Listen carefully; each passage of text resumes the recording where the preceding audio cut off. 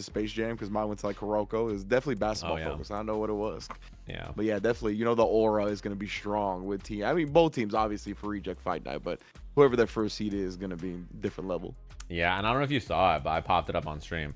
We do have some jerseys for the gamers that get to go over to Japan. These are made by Drew. They're really, really awesome. And we do have them for everybody who's going to be going out there, and they're going to be on sale. If you guys are interested in picking some up, you can pick some of these up for yourself as well. But yeah, the players that go out there will have official jerseys that they get to rock and then go out there and wear. These are some mock-ups of what they'll look like, so it should be really cool.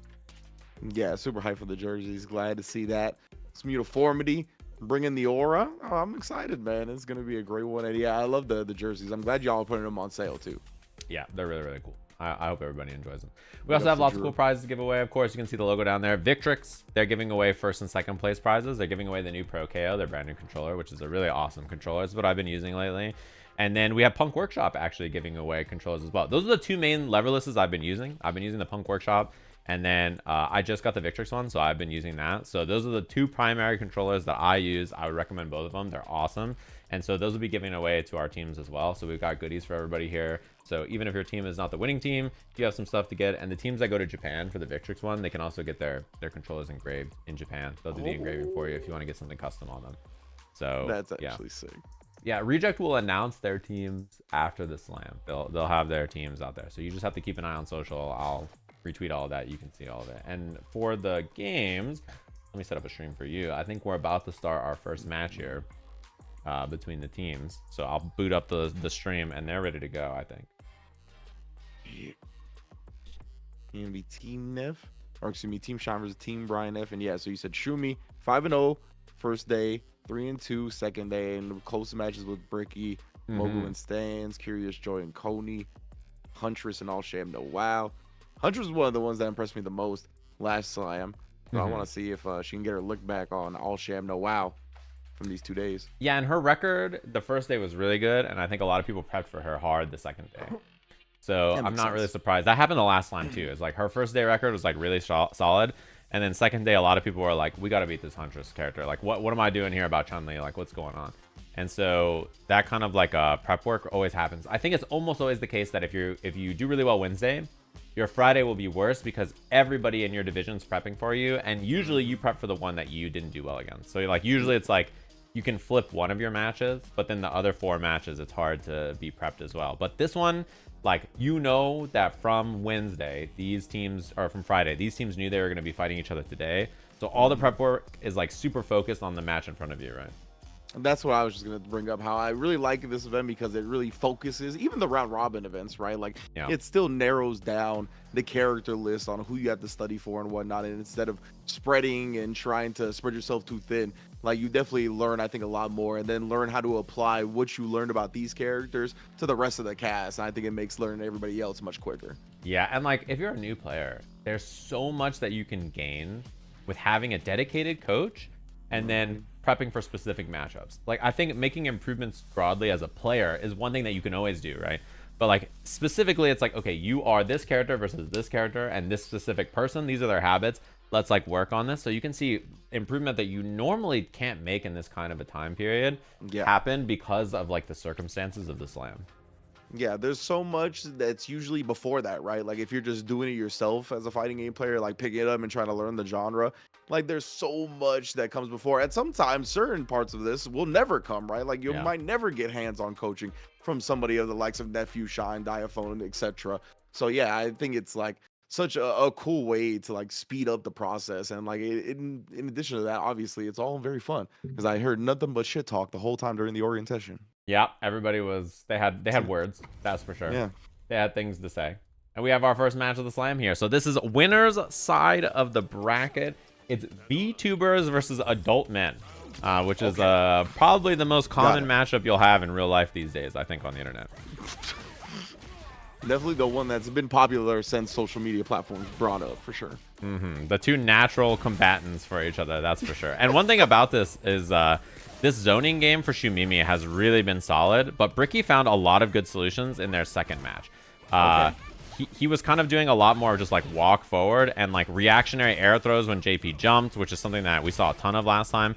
And Shumimi was having a hard time holding space. Like, yeah, you can see that Bricky is just all in on the offense already, although burnout against JP might be really hard here. And if you're Shumimi here, this is like a ghost and spike angle until the round over. Yeah, exactly. You don't want to do anything fancy. That's all you need. Precisely. I watched a little bit of Shine actually coaching Shumimi up a bit. And yeah, it was all about the portal, right? And make sure the portal's out. That's the big neutral. And you can see in burnout, I mean, it's so tough to get around that, even for high-level players. Yeah, and this is classic JP, classic Chun-Li for the new players here. One thing I really like, too, is that Shumimi wasn't doing this before. She wasn't doing, like, portal place into spike. She would just put the portal out, like, close to her. And then she would, what's it called? Just, like, let it sit there. But now, yeah, now she's using that spike, and that's catching drive impact. Oh my god. The long distance. That portal spike is not something she had in her game plan before today. And so a lot of people were drive rushing or running at her when the portal was out. And so she'd have to put light portal, like, close to her so that she could, like, defend herself with it. But now, instead, she can use the full screen one and still have a threat from it, which I like a lot. That's such a great adjustment in an active way. Ooh, but we got reactions to drive impacts. And a level 1. I like that. That's big. That's big. Draining resources, both health and drive. Oh exactly my. Where Ricky wants to be, but no. That's huge, actually. Oh my. What a perfect parry. And the drive rush cancel. And the DI. If he could just figure out that that drive impact combo is also supposed to be back heavy punch into heavy legs, you know, like, I think you'd be... Whoa, look at the walk down. Bruh. Oh, again into the DI. Point blank with the ghost burning, shoot me out in the process. Level 1 almost killed. Bruh. Yeah. The confidence in the walk. I love it. That's the thing too, right? Is like, this is how Bricky got a lot of mileage last time. And it was basically just walk down pressure with this forward medium punch and air throw anti-airs. Like, that's basically the strategy that Bricky did. And oh my god, that was almost a nasty 50-50. And like, did that a lot last time. And there was a lot of success in this matchup because of this. I love that. People get in their own head, you know what I mean? Walk back and forth just because they think that's what they're supposed to do and whatnot. But nah, Bricky just getting in there, closing the gap where they're supposed to be. But Shumi set up the level 2. Level 2. This is not something that she was doing last time either. I like that. So that's a new adjustment on a way to spend her meter that she wasn't doing during the round robin. And that is something I saw her and Shine working on. So that's sick. Yeah, implementing all the stuff the coaches is telling you. The jab anti-airs is fierce.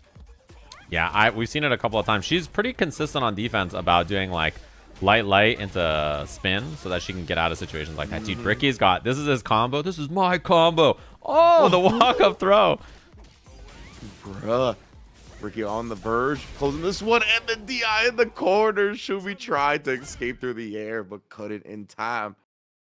Nice. That was sick. That was actually really, really, really clean. Bricky, he made a lot of improvements in this matchup. Even the jump right there, but as you mentioned, the jab into the swipe. Oh, dude. Air throws, bro. Dude, yeah, he did that so many times last time, and like, I don't think the reaction time to do that is so wild. That's just something that clicks. I think it's so cool seeing what kind of clicks for certain players early, stuff they pull off. Sometimes it's some of the advanced things. Yeah, and so far you can really tell that the approach here has been such a problem. Like, people were not doing this the first few days against Shumimi, and now having a lot more success. And yeah, this is her combo that she does after this every time. A really good option, and she's pretty consistent on it as well.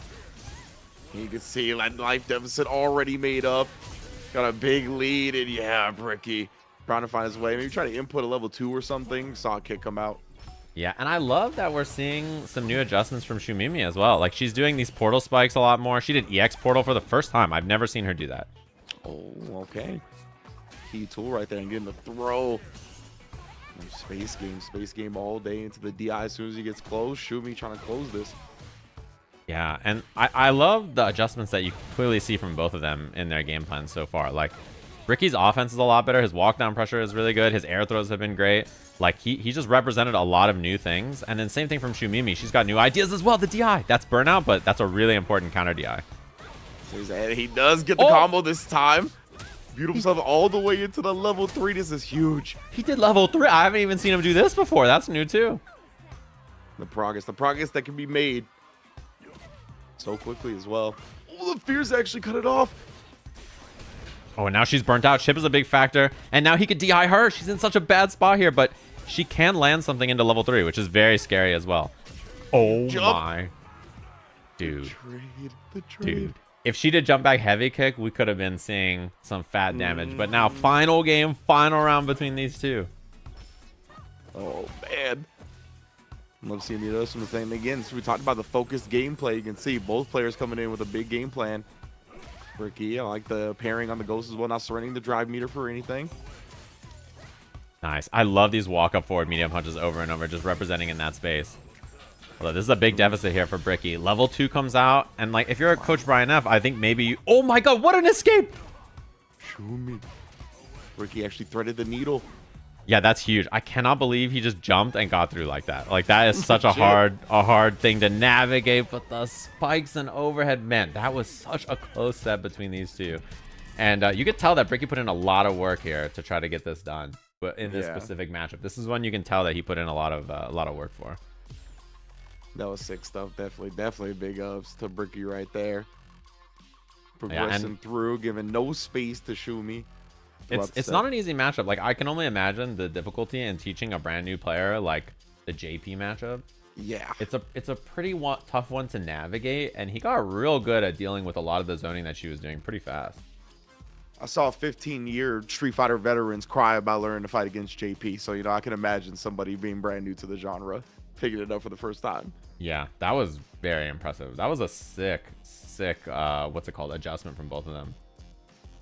Yeah, I love that. Incorporating new stuff to the game plan. Literally, like, you could see, tune into the coaching sessions, literally what they're talking about coming to fruition. That's got to be rewarding for the coaches as well. That's, like, so sick.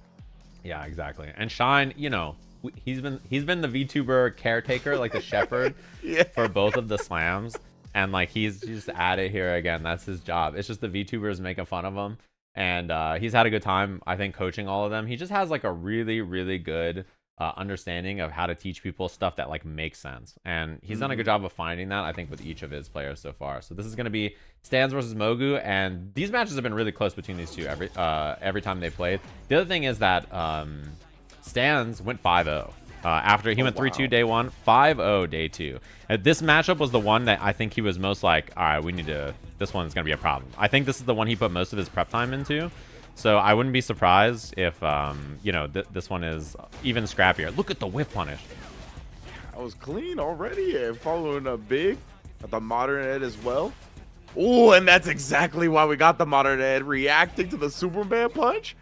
And the big problem that Stans had in this matchup was nice. There's some adjustments I'm already seeing in this matchup from Mogu. She's trying to DI the Gladius after medium, and she also did crouching medium punch versus it. So she's representing some different options. Dude. Wow, clean whiff punish. Yeah, the problem that Stans had in this matchup, which you can probably already guess, is that she just sat there and reacted to Marissa stuff. And like Stans was like, guys, I'm kind of not killing my opponent. What's going on here? Like, my opponent's not exploding, you know? Like, what am I supposed to do here? The worst spot to be in as a Marisa player. Like, well, how am I supposed to get in? But yeah, we do find it here. And no punch in the driver reverse, unfortunate. Oh, missed the DP there too. But Stans' his big strength, I think, is that he has awesome offense. And he's dude, the whiff punishes. He's very good at like making these kind of moments, like these scrambles happen, and then doing medium, and just harassing people. Okay. Lots of Superman punch, but in this matchup with one button DPs, right, his approach is a lot harder to find success with, I think. Yeah, you can see, I like that he's kind of put the Superman punch to the side fairly quickly after that first one got DP'd, right? Now we're seeing more drive rushes, finds the way into a huge combo and the corner drive impact. Let's go Stans. Representing some new stuff. And I like that you mentioned that already. He kind of found like, okay, Superman punch, no go, one button DP, fine. I'm just going to drive rush. It's a lot harder to stuff a drive rush than it's going to be to stuff like, you know, a Superman punch with a one button DP, right? So yeah, precisely. I like this too. If you throw fireballs, he's going to Superman punch. Yeah, so like if you start to throw fireballs, then he's going to Superman punch, and then we know how to beat Superman punch. So you can already tell that she's making an adjustment to his adjustment. Yeah, exactly. Like trying to bait the behavior to what she wants it to be, right? Super smart. And then, again, it's the opportunity on the drive reversal. Kept swinging. Yeah, and this is something that's come up. Nice. I love the level 3 spin to get the drive gauge back. This is something that a lot of the coaches have recommended G players do drive reversal. When you're on wake up, when you're in trouble, do drive reversal, because the chances that the other person is going to have a good punish for it is like almost 0. Yeah. That's a great point. I have a great tip from the coaches, honestly. Yeah, I like that we're seeing that there as well. One thing that Mogu started doing on the second day of the round robin is stand medium kick drive rush into throw or not. So I like that we're seeing that kind of like mid-range option from Ed more often. I think it's a pretty smart adjustment to make. Yeah, most definitely. And then again, sniped right there, and you already knew the drive rush was coming. And she could have back thrown right there, right? If it was blocked, switch sides on him. Right now, Stance is a big opportunity with Mogu burnt out. We're going to cash out. Spends the EX and a little drive rush combo afterwards. Wait, Mogu still has an opportunity here. She has level 1. She has EX. Just gets hit on wake up, and Stance finds the offense there. You know, that's the thing. She was so comfortable in mid-range until the burnout got forced. That's when the problem happened, right? 100%. That's what we saw. Like, immediately, a lot of the tools that you want to use to play in this neutral, like that medium kick drive rush cancel, right, just immediately go out the window. You start trying to scramble for what else to do, what new strategies to bring up, and creates moments of hesitation, gives your opponent opportunities. Yeah, and her whip punishes have been really good, but if Stans doesn't give her whiffs, you know, it's going to be harder for her to find that heavy punch in mid-range into the auto combo. And that's the thing about Modern Ed, because this is Modern Ed versus Classic Marissa, is that Modern Ed heavy punch into kill rush upper is automatic. It's just like you just do the auto combo and it happens, right? So you don't have to time it, which makes that kind of an interaction a lot easier for her to handle. And the drive reversal successful this time. Oh, so breathing room, the tip of the Superman punch. I cannot believe that hit. The end of the active frames there. Yeah. Like, you already knew, like, Mogu was plotting on whiff punishing it after, right? Just at the very end, it actually clipped. Yeah, and Mogu is real solid in mid-range. I think that's, like, her biggest strength is that her mid-range play is really, really solid. So if you're Stans, then you can shut that down, you know. You have a really good chance of making this happen. What a read. Beautiful right here. Yeah, honestly ready for so much of what Marisa can bring to the table. Seeing the neutral jumps, the whiff punishes, stuffing at the mid-range. Like, everything. Even, like you said earlier, forcing out the fireball and another neutral jump on a Superman punch. And Mogu's going to cash out. Let's bring this to the next round. Clean. Both times, Superman punch was coming out. Just, like, perfectly read. And that's one of those things. You could stand on the ground and modern one-button DP it. But, like, if you have a neutral jump read, why not, right? And especially if he doesn't have a way to stop your neutral jump, like, why not? Yeah, exactly, right? Stans hasn't really showed that he's scouting that yet, so no opportunities have presented himself, or has at least taken advantage of, I should say. Nice. I like that. Wake up option. She'd been hit meaty a few times. So good thing to represent in mid-range there to stop Stans from going for that option. And now Stans is in a great spot. Drive rush heavy punch into medium. Medium is very scary here. What a stuff, though. Yeah, with the target combo after, that was very efficient for the drive, but does burn herself out with the drive reversals. Okay, though. Yeah, and she has a level 1 super here, which makes it a lot scary. Heavy punch blitz whip punish. That was different. And again, a neutral jump, this time in reaction to the drive rush. Just taken to the skies. Very smart. Nicely done there as well from Mogu. Yeah, because Stans, he's gotten a lot of hits with that drive rush stand fierce, right? So moves up Marisa, speeder across the screen because of the forward momentum on fierce. So because of that, I love Mogu scouting it out. Has a lot of great reads. Yeah, and if you make Marissa uncomfortable, you know, she tends to start to swing. And when she's swinging, that's where you can play reactionary and deal with her, right? So this is one of those things that you need to force that from her, and Mogu's doing a great job of it so far. Indeed. Oh, tried to check it right there. I like the attempt, but again, talked about it's a tough move to do and a nice bait from Stans. Nice, and the drive reversal comes out again. You know, just representing some defensive options to get herself out of there. I think these are smart, but Stans, the offense has been so good so far. Has smothering pressure. Mogu manages to turn the table, escaping the corner and a DI out of the scramble. That's tough to react to. Oh, and what a wake up. We haven't even seen him go for that so far. So now set point for Stans. I love that. Representing the armor. Stans close to putting one on the board for Brian F. Tying the setup. Now one more round to go. Oh, and again, that stand fierce. I like that. Kind of changed up the timing a bit as well. Playing around Mogu's buttons a little bit more. Yeah, and I was just going to say, that kind of an option is very hard to play. Reactionary against no level 3 there from Stans, but he found the option to just run that offense and make something happen. And that mid-range game was such a disaster for so much of the set. And then he just makes good adjustments there and says, like, listen, if I'm Superman punching or doing something that's reactionary, like, it's getting blown up. I need to just send this drive rush and force her to stuff it and then do my offense, you know? Yeah, absolutely. And it felt like Mogu had a couple of answers, right? We saw some neutral jumps close out rounds because of Stans committing to the drive rush heavy punch. But it's easy to like get a hit and then kind of forget what was working, you know what I mean? And just in general, like kind of alter the game plan unnecessarily. So I think that might have been what happened a little bit there. But yeah, great showing from both players again. Yeah, very well played for sure. And I think like a lot of good adjustments from both of them that we saw throughout what's it called? The first round robin day, second round robin day to here. Lots of new options from each one of them. And I love that Mogu had like some new ideas and then Stans had to make some adjustments to it and he adjusted really well. And the drive rushes, I think, were a really smart solution of like, dude, my Superman punches and all this stuff's getting beat up. Like, I'm going to just do this drive rush and like try to represent a new option here, which I think is very smart. 100%. Yeah, I mean, there's just so much to always take into account when playing fighting games, right? We even saw Mogu represent Fireball a little bit, but got away from that. Just all comes with time.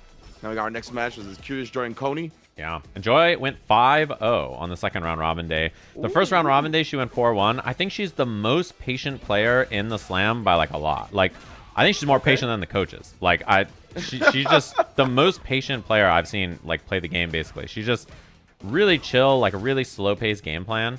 And I think for someone like Coney, he's a barbarian, right? Like he wants to get in there and swing, and that's how he is. Like he knows that, and I think she knows that. So this is a playstyle match where like he kind of has to get in there and scrap, otherwise it's going to be a hard time for him. Yeah, he's got to keep the cool, right? I think it's very easy. Oh no, so when you're a barbarian and you don't want to, you know, succumb to the reason like that DP right there, it's very easy to get got by these people that are very patient, kind of lure you into their footsie range. So I want to see what Coney does.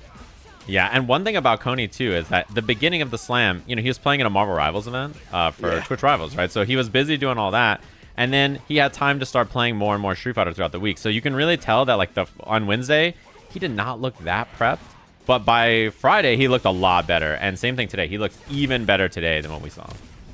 I love that Curious Joy right there. Joy going straight through the fireball with a quick spin knuckle. Great usage of everything, Cammy. And I love the DI. You know, it's been a meme. Oh, that doesn't work on the wall splat, but chip is going to be a big problem. And wake up back medium punch, perfect response. But it's been a meme that this team is like, you can just DI them for free because they're old. And they're not beating the allegation so far, is all I'll say. Like, you know, I DI's hit everybody, but yeah, like, you know, people have a strat against this team, that's for sure. You think they want to prove the point. Like, you know, if I'm going to do anything, I'm going to DI them back. But still tough in the moment. Yeah, that's just how oh my. You know, I don't got to worry about you DI me if I DI you first. Yeah, exactly. And, oh my god, the jump in just out of range there. DI back and yeah, there's going to be time there. Spin knuckle, pretty good move, it turns out. Definitely, of course. Wasn't burnout, so couldn't DI back once actually recovered from the quick spin knuckle. Yeah, and I think like that heavy spin knuckle is one of those moves that like it's just so good that it's hard not to recommend someone should do it. Wow, just barely missed on the wall there. A DI again, and she's gonna have level 3 here at the end of this, so easy peasy combo should be game 1 for Joy. Nice job, Joy. And that's another characteristic of like the very patient type players, right? A lot of times that first round will end up in an L just because they're gathering intel, get caught off guard, get corner position, trying to figure out the approach. But next 2 rounds, they know what to do. Yeah, and I'm hearing that Team JB won. Was it a 3-0? If so, I'm actually very impressed because that means Gumi must have beaten Flayon, who's like his record in the first seed I think has been the best so far. Wow, what a perfect parry. Yeah, wow, that is very surprising to me. Team JB put in a lot of work, I guess, on that prep time, and it really showed. Let's go. JB coming in so far has honestly some of the best growth I think over the past calendar year. But right now, back to Joy smothering Coney in the corner.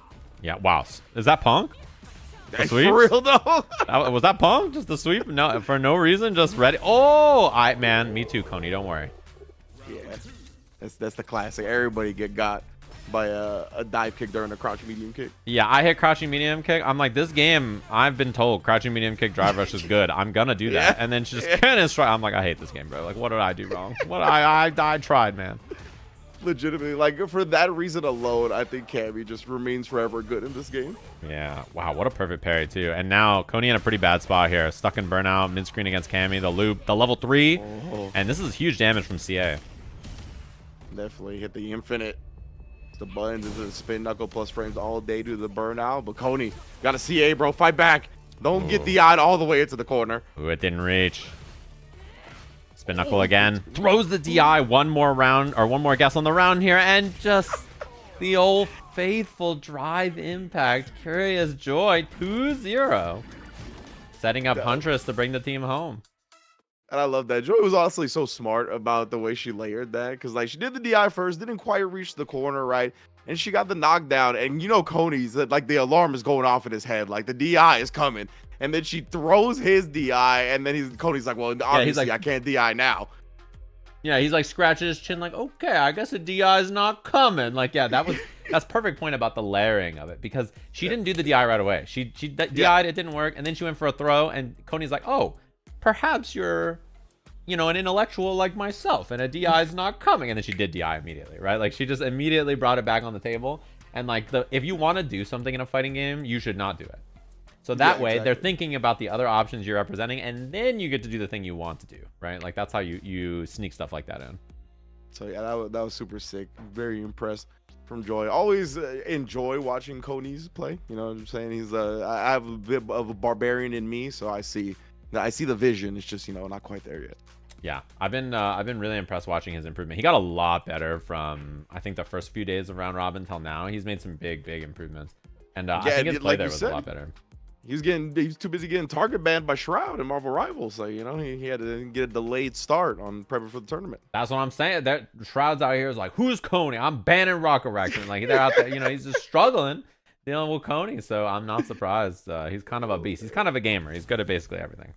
Facts. Coney diff for the Marvel Rivals Twitch first place. And speaking of which, this match, right, has been between the two, like, strongest players in the first seed so far. I think has been usually between these two and BoxBox.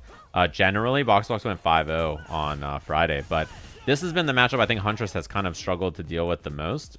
He was the one that got her on day one. They both went 4-1 on day one. And her loss was to Sham, if I remember correctly. Yeah, I believe all Sham did manage to defeat her. And I think this matchup specifically, I mean, it makes sense, honestly. I think why she would struggle with this, because DJ, I feel like it's been an anti-meta character. Like, you talked about, like, the crouch medium kick. Like, I'm gonna do it. It's good in this game, right? Like, he's got sways and stuff to kind of punish you for doing that. He's got a great fireball game as well, the OD fireball you see right there. So definitely can kind of throw people off the traditional meta. Yeah, and I think a lot of people dropped him in this version of the game, like the Season 2 version of the game. They stopped playing DJ, but as we saw during CPT throughout the year, he became a more popular character as the season came on, as people came back to playing him and realized he's kind of good into a lot of the popular tournament characters. Precisely. So glad to see some more DJ representation. Oh, get off of me, bro. I like that Huntress representing. She bought herself some breathing room as well. I like the jump attempt, right? Trying to prevent herself from getting in the corner. Doesn't want to get DI'd, but my man, all Sham going in, all offense into the DI. Once she got the meter back, he doesn't care. Wow, good adjustment on the combo though. He didn't do like perfectly done. He didn't, so he got the wall slump, or the slump off the DI. He didn't get the stun, and he adjusted and did the right combo. Even though it wasn't a stun, he did heavy into the sway, which is a much better adjustment. So very, very smart from him. Sick stuff. This man, he just got the Midas touch with the names, huh? All Sham No Wow and Bald Icon. Bald Icon. That's a sick man. name. Which is, yeah, the fireball drive rush is okay. We starting to get some control. Nice. Good find. Yeah, that's one of those things that, like, if you're a DJ player, you got to find those. You know, you got to find the crouching heavy punches for no reason into the up kicks. Like, those are an important thing to dig out the trash and just be like, yep, got that. Yeah, so I mean, look at how much space it bought him. Like, we're actually, like, close to the corner for Huntress now. Moves you so far forward, and the timing on that button caught him. Machine gun funk to just shave off some life before that level 3. My goodness, DJ. Tons of damage, putting her in a pretty rough spot here. And just throws the fake fireball. There's the real one. She can make it happen. She has meter, so like one hit will do it. Oh my, counter hit jab, and now burnout. Didn't go for the CA. The tick throw. Chip's a big problem now too. Oh yeah, absolutely. Like the level 3s do huge chip in this game if Huntress is willing to spend it. I mean, she doesn't even actually have to hit him to kill him at this point, but the sweep, the crouch medium kick, sniping the approach. Yeah, nicely done from Sham. This has been, I think, one of the big problems so far is like, it's very easy to run out of drive gauge against DJ. And he burns himself out a lot too, but like, you know, it's very easy to run out of drive gauge against him just throwing heavy fireballs against you over and over. And Chun kind of also is like a meter merchant. She runs out of meter really quickly. Definitely. And she's got to get real specific hits to get juicy damage without spending a lot of meter. Oh, that is a shame. I don't blame her for trying that. That looked like she was going to be in range in time, and then that crouching heavy punch was violent. It is, bro. I mean, DJs love pressing the scramble for good reason, obviously. Yeah, that's very, very good. Ooh, burnout now a threat here for Sham. The ODI, but answers with his own impact counter. Nicely done. And Sham, you know one thing I noticed? He swapped to the classic DJ outfit. He was like, all right, you're going to call us old men? I'll swap. I'll play the classic DJ. What about that? Oh, man, I don't know how I feel about that. I just like the DJ redesign so much more than this classic one. But regardless, it's all about getting the W. I love this, the wake-up drive reversals. You mentioned it. A lot of the coaches preaching it. Yeah, it's a good option, I think, especially. And one thing I like, too, is that Sham's on defense. He's been very good about mixing up his options pretty significantly. He's not just always going for up kicks or like one thing or another. He's doing a lot of like walk back, crouch block, crouching heavy. He's been representing some good stuff so far. This should be a cash out. Level 1 for the kill here for Huntress. Nice. Right, Huntress. That was a very convincing round as well. So give her some confidence and some momentum. Really tie up this set. Right on, though, my man. All Sham sitting on a whole lot of resources, but perfect parried on the approach. No! Yeah, she's been missing that a lot so far. I think the second day of round robin in particular, she missed like standing medium, crouch medium into spinning bird so many times, actually. That execution error cost her a lot. Oh, man, Sham is dancing right now. Oh, but dancing too recklessly. And I think level 2 is, yeah, correct here. You need to strip that drive gauge, put DJ in a bad spot where he has to guess on wake up about spinning meter or not. Exactly. And his level 2 is not that good as a defensive option, even though you have to use it. So perfect. Yeah, the caging here in the corner is a big problem for Sham. Burnt out now, so chip's a factor, and that's what'll do it. So game 2 to Huntress, very, very convincing in the second and third round there. Say quick recognition from Huntress as well on the burnout, right? Just canceled, or excuse me, after the leg whip, immediately into the scissors. I don't know why I said scissors. With lightning legs, that's the one. Yeah, the legs. It's all leg in the end. Yeah. Now knees and legs. That's all we fighting with in this matchup. Oh, and she tried. She was looking for that drive rush with a parry there. It's a little far, and a couple in a row. Oh, that's a big starter, too. These hurt. DJ really, really does a lot of damage. And he recovers his drive gauge well there, too. This is a punish. And I think with the right combo, should be the kill here. Up kicks into level 1. Yes, sir. Sham. Back on set point. Looking to send it to the coach's tiebreaker. Yeah, that was very clean for him. Like, just everything was very textbook. Oh, and then popping off on the pressure as well. Huntress has been real successful at the close quarters. And getting the landing frame punish. She didn't get a big one, but still got the throw after. Take it. And it's tough to know. Her jab is messed up, though. Chun-Li is so good at doing, like, walk, understand jab and just smoking you with it. Nice anti-air. Huge. That was big. And again, Sham able to gain some relief for a second, but still this caging that you mentioned earlier, Huntress has done such a great job controlling space and not letting DJ get behind her. Man, I love the way she just harasses with Chun-Li standing jab. Like, she just, like, pulls up in that range and makes everybody so uncomfortable. You know, not to it probably doesn't surprise anybody, but like so much of the notes about Huntress was like, how do I deal with walk up stand jab? That was a lot of like, I think what the players in this tier were looking for here. Big opener from Sham though, as we have final game, final round between these two, just like that. Indeed, and Huntress, he brings this home. That's the set. Sham brings it home. It's going to be the coach's tiebreaker. Yeah, I'm trying to make a deal. Shake my hand. Trying to bait something there. Does not find it. And now she just plays a little patient, I think, waiting for her drive gauge to come back a little bit more. Wow, her jab whiffed on that. Yeah, you can see all Sham. He's trying to get into that range where he can pull the sways out, play with the spacing, play against expectation. I like this though. Yeah, sprinkle on the fireballs. Don't let her just keep recovering the drive meter for free.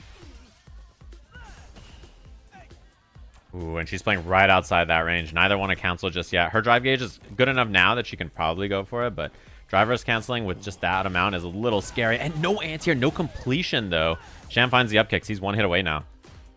Indeed. Well, she's buffering that level 2. I know she was looking for it right there, and Sham tried to bait it with the Sobot or the Fate there. And the level 3. Oh, he doesn't get level 3 cancel. Yeah, no cancel. Is this still another opening for Huntress? Thought she was going to be able to convert from the fireball. Unfortunate. Yeah, she thought that she was going to have the time because of the punish counter, but it wasn't quite right, which means Sham gets away with it kind of on an unforced error, basically, right? He just gets to block it out, get the punish, and that sends us to Brian F versus Shine, our coaches match between these two. And this is sort of how we expect things to always go. We try to build teams that this is the result, if we can see it. So it's going to be coaches match between them two. We'll see if Brian F can lock in. He was, if I remember correctly, he had some pretty close games with Shine, actually. These were pretty close. And Shine's first day on coaches match, actually his record was pretty bad for him. What I would expect from him, he was 1-4, and then the second day was a lot better. Whereas in the first slam he had second best coaches match record. I think it was like JB and him, and then I think the best was Nephew, right? So okay, we'll have to see how this goes. It's indeed Shine, Brian F, and yeah, it looks like Brian F, as you mentioned, locking in the Terry. Shine. I mean, he knows like Ed very well anyway, right? So yeah, and it's interesting because there's a few character choices we've seen from Shine.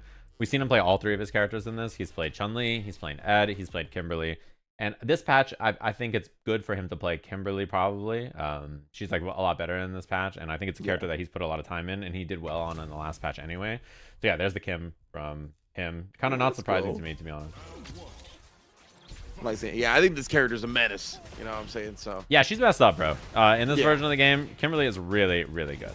She's very, very hard to deal with. A lot of the way you defended against her in last versions, like the muscle memory doesn't work anymore. Like if you block her stand medium and you hit a button and she does arc step and you get frame trapped, you're like, bro, what? Like there's just a lot of things like that are hard to deal with. Oh no! They're trying to parry the jumping, got thrown to the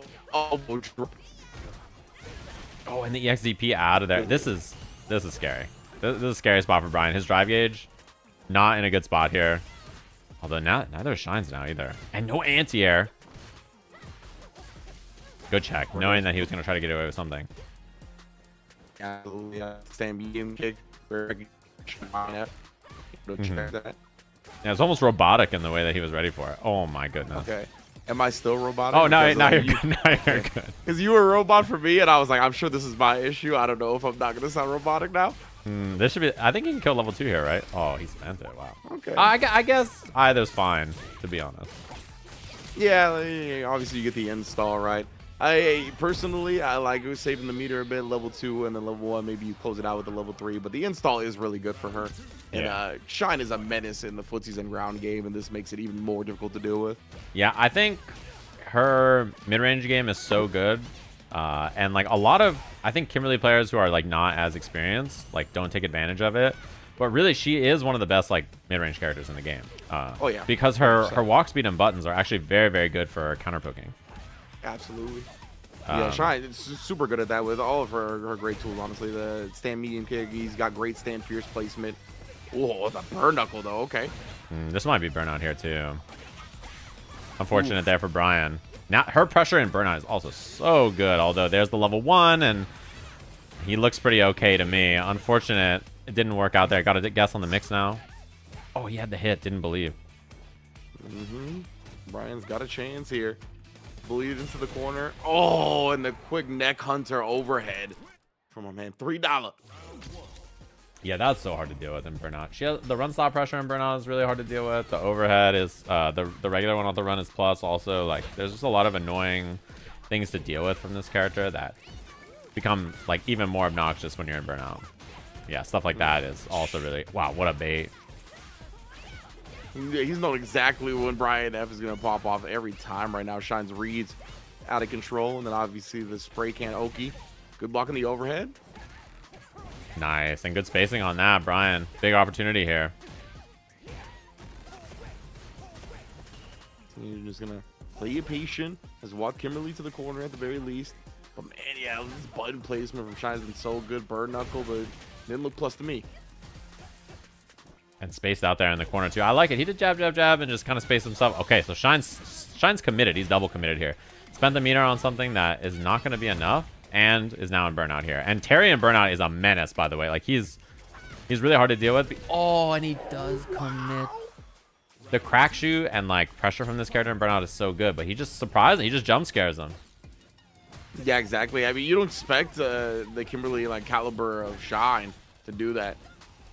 Caught him slipping. Yeah, she has a lot of moves that are not good on paper, but good because you just get overwhelmed. Like that's one of those examples of you're just worried about all kinds of other stuff, and then that's what she goes for.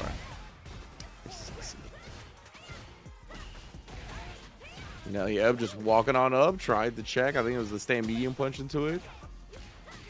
And that slide, better in this version too. It's a little bit more annoying to deal with situations like that.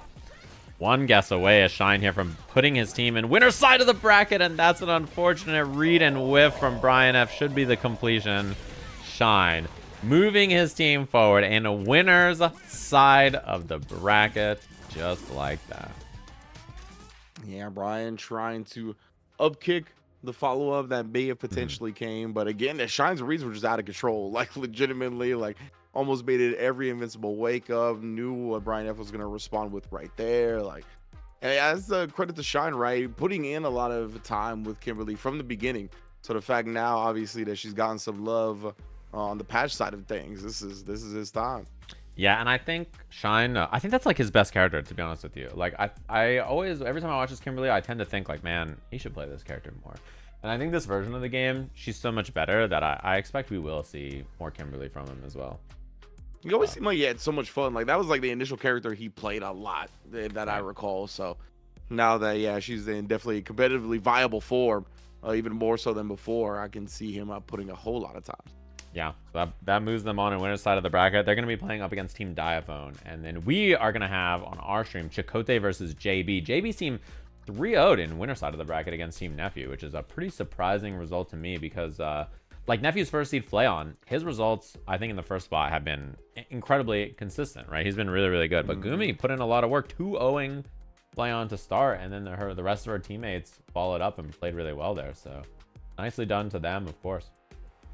Hell yeah. So let me see. I want to check out who's going to be. Is it JB and Chakotay? I want to see what they're...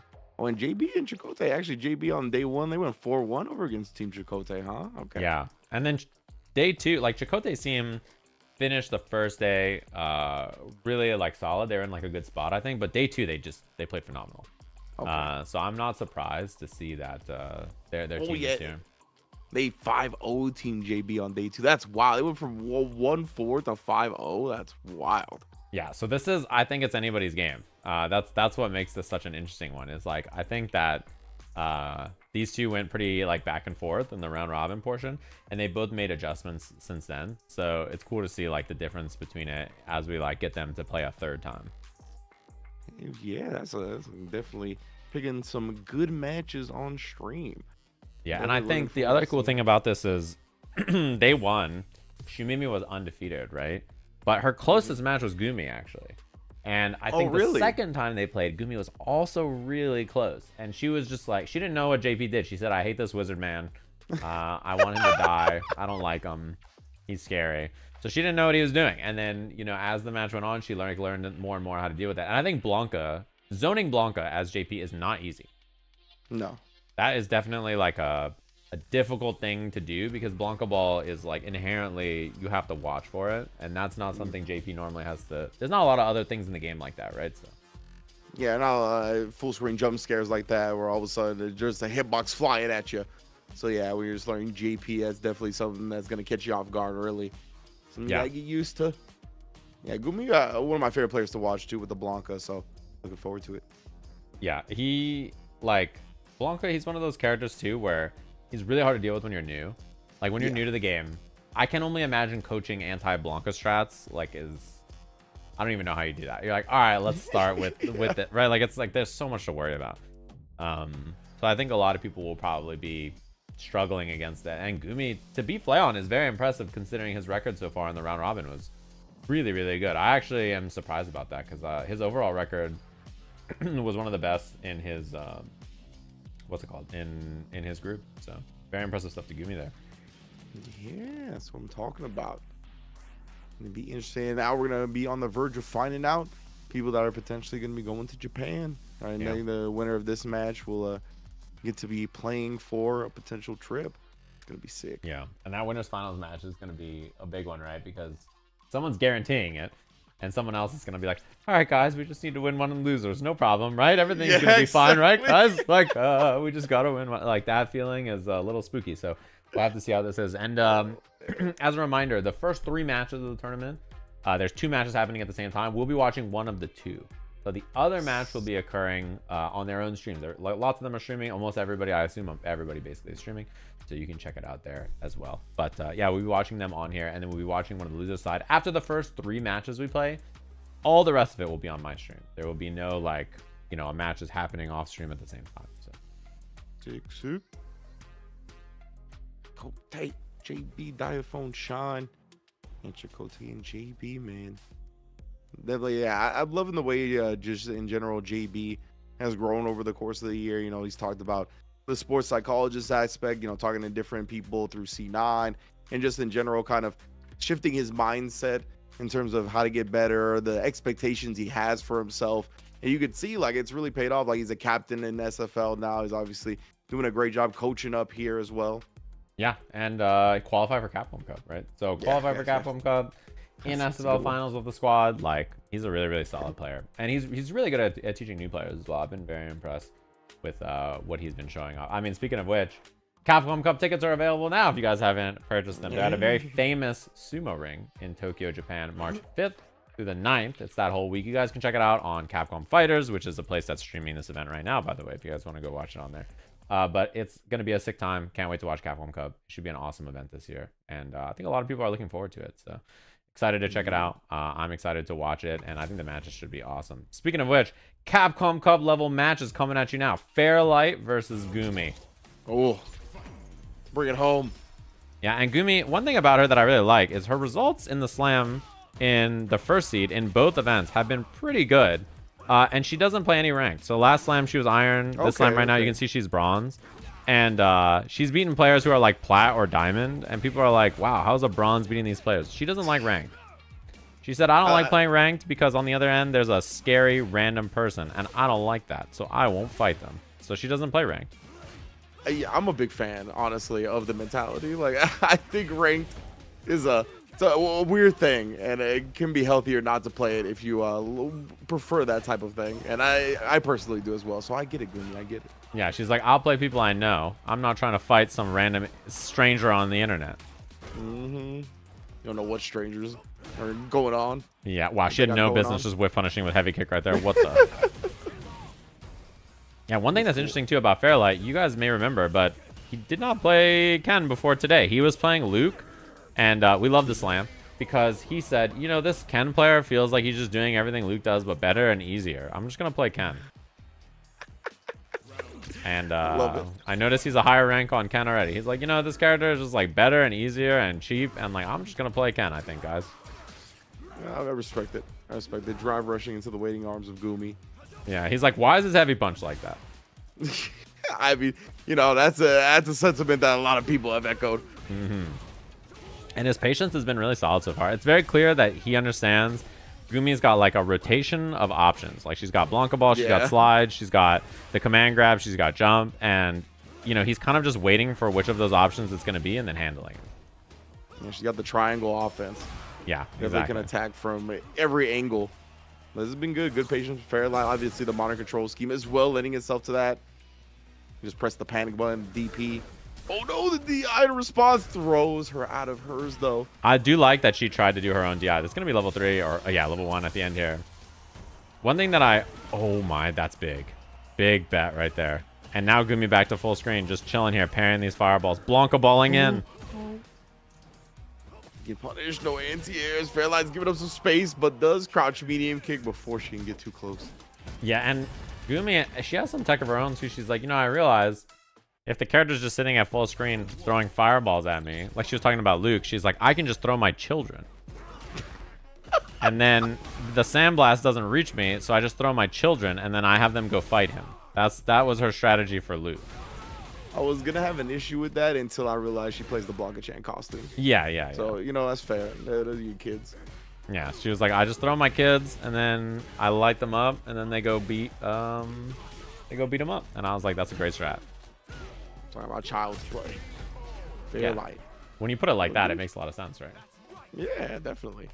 Fairlight looking strong on this Ken though. It's quite the switch.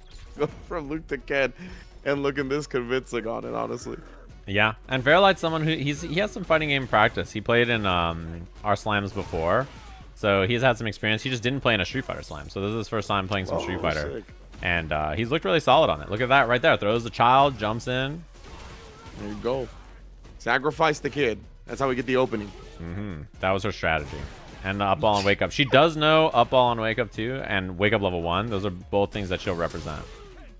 And she should. Level 1 right here. Oh, actually goes to the install. She did learn how to use this from JB also. Okay. She told me her description of this was JB taught me how to use level 2, and it's like I'm playing Wolverine from Marvel Rivals. I just go hurrah, hurrah, da, da, da, and they die. That was her description of how Blanca's level 2 works. Oh man, here we go. Yeah. Yeah. You gotta kidnap him. Bring him back to the back line. That's what you gotta do. See, she understands. She knows how it works. Oh man. Yep. She's got the strats on deck. Goodness. I love the analogies made, you know, from game to game. Yeah, she said I have to activate it and just become a freak. Like that's how you go get him. And I was like, that's true. Hey, all accurate. That's all I've heard. Oh my! That would have got me for sure. There's no way I would have been ready for that. That was the sickest time command grab I've ever seen on Blanca. Just catching a jump back with Blanca's command grab is outrageous. Legit looked like the frame that he landed, honestly. I'm like, oh, I thought he was getting ready for the DP. No, he actually hasn't had. That's one thing about Fairlight is he's on modern, but he actually hasn't anti-aired that much. Same thing with Luke. He didn't anti-air that much with the modern DP, I noticed, compared to someone like Asa or Box whose anti-air success rate is like 95%. Oh damn. Yeah, I was actually watching. I think it was Diaphone coaching Asa, right? Yeah. They talked about any jumps, anything like that, you just hit the Oshi button, the Mamma Mia they called it, and just the forward DP. Yeah, that's how you gotta learn. And I gotta say, I'm very impressed with the way Fairlight has adjusted to playing a new character so quickly. He literally started playing Ken yesterday. Oh, that's wild. Yeah, it looks quite comfortable on the character already. Very impressive from Fairlight. I always like watching Gumiho play. Yeah, he was basically like, I'm gonna. And also the other thing too is I don't think that Gumi knew that he was gonna play Ken. I don't think anybody else knew. Like because he literally decided last night. I think none of the other teams were probably prepped for him to play Ken at all. Dang, the pocket. Yeah, so her prep was I fight 2 Lukes in a row. Like I fight Flayon first, and if we win, I fight another Luke. Right? So I think in her head, all of their prep went into Luke. Because she was like, cool, I'm gonna be only fighting Luke in my first 2 matches if we win. And he swapped at the last minute. Make him deal with that fierce. Heavy punch. Why is it like this? That's what I'm saying. That's what Asa was like. You know, he plays TFT as a background. He's like, the stats show that Akuma's the most popular character and the most powerful. So why don't people just pick him? I love that. Yeah, he's like, the stats show. You know, and then he got scared because he looked at the stats from other people and he's like, Joy has the highest win rate of anybody in my division. I'm so scared of her because if her win rate is this high, she must always win. Like, you know, in TFT, if somebody has like a 70% win rate, they're unbeatable, right? Like it's like it's the greatest thing in the game. I was like, you know. Oh man. All right, Amor, it's Yannick. Yeah, Sean is he only plays characters that he thinks are cool, and he only wants to play characters where he can do stuff that he thinks is cool. So he played JP, and people were like, you know, they're saying things about JP, and he's like, you guys don't think he's cool? I'm not playing him. I'm playing Ken. You know, and he said Ken was the easiest character in the game when he tried all the characters. So, I feel like he just hasn't seen the Ken discourse. The crowd he rolls with does not think Ken is of poor health and nature, I guess. Yeah, and I always describe this character, especially this outfit, as like the only people who pick this Ken outfit are like people who are like weebs or like old Japanese men, and like he's both, right? So this is perfect. Like this outfit is like right up his alley. That's fantastic. Into the level 2 as well. The throwback super even. It's getting old school. I like that. And he does know how to do like whatever super he wants to do after the Jinrai juggle as well. So Sean's sweaty. Like, you know, when he started learning this game, he was telling what the hell? I did not even I've never seen that in my life. Yeah. The counter hit jab DP, like, and the Phenom tech? The DI. Nah, bro. The Phenom tech jab DP through DI? Yeah. What's it called? Yeah, like he's sweaty. He played JP obviously, so he was like, you can't lose to JP, Gumi. I'm gonna play JP. We're gonna play sets until you can beat this. We're gonna do it like this. Like he's serious. That's the thing that I like about Sean is he doesn't like losing. He wants to win. He puts his whole soul into it, and he's very animated. That's sick. That's sick for sure. I love the people that are willing to put a huge investment in and know that losing is a possibility, right? It's like, it's scary. Losing's scary. Sometimes you don't want to invest all the way, but Sean, not scared to invest in that DP either. Yeah, and I think that was the thing is he blocked it out pretty well in Burnout. He survived a pretty long Burnout sequence there. So I'm very impressed with his play to live through that because that's not easy. But yeah, Honda could definitely bully you out, especially in the corner and Burnout. Popping off with the headbutts now, though. Okay, wait. Want to see that represented more. Oh, no. And no drive impact. He always does this combo, so he always loses the corner. That is one thing about Sean's game plan, is that because he's using that medium auto combo, that's going to be a problem. Oh, out of range for the command grab. Wow, nice. His confirms and combos have gotten a lot better, actually, too. Yeah, everything is clean. Old touch chump. The throw attempt. Now we get the full combo. Get it popping in the corner. Oh, and he's trying that light kick as that light auto combo from Ken. So like that is him fishing for a light kick in a Jinrai and like trying to make some offense happen from it. Yep. Looking for it. Found it this time as the punish counter. But yeah, look at that. Even not actually just committing to the drive rush cans off that crouch medium kick. He really has been on point with the confirms and gets the last one. Put himself on set point. Yeah, and I think basically all of the Ken players are really good at doing like, you know, even the ones that are brand new, like Froden in the first division, doing like button into Jinrai, and like if it hits, doing crouch medium kick Jinrai, and like button into Jinrai, and button into Jinrai. Like, oh wow, that was perfect. Got the extra screen freeze from the hit absorption and the drive rush. DI all the way to get some meter back. I like it. Yeah, this is a good confirm here from Sean. Heavy auto combo, cash out the level 3 there. Fireball game. Look at this. Just spaced out. That's like the perfect fireball range in the corner. I was legit gonna say, look at that, and even the tip of the DP still connects. And again, yeah, setting up shot perfectly right now. Nice. I love that a more neutral jumped the fireball that time. She made a good adjustment to the situation. Level 1. Ooh, okay. This anti-air holding on some of the meter as well. Oh, interrupted the hands. Good stuff from Sean. Yeah, very nicely done. So 1-1 between these teams just like that. I like that the adjustments. One thing that he had that I didn't see him do as much is the drive rush combos. His drive rush combos were a lot better than the last time I saw those two play. So nicely done there too. That's one of those things that like once you have that into your game plan, you just become so much scarier because it turns all of your pokes into like real offense and damage, right? So that ability is just, it's a big deal. It's expensive when you're new too because you don't know how to manage your drive gauge as well, but it does give you explosive offense that's a lot better.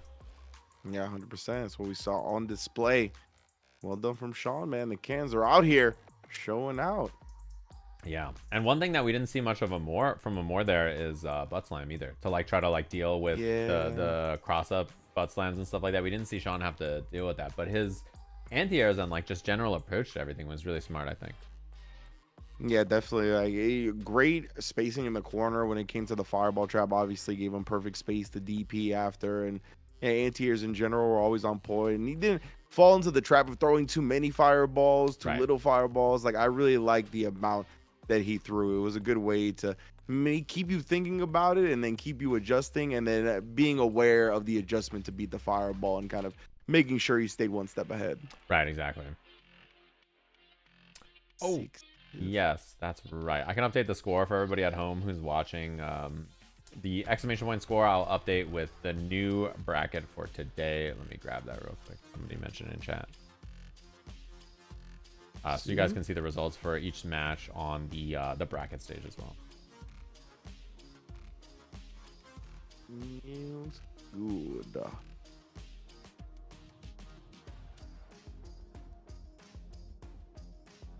We're gonna go Japan. Who's gonna make it? all the way there. I think that the prize for this one, you know, we've done trips to Evo and trips to other events and stuff like that. The prize of this one, a lot of people want to go to Japan. I think a lot of people, they really want to go to Japan. And not only that, but a lot of people really want to fight another, like the idea of like, let me fight other streamers from Japan and like that kind of a battle. I think people are really interested in it. And like that has been a big motivation. Like almost everybody I've asked has been like, dude, I'm trying to go and like, I want to win. Like, you know, the feeling of like, I want to go and represent is a really, I think, big feeling for a lot of people. That's sick, man. Everybody gonna be wearing the jersey too, bro? Nah, it's gonna look ridiculous. Yeah, I think it should be a sick time. So we have Jake and Bake versus Robbie up next. And Jake has really leveled up a lot. As I'm sure a lot of you know, Jake hates like the fact that he's an IRL streamer. So a lot of people are like, oh, he's an IRL streamer, he's not a gamer on Twitch, right? So when he's been in these like AT&T Annihilator Cups and other events, he's really been like, I'm trying to win. Like, I want to show that I'm a gamer. And I think that that's like a pretty important like distinction that he's trying to like break through and make sure everybody knows. That's sick. Like I said, I'm a big fan of putting yourself on the line, right? Making yourself vulnerable in the face of trying to get better, trying to win, showing that you care. I'm a big fan of that. So glad to see Jake and Bake stepping up. Yeah, and he's played really well, I think. One thing I really like about watching Robbie play so far is that Robbie has been very, very solid on the Manon. Like, has basically just been a lot of like sit and wait kind of play style, right? Like not too aggressive, not too like, I'm just, you know, we call them like special movement on, where you just do overhead or lows over and over in mid range and like you just send it at people. Robbie has been a lot of like, I'm gonna chill and do crouch medium kick and like heavy kick and other stuff. And what I also love about Robbie is he's Justin Briner, a voice actor, but in tournament he plays as Robbie Rotten. I don't know why he decided to not. Persona. Yeah, to not. Yeah, he has a new persona. Exactly. It's like this is the character he's playing for the event, which I think is cool. I like that a lot. So yeah, Robbie Ryan, and I'm a big fan of the Manons with that style of play, right? Like obviously you'll be able to catch some people off guard, but I think the long-term success is gonna come if you really do utilize those long-range buttons she has. Like learn how to play the neutral bit. It can be funky, but definitely she's got some juice to it. Yeah, her buttons are pretty solid. A lot of them just don't have the reward that some of the other ones do, right? Like, she has her crouch medium kick, her heavy punch. There's a lot of good juice there. It's just they don't have the same kind of reward that I think some of the other normals from other characters. Yeah, like we talked about earlier, right? Crouch medium kick, drive rush. Like we know the game tells us that's good, and she doesn't have access to that, right? But definitely has some other things that can get her game going, and obviously the metal system's all good and all that, but definitely the normals can establish a rough time in the neutral, and a great reaction right there, counter impact. Yeah, simple, easy peasy combo. Nothing too fancy. I like that choice a lot. And so far, just solid mid-range decisions from Robbie the whole time. Maybe he's kept it nice and clean. Oh, the jump in after the first sandblast as well. People tend to do that, right? People like throwing the back-to-back projectiles, so exposed it right there. Yeah, and I think that's like an important distinction between like the defensive decision making too. Like, yeah, it's very, very impressive to like see those little moments and not crack. Because I think against a character like Manon, it's very easy for Jake to just like want to swing, want to challenge, want to go nuts on defense. And Robbie's playing so solid that it's like, what do you do? His neutral's solid, his decision making is good. Like, he's a very hard player to deal with. Yeah, 100%. And Jake, like, I think it's important to get the left lead early. That was nuts. I don't even think he expected it to play out like that. No. Oh, this is big now too. Good damage on this. Gets a metal, tries to bait a DP there. It doesn't work, but so far Robbie has been very solid. And yeah, Manon, her anti-airs give her a lot of rewards. So. Yeah, getting the metal off that, nice damage, and then again the heavy kick puts him away. Yeah, that's the thing. Like playing against a Manon that's like this, that's willing to use like the long range buttons and just kind of scratch and claw their way to victory. Like it's tough if they get a life lead, because then they're just gonna sit back and make you come to them, and they're gonna outrange you a lot of the time. Oh, and burnout already for Jake here. That's very, very scary to deal with as Manon. Nice, I love that. Yeah, representing something. As soon as he sees drive rush, there's not going to be a bait there at that range for Manon, so... Oh, he tried to anti-air, just got stuffed. Her jump-ins are really obnoxious. Her jump heavy kick is really good. Yeah, extremely difficult to anti-air with any type of normal. Gonna have to dig deep for the DP to get something clean against that. Burns themselves out, but actually blocked it out instead. Robbie, that was a clean game. Yeah, and I think probably right there, it's pretty likely that Jake was like fishing for a level 1 and got DP anyway, because he was trying to level 1 because he was in burnout. But yeah, well played. He's very solid.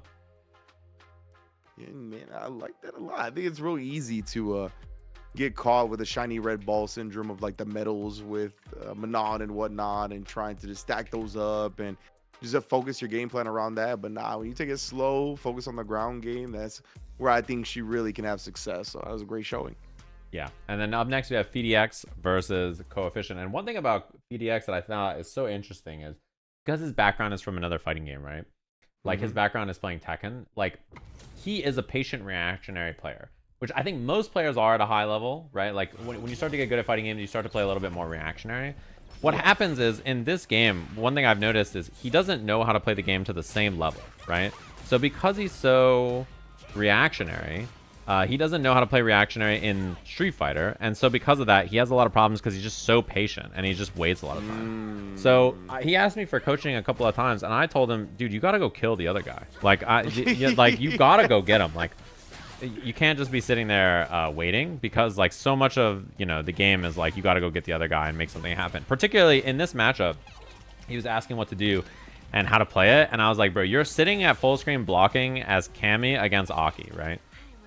The way Cammy wins a matchup like this is she goes and kills Aki, and Aki really struggles to deal with that, right? Yeah. It's very hard for her to stop Cammy from doing spin knuckles and dive kicks and like all the just normal stuff that like Cammy does is hard for Aki to exist into. You know what I mean? Yeah, literally. We saw the spin knuckle get in right there, the dive kick countering the serpent lash. So yeah, definitely that's how it goes. And I can see, like, I think that's something that a lot of fighting game players go through when they tend to try to make that transition to be a little bit more reactionary, or if that's just your nature in general. Like finding that balance, right, of being a bit too timid and trying to figure out when to turn it up, how to get aggressive out of that, and really kind of balance that act. And it's always interesting to see players go through that. Yeah, and you can see already that Ko is having a much harder time. He keeps neutral jumping because he's scared of spin knuckle, and the dive kicks have been a bigger problem. He's having a much harder time dealing with the approach than the last time they played, where FDX was just so passive, and then Ko was like, oh, cool, like I can just throw fireballs and drive rush. Like I don't have to worry, Yeah, exactly. Like Aki, once she gets an opportunity to set up her game and like put out the poison bubble or just feel comfortable walking in certain ranges and beating out your options, like she's an extremely obnoxious character when it's like that, right? Like you have to smother, kind of get into a range where you're going to be more successful at. So we'll see. You'll see if he can kind of put the pedal to the metal. Yeah, and the big thing too is Fee is finding a lot of hits and just not converting here. Like he's getting like stand jab, like stand light kick into no drill, or crouching medium punch as he stuffed there, no drill. Like he's just not believing, I think, in like some of his own confirms here on offense. Yeah, it's unfortunate. That Coefficient already got the corner position again, and yeah, right after the super lash, just getting back in, right? Oh.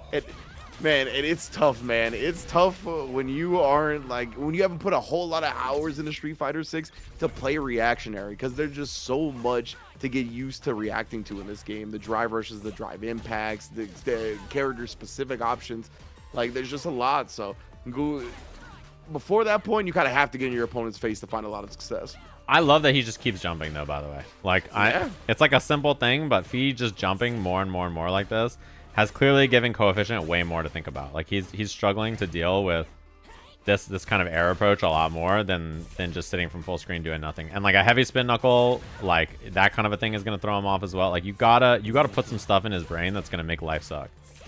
Yeah, exactly. And that does get you out of these certain things, right? Like the drive rushes and the drive impacts. You're in the air, you're jumping away from it. You don't have to worry as much about it. So like this a lot from FDX. Yeah, and right there we saw Ko neutral jumping again from full screen. He was worried for here. This should be the completion, barring any kind of drops. Oh my god, he went for a harder combo than he needed to there. Coefficient with the cleanup, though. Moving his team forward in winner's side of the bracket. And I do like the way Fee played that. I think the big difference is he just didn't convert. Like he would hit a spin knuckle, and then he would like not combo off it. Or he would hit light, and then not combo off it. His own, I think, fear maybe like getting in the way of his decision making.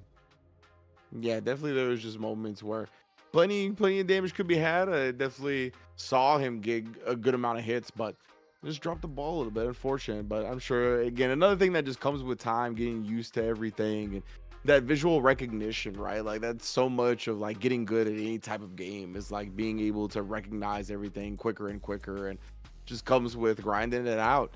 So he did get a lot of hits, and I'm sure those hits are going to be leading to much more in the future. Yeah, and that sets us up to go check out the what's it called, the Diaphone team, right? So Diaphone's team is fighting over here. I think the score, if I'm not mistaken, I think they played 2, and I think it looked like Mogu just won. Is the score 1-1 between these teams right now? I think it's 1-1, if I'm not mistaken. So while we're waiting for this, I'm just gonna alt tab or alt F4 my game, and then go pull up one of the streams and watch this in the background. Let's see here. So Team Diaphone is fighting up against Team Shine right now. And I think Mogu just won, if I'm not mistaken. Yep. Or I guess I could also join the lobby. I don't know. Maybe I can ask, that's not a bad idea actually. Maybe I'll ask a TO to invite me real quick. That's a good idea. Let's see. Oh, here we go. I'll do that real quick. Show. I pulled up Diaphone stream in the meantime. Yeah, I have Diaphone stream. They're locking in right now. Okay. Man, Diaphone, you really doing it. I seen the stream titles are all Sajam Slam Revenge Arc 2. Like this man's coming for this event. Oh yeah.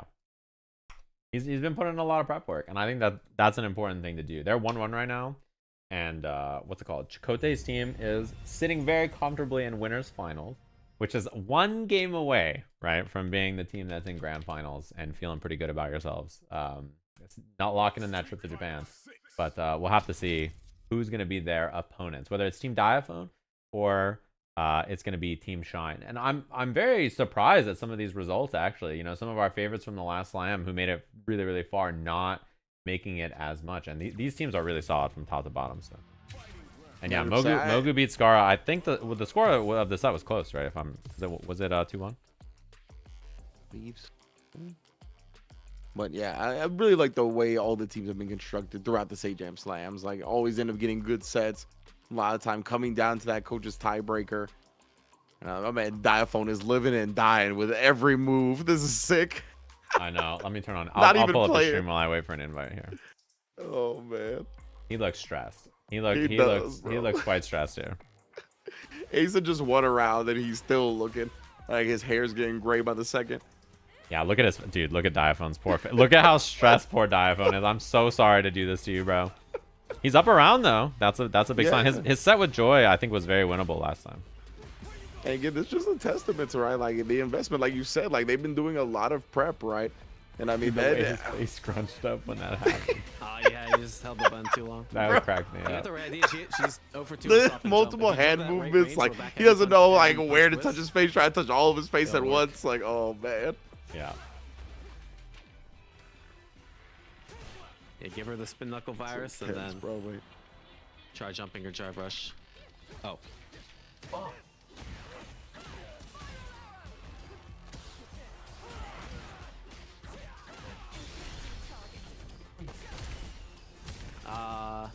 I'd say hold forward on wake up. Up forward, up forward. Up forward. You might get out, not getting burned out. Alright, I tried.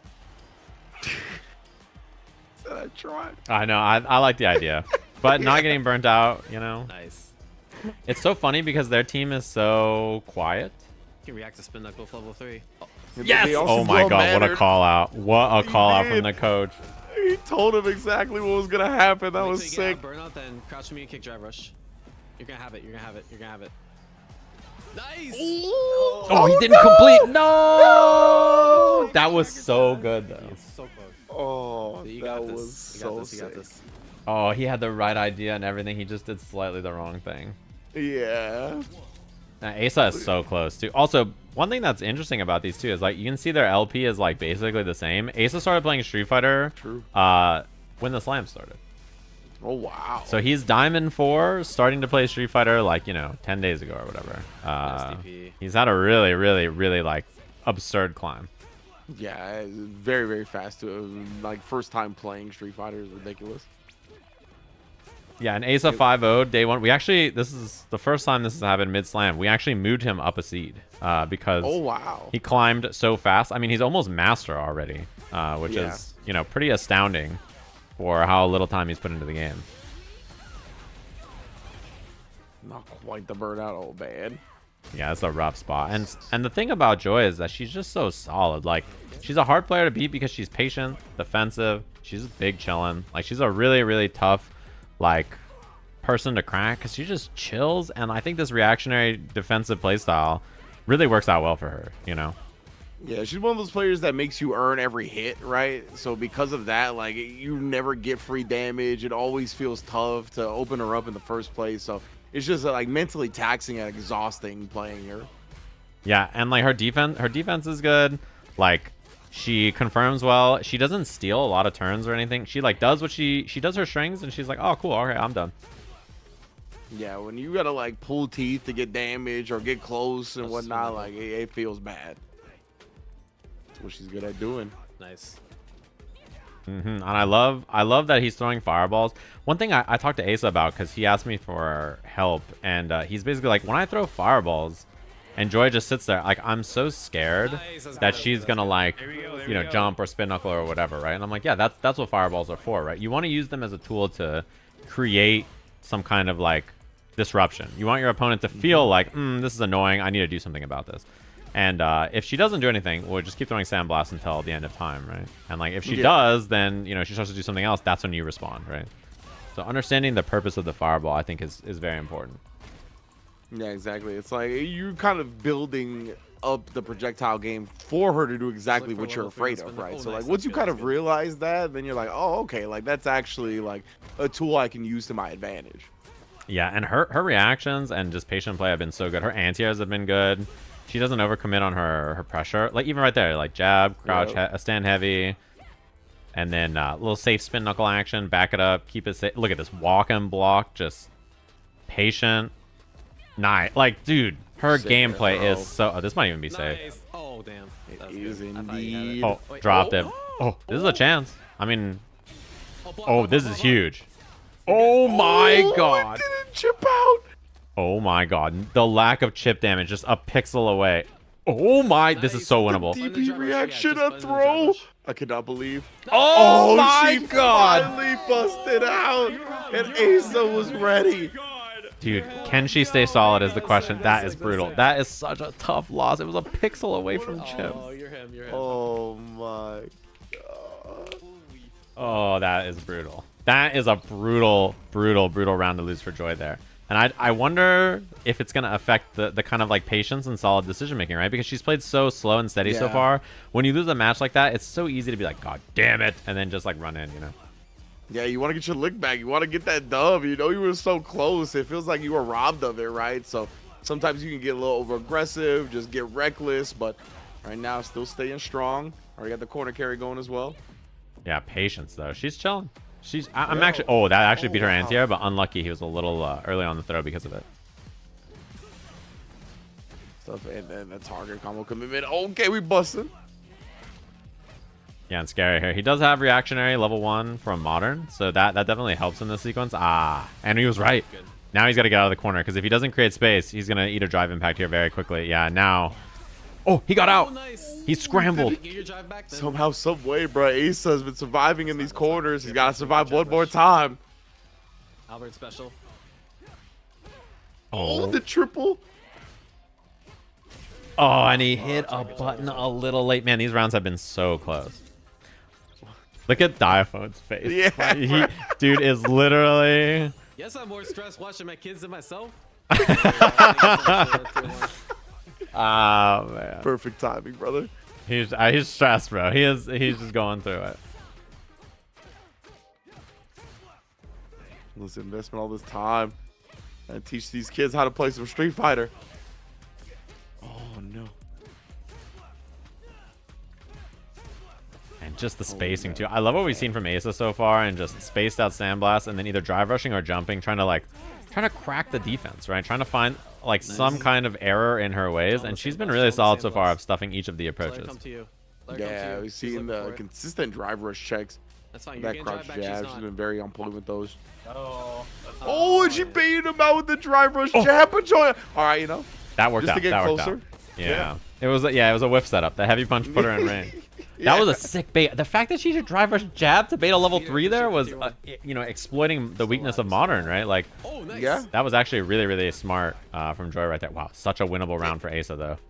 Even harkens back to when, remember, she got the spin knuckle level 3, like in a similar situation. So I really like that response. Yeah. And, Chill. Box special. Drive rush, crouch medium kick. Drive rush. oh my, the trade. Asa's one hit away. Oh my. Oh, the EX Sandblast final game, final round. Let's do it. Let's do it. I cannot believe. Oh, now she's on the offense. A drive rush starter. Oh, again. Nice, Dang, actually did confirm. get cracked. The overhead. Yo, we're not the. Oh, that's something. We fits in. I might have shown them that at like 1 a.m. last night. I might have made a recommendation. He asked for coaching, and I was like, you know what? It's an infinite on people. Alright, they got the virus. You're good. Chill. Wow, the walk and parry. That was sick. Oh, no. That angle has been a big problem for him this whole slam, I think. The thing about modern DPs is like you do them so instantaneously that there are angles where instant DP is bad. Yeah, 100%. Like you have to kind of fight your instincts a little bit and walk forward and delay the DP, but it is counterintuitive. Yeah, definitely. Man, her anti-airs have been so clutch so far, though. Like, oh, and the perfect response. She pulls out the perfect answer at the very end. What a smart choice from Joy. All right, let me join the lobby real quick so we can spectate in the lobby. Joy. Man, what a sick choice. Yeah, loving it. Joy definitely, you could tell, right? Like she plays patient for so much of the set, right? And she's got her little aces up her sleeve, whether it be like trying to pop off with the ODDP at the end right there, or a hooligan shenanigan, especially that command throw. Always something that you're never thinking about after playing a long setup against a Cammy. And all of a sudden, it's the jump scare.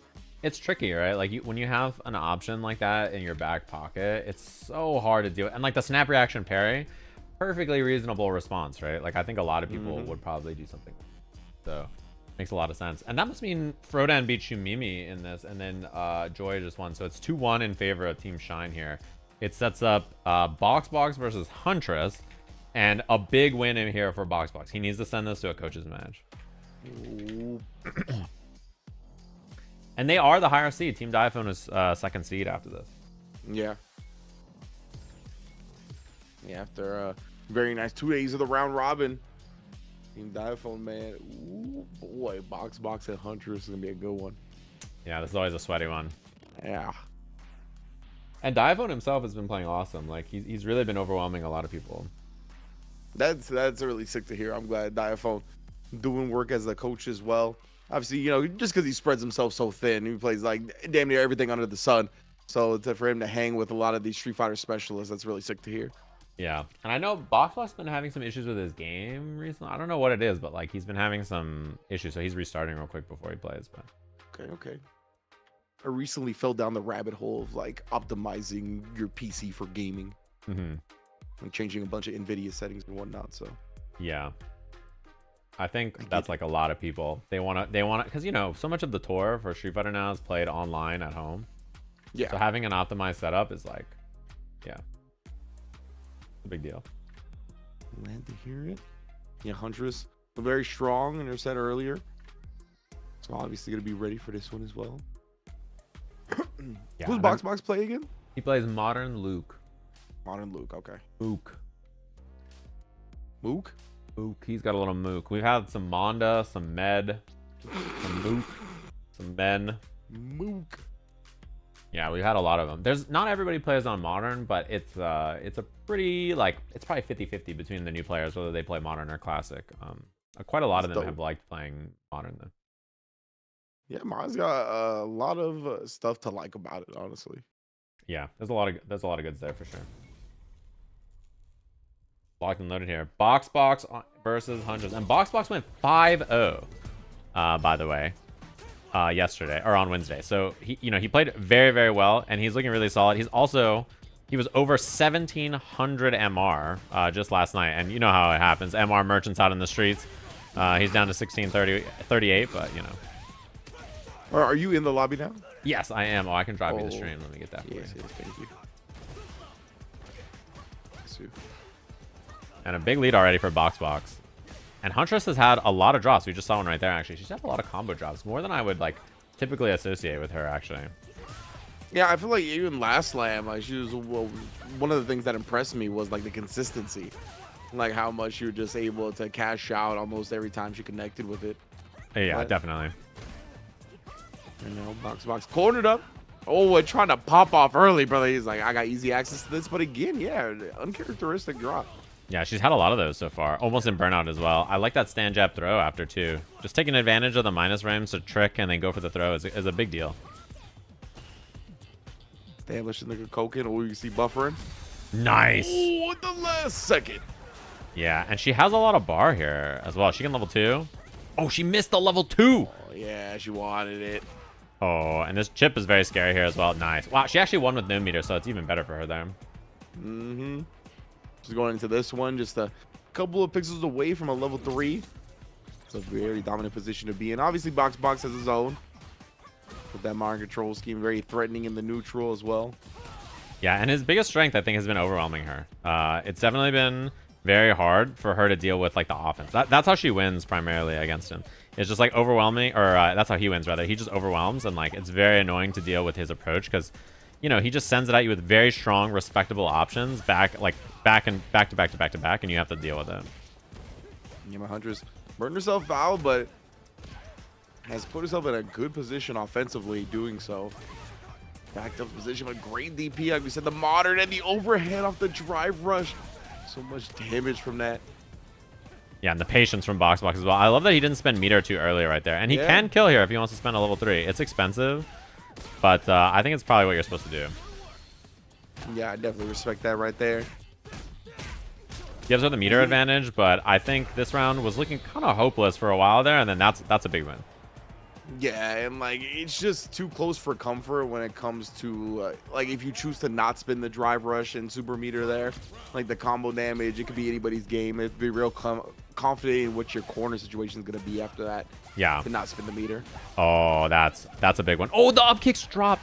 Not a huge punish though from Box. Dude, the fierce though. Send the drive rush behind it. Now we get the corner.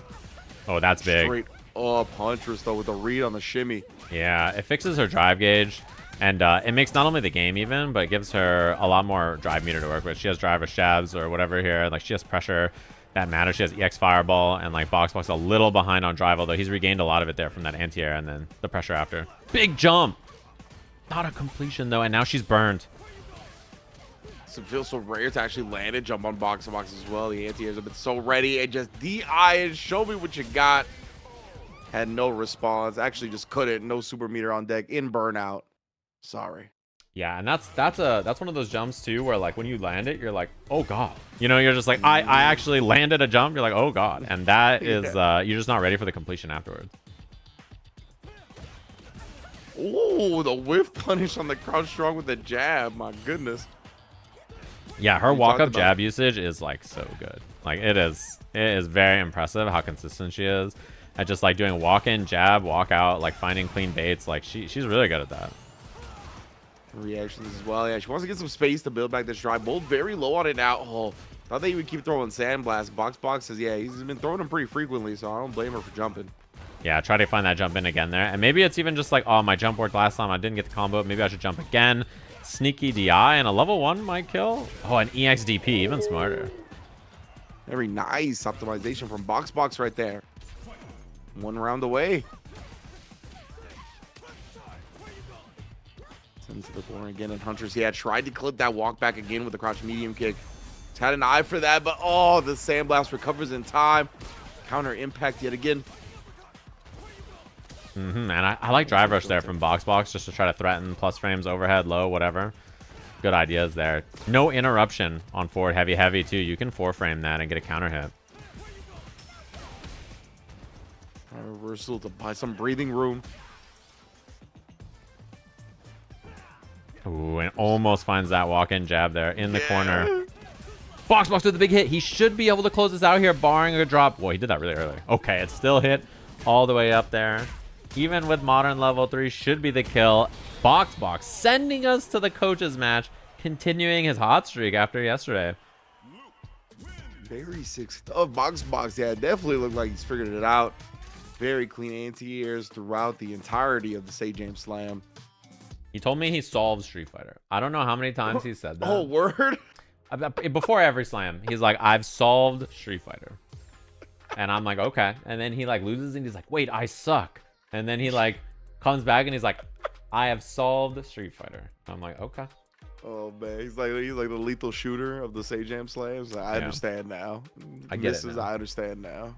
He's like, I have solved Street Fighter. And I'm like, okay. All right. I mean, it looks pretty solved that time. I'll tell you what. Modern Luke, all that you need.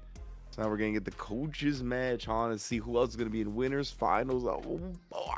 Yeah, this is gonna be a good one. Fighting up against Team Chakotay to secure our first trip to Japan, which is going to be really, really cool to see, and which team was going to get that shot against Team Reject and what they have to offer over there, which should be a good time. So this is 2-2 coaches match between the two, and it's been sweaty so far. This has definitely been a pretty sweaty set of matches. These two have gone very back and forth. In fact, Asa was very close to closing out the round before that. We could have even had a 3-1 here.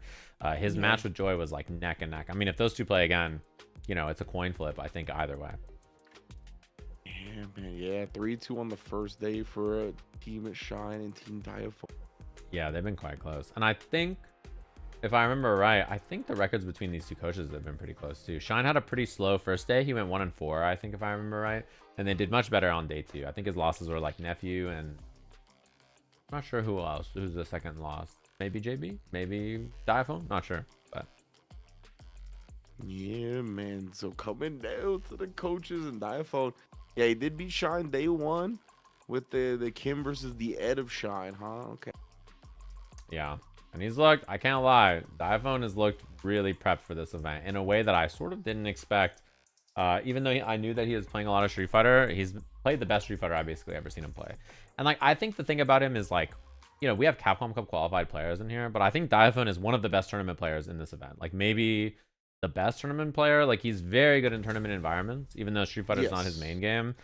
He's a tournament veteran. He's been in top 8s of big events all over the place. He's a beast, right? Like he's really, really, really good in tournaments. So he's very conscious of the outside factors of the game and how it affects him as a tournament player, as a person, etc. Right? I think being able to be conscious of that and just setting yourself up for success in that realm really translates to whatever he wants to play. Yeah, exactly. Oh, nice. I love that little walk back there from Shine as well. Wow, sneaky DI. And so much, right? So much of the way this character Kimberly works is like overwhelming you. You know, your senses can only handle so much, right? So overwhelming so much of what your character wants to do and then just representing options that are hard to deal with. Love the heavy kick. In this matchup, Ed's heavy kick is a very important anti-air because otherwise, if you try to DP, it's very easy for her to bait. Oh, this is dream time. It's very easy for her to bait the DP, right? So it's very important to represent that option more often. Safe jump. Goes for the empty low. And love that pressure from Shine. Very clean. Yeah, and that was all overwhelming on Shine's in this time, right? Just a lot of quick decisions that you had to deal with, like going with the empty low, going with the drive versus throw very quickly. Like there's a lot of things to defend against to whittle down that remaining life, and a clean whiff punish right there. Yeah, and I love the defensive decision making from Shine on both of those interactions. Like backdash, you know, trying to find the throw bait. Oh, missed it there. He could do jab and then heavy blitz, or you know, medium DP there works if he's a little earlier. Slightly off. Ooh, I'm looking for that fierce, but the trade combo, I mean, China's so well versed with all of his characters in the trade combo. Yeah. Oh, that overhead is very tricky. Oh no. That's a big starter here. I think he can even build a level 1 at the end if he needs it. Oh yeah, he's got it already, and he's gonna make sure finishes off the game. Shine by showing in game 1. Yeah, unfortunate. Just that read twice now has been a big problem on Diaphone, just walking back on offense, right? He wants to lay these like baits in his offense where he just like walks back like that, and Shine's called it out a couple of times pretty successfully there. Yeah, you gotta be extra conscious of it when he's got the level 2, right? You know he's gonna be fishing for that to get it started. Back to the corner as well. I mean, that is dream setup. Gets hit by the can. So still pressure afterwards, although Dive ended up a little short on the arc step.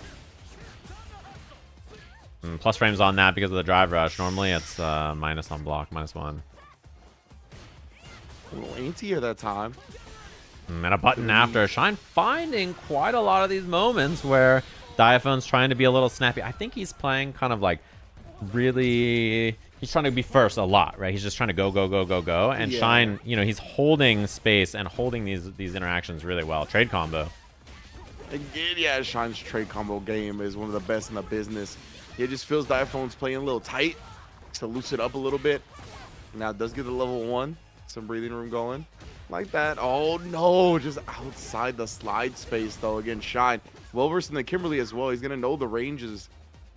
Yeah, and he's 1 hit away now with that level 2 as well. Any of these hits, that could be it. Cancel into the corner. Oh, missed it. Wait, that's a huge drop. And now he's burnt out as well. That was a round winner. Double burnout here. He's going to be side swap. No, he just takes the knockdown. Trade. He's really got... Chip. Oh, my God. That would have been chip or very close to it. And you see the level 1 there from Diaphone. That's why Diaphone, he was buffering that level 1 as soon as he got put on the defensive. And he jumped to bait it. The punish from Diaphone. He gets the drive gauge back so he can EX mid-combo. And there's all of Shine's meter gone. Bro, the clutch from Diaphone sometimes. That's what you talked about, right? Like the tournament environment. He's so used to it. He gets his composure in some of the most clutch moments. Making sure he doesn't slip. Obviously, Shine, that level 3 would have chipped out as well if Diaphone just stood there and blocked. So nice jump. Yeah, and it was a forward jump too, even, right? Like he so knew it was coming. He didn't even neutral jump. He just like forward jumps in, makes the offense happen. Now he's on offense. You know, Shine's feeling some kind of way, and that's exactly what I was expecting. And I think Diaphone on the same page, knowing that he's kind of feeling this game slip away. So because of that, he really wants to wrestle back control with that EXDP on leg up.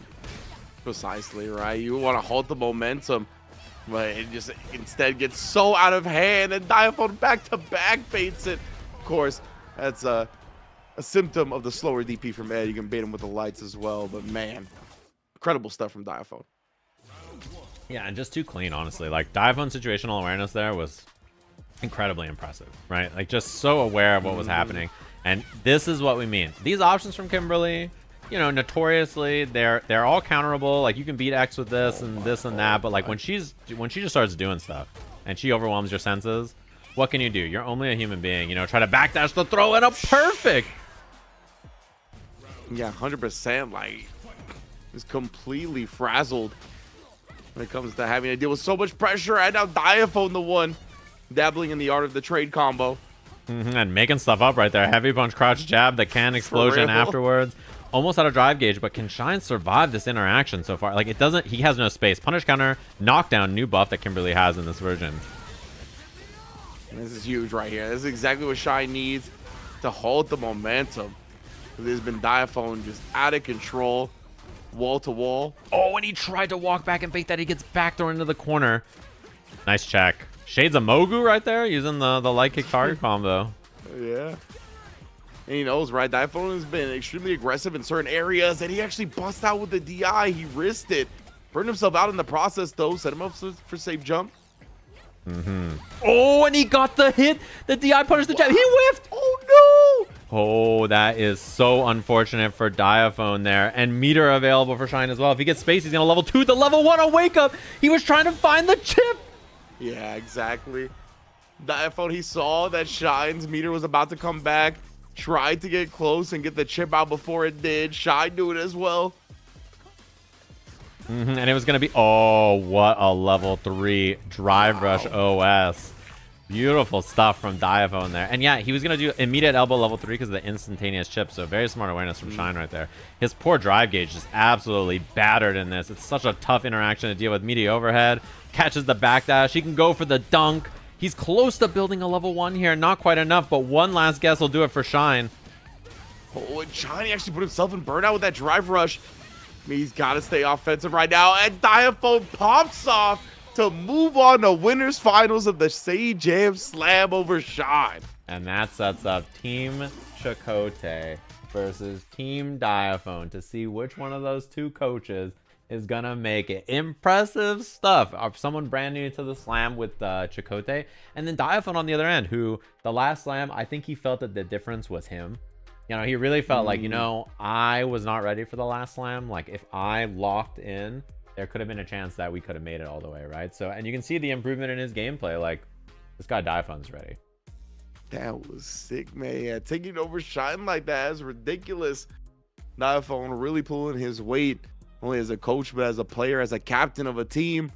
Well done, man. Yeah, as you mentioned, him and Chakotay in winners finals. Winner goes to Japan. Wow. Yeah, very impressive stuff. So, yeah, those two teams, Chakotay and Daifun, not in Japan yet. The winner of that match, right? So I see people in chat trying to figure that out. But yeah, that's the plan of attack. So in loser side here, we're going to be jumping down to loser side of the bracket. We're going to be watching the match between, since earlier we watched Shine versus Brian F, we'll be watching the Nephew Shine match, because we haven't seen Team Nephew play at all yet on stream, right? They're the one team that we haven't seen gameplay of today. So the JB Brian F match will be on their own streams. You can watch it there, but we on our feed here will be watching the match between Shine and Nephew. Nice. And Team Nephew actually lost earlier, I think, in a pretty surprising sort of result. Because I expected that team to come in really ready for today's event, and what's it called? Team JB was locked in. There was a 3-0 from them on that, looking very, very solid. So. Join in the lobby here. Team Neff now? Oh boy. Yeah, it's gonna be a good one. Also, of course, the winner of this set, as you guys all know, or the winner of these events, the top two teams will be going over to fight Japan. This is our Team Reject poster. I'm sorry, Hi Tani. Listen, bro, like, they didn't have to do you like this. I'm sorry this happened to you. My bad. Like, listen, you know, these things happen. But this is gonna be our reject event. It's gonna be awesome. It's gonna be happening over in Japan. Of course, check that out. And also check out Capcom Cup. It's coming up pretty quick here. It's gonna be in March over in Japan. It should be an awesome time. I think everybody's very excited for it, and I'm looking forward to it as well. And should be a good one. I will let you chit chat about that and our next match a little bit while I run to the bathroom. Sounds good. Yeah, it's gonna be at the Ryugoku Kokugikan. I practice saying that, so I pretty much say it whenever I get the chance to. But it is one of, as Sajam alluded to earlier, one of the most famous sumo arenas. Also has held numerous professional wrestling events, like wild top tier professional wrestling events as well. So it's definitely a venue I'm excited to see get decked out. Some of the finest Street Fighter players and fighting game personalities known to man. It's gonna be a great one, man. Yeah, you know, I got some work to do, but it's not bad. It's not bad. Mayu Iwatani knows, bro. That's legit. That's legit why I practice saying that. Because I seen that clip where she had to like announce that they were gonna be there, and she stumbled on it like 4 times, and I was like, I can't let this happen to me. And legitimately, I thought about, oh, shouts to Spooky with the raid, by the way. Hope you're doing good, Spooky. You already know, bro. It's all love. But yeah, like when I seen that, I was like, I'm never gonna have to say this. But if I, for whatever reason, if I do have to say it one day, I want to make sure that I could say it. And then like at Evo Japan, they announced that it was going to be at the Ryugoku Kokugikan. And I was like, what? I was like, my time is here. The Ryugoku Kokugikan. What up, what Sumo up? Arena. Yeah, I was gonna say the arena for this is very, very cool. I heard that a long time ago, like the first big Street Fighter tournament, they held it here, or one of the first big ones in Japan. Oh, really? Oh, yeah. I feel like I heard that too. Somebody told me that recently. Where like this, yeah, it got held like way back. There was a tournament there. Yeah, I've heard that too. What up, Spooky? Hope the stream was good. Hope everybody's doing well. Thanks to them, of course. Also, another thing that I wanted to say as we jump into our matches here. Is that we have a couple of controller sponsorships giving away some cool stuff. So let me pull up the first one. As you guys have probably heard, I mentioned it earlier. They're really, really awesome. They're going to be giving away some controllers to our teams. We have 2 different ones. The first one is Victrix, which you see at the bottom of the screen there. The other one, which is the other controller I've been playing on the most, is the Punk Workshop. This Punk Workshop is awesome. Highly recommend this leverless. If you're looking for an extra button leverless, I recommend Punk Workshop.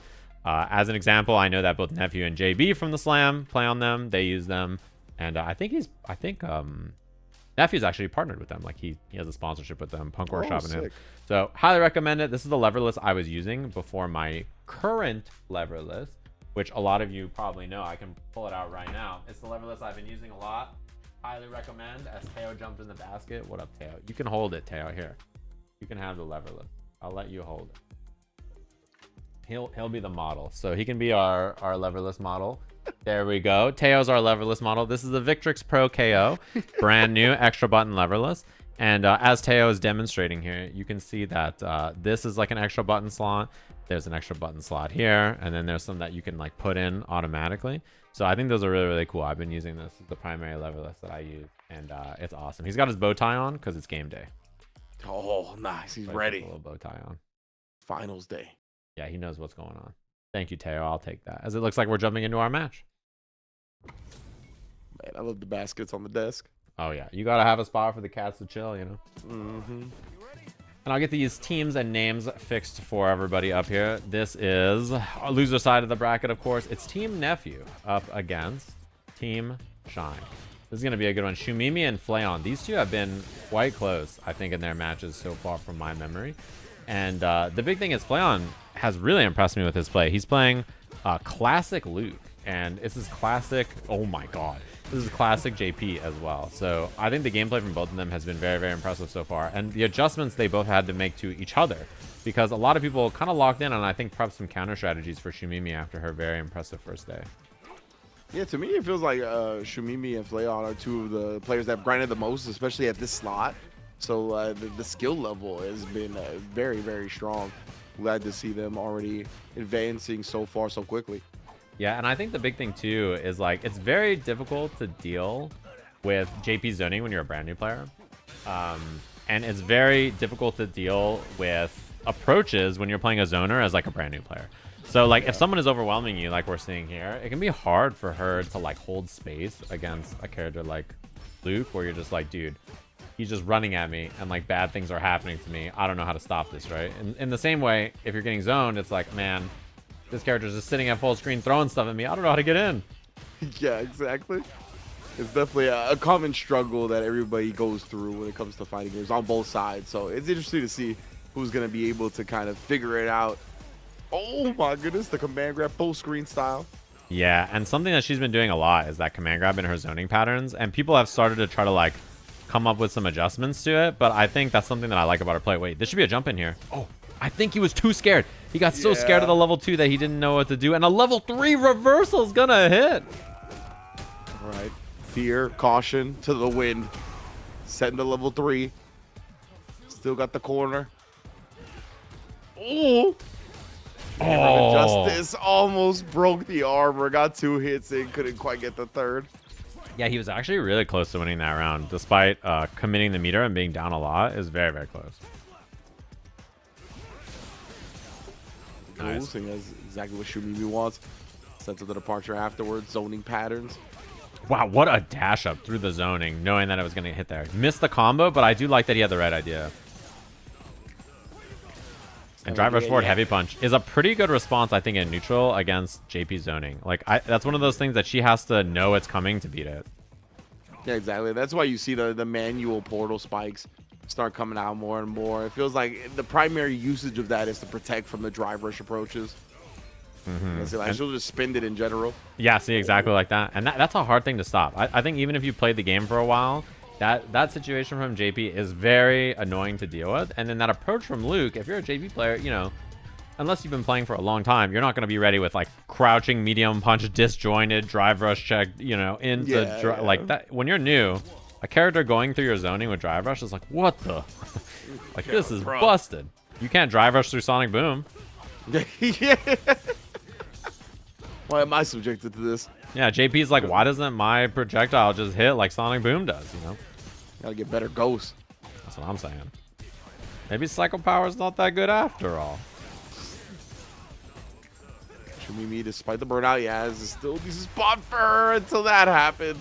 Fierce commitment with a DI behind it. And that position it's tough to not get DI'd there, honestly. Like, she doesn't have a good way to, like, avoid it in the corner there unless she just is really, really ready with a regular amnesia or something. Oh my god, he was you saw the buffer? And another one is going to catch the jump back. Wait, this is a real Luke player. That came from the heart right there. 100%. Level 2 here is going to get in time, and it does connect for the punish counter on the Sandblast attempt. Yeah, I like that. I like the level 2 a lot. Something that she brought into her game plan She had a few ways to spend meter. The main one was level 3. She would like do combos in a level 3. But having the ability to spend level 2s like that, I think is a pretty important way for her to spend meter and get pretty advantageous positions. Yeah, I'm liking it. Smart implementations, our new page in the playbook. Oh my goodness though, but yeah, it's time. The drive rush into the forward fear, scooting on by the ghost, and the pressure continues. Yeah, and he's done a pretty good job of getting the most of that combo. He just keeps missing the knuckle at the end, which is okay. That kind of stuff happens. And yeah, I don't think almost any new player to the game is ever gonna punish Luke's level 1. It's you need a drive like parry and drive rush, right? And that's kind of like a tall ask. Wow. What a response. The counter impact play on, very ready for it. And yeah, there's just so many, again, things that you're thinking about and like points to kind of conquer before getting to something like the parry into the drive rush for a punish on level 1. But yeah, definitely you can get away with it right now. Oh yeah. Oh, Shumimi's out of the corner. Well, doesn't it gets another side swap, but importantly, oh, that's huge.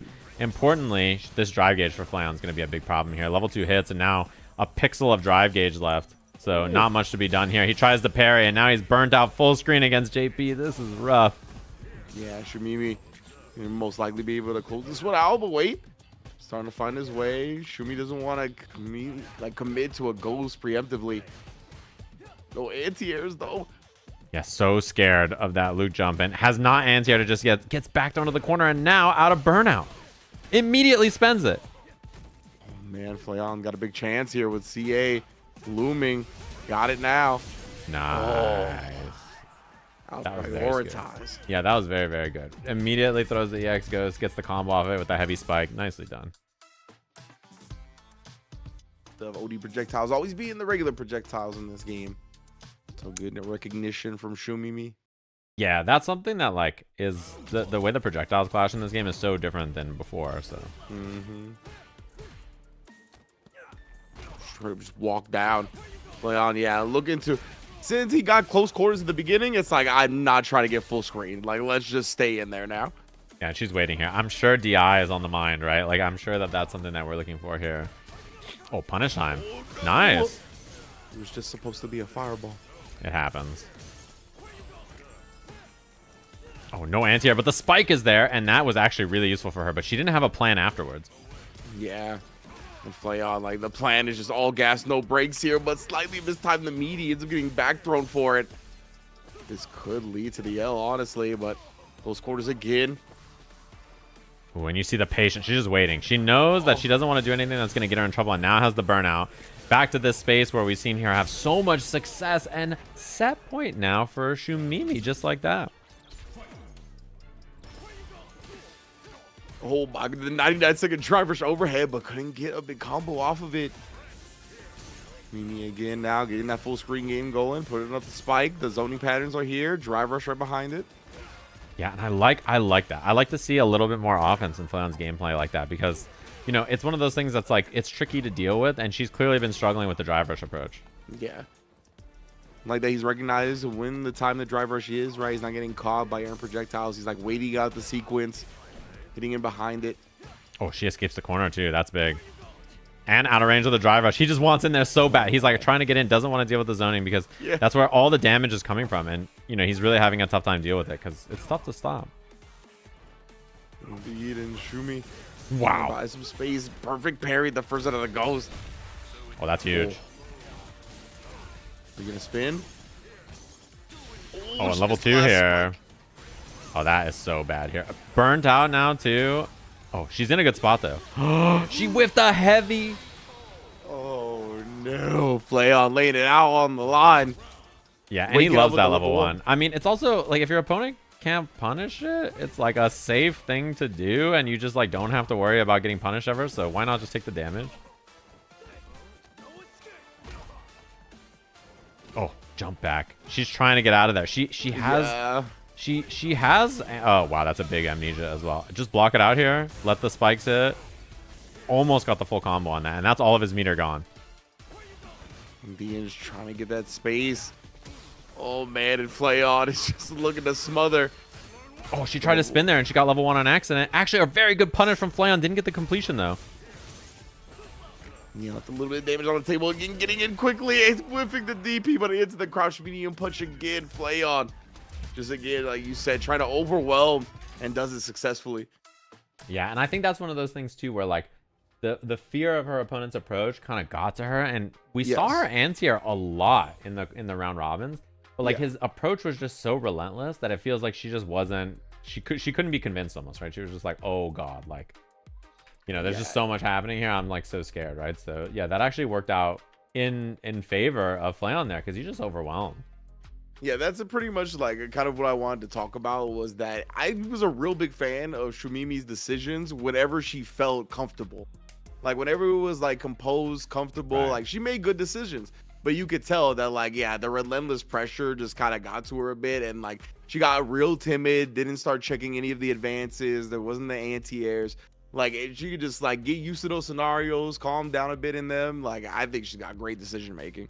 Yeah, she's definitely quite a solid player. But it's just one of those moments. It happens to all of us, honestly. You're just trying to hold on. You're playing for a team as well, right? You're not just playing for yourself. There's a lot of pressure on the line. It's very easy to let all those things get to you and let some things slip through the cracks. Yeah, and like her solid gameplay, I think, made her such a big target because she performed so well on the first day that basically everybody spent a lot of time studying for her. That she was probably the matchup that most people felt like we got to do something about this, right? Like we need to come up with a strategy for it. And you can see the prep really paid off, I think, for everybody here. Interestingly enough, Slykuno, also we talked about Coney and him participating in an event. Poor Slykuno had a rough time, I think, in the event that he was in, but that means that he had less time to prep for this, so he's been getting beat up a little bit in this event. He tried to play modern Zangief, but he's gone back to Cammy, I noticed, and his Cammy was really good in the last slam. So I'm happy to see him trying this character again, because I think that his Cammy is good. His fundamentals of the game are good. The way he plays and understands Street Fighter, I think, is like very solid for the amount of time he has in the game. Yeah, and then the modern Zangief is a fun dream, but definitely the Cammy is the business decision, you know what I mean? Yeah. So like seeing Slykuno go to that for the slam. I think it's his most solid play, and it's something that he's clearly pretty comfortable with. Mogu looked strong earlier as well, though, and I mean, Ed can present some problems. Oh, never mind. Yeah, I think the big thing about Slykuno is that his decision making, and like he gets how to play the game. He's got a lot of really smart decisions. One thing that he does a lot is light DI on block. He's like or jump. He does those two options a lot, and I think that I'm a fan because it's very annoying to deal with. You know what I mean? Like it's hard to stop if you're new to the game. 100% right. You're like anticipating the DI, and then like you'll preemptively press it just because you're tired of dealing with it, and then he like sails over your head because he jumped, gets a free punish. Yeah, I can definitely see it. Yeah, it's a good strat to overwhelm an opponent, and then baiting out the ODDP on wake up. Yeah, it seems like he's good at telling when people get frustrated too and when they're gonna pop off. Yeah, he's really good at also like just doing light drill, light drill. You know what I mean? Like he keeps simple, good options like that in the back pocket, and he doesn't really miss it. Like he just hits it, and then he's consistent. That's huge, you know. It's like making sure you can get like guaranteed reward out of these situations. I think it's huge at a level like this. Yeah, and the more consistent your options are, the better it is. Because like, you know, you can learn fancier combos, you can learn counter hit stuff, you can learn, yeah, look at this, like, wow. Look, why not, right? Like, yeah, just listen, keep it simple. Oh, did she hit a button? No, and that's gonna be a punish. Ooh. Yeah, and keeping those things simple, it allows you to allocate brain space to other areas of learning the game, right? But you're gonna allocate, getting real familiar with this level 3, my goodness. Yeah, a ton of damage on that. Both of them off their meter now, though, so not too bad. Even though Slykuno whiffed his, at least it cost Mogu hers to get the kill. Oh, no. Yeah, committed. I think just because last time she got counter hit there, Slykuno was like, yeah, this will work again. It can be a bit funky starting the jab sequence from there as well. You might not get 3 jabs, so understandable for him to just commit in that moment. Yeah, and that jump approach has been so hard so far because of the modern DP, right? Nice. Oh, the big cash out. I expect we got a great corner carry on that. Solid damage here. Oh, no, but again, the modern anti-airs making themselves known. Oh, and a little too far for the jab there. I like the idea, though. Oh. Empty jumping at that range is very scary, too, because they can actually bait Ed's DP. Nice block. Slykuno's about to be out of burnout, too. The last frame. See, he just takes the combos. Like, we still got another chance. Fallen from the hooligan gets DP'd for it, and one more DI. Mogu get a dub. Classic. Like, just why not? You know, you're on a pixel of life. Are you gonna perfect parry and punish? I don't think so. Oh, busted through the armor that time. I like it. Nice. Wow, man, that modern DP so useful. So useful for stopping stuff like that. Otherwise, it's very hard to deal with. I like it. I like that Sykkuno didn't do the drill that time.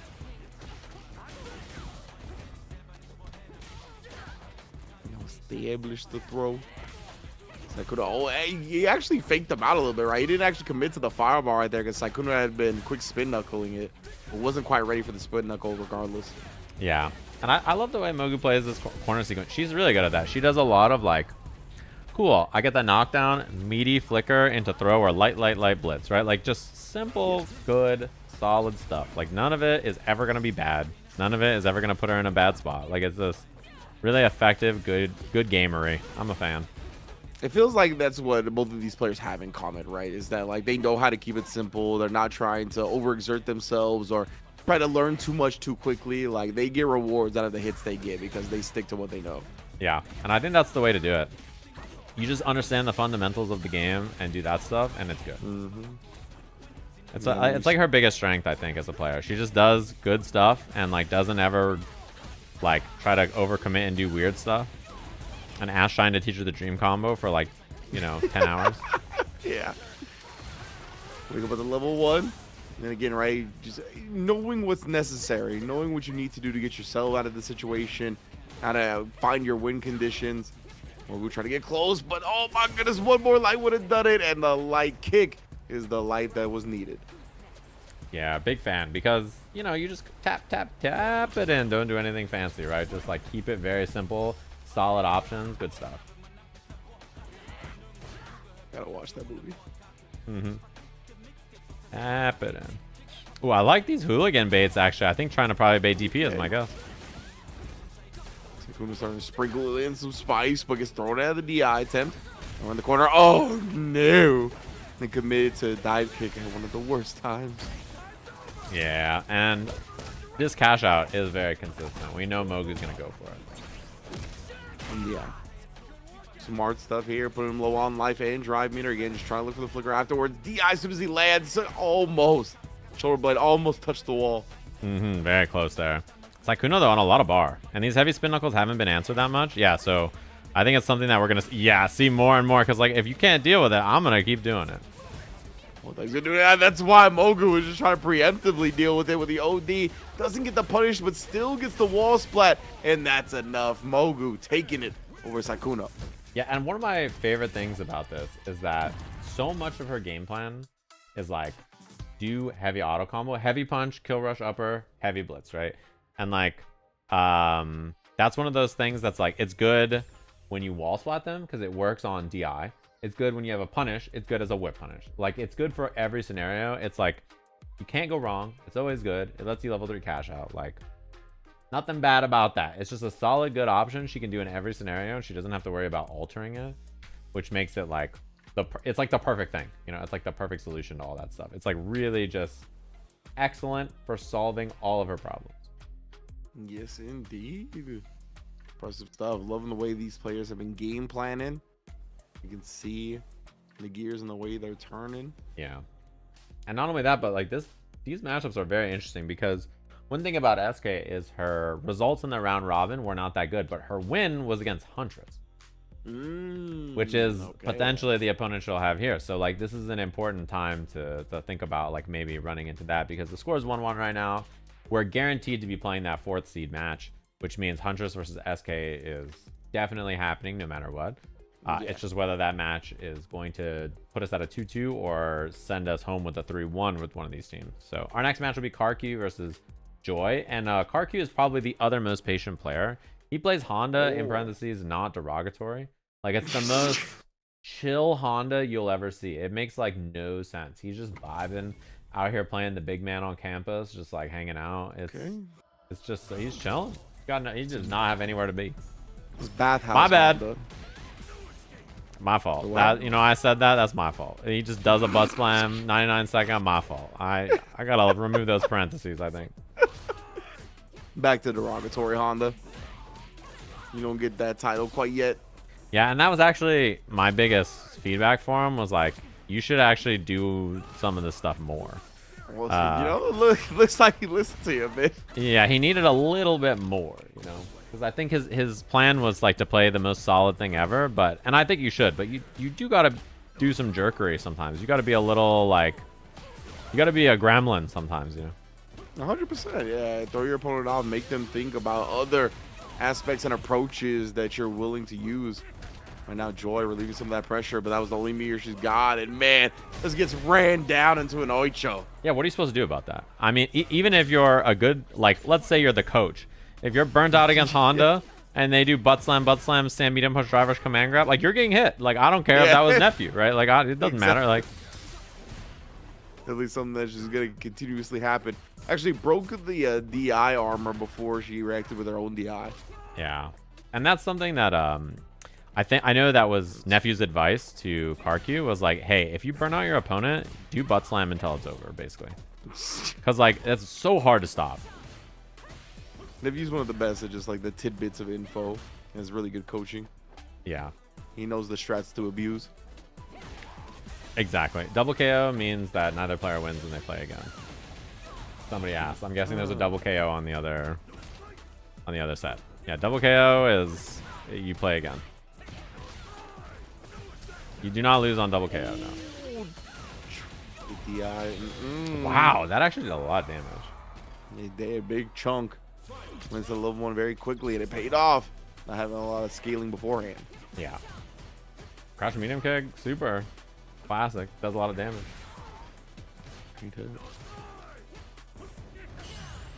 It's time to get but Joy busting out the parries on the butt slam now. But again, right, that's all because she still has the drive meter available. Karku's able to get her in burnout and be much tougher to deal with. Yeah, exactly. Oh my god. Was it? Oh! Karku trying to be patient for a second, gets the sumo spirit off. Man, Joy's been on point with the air throws, though.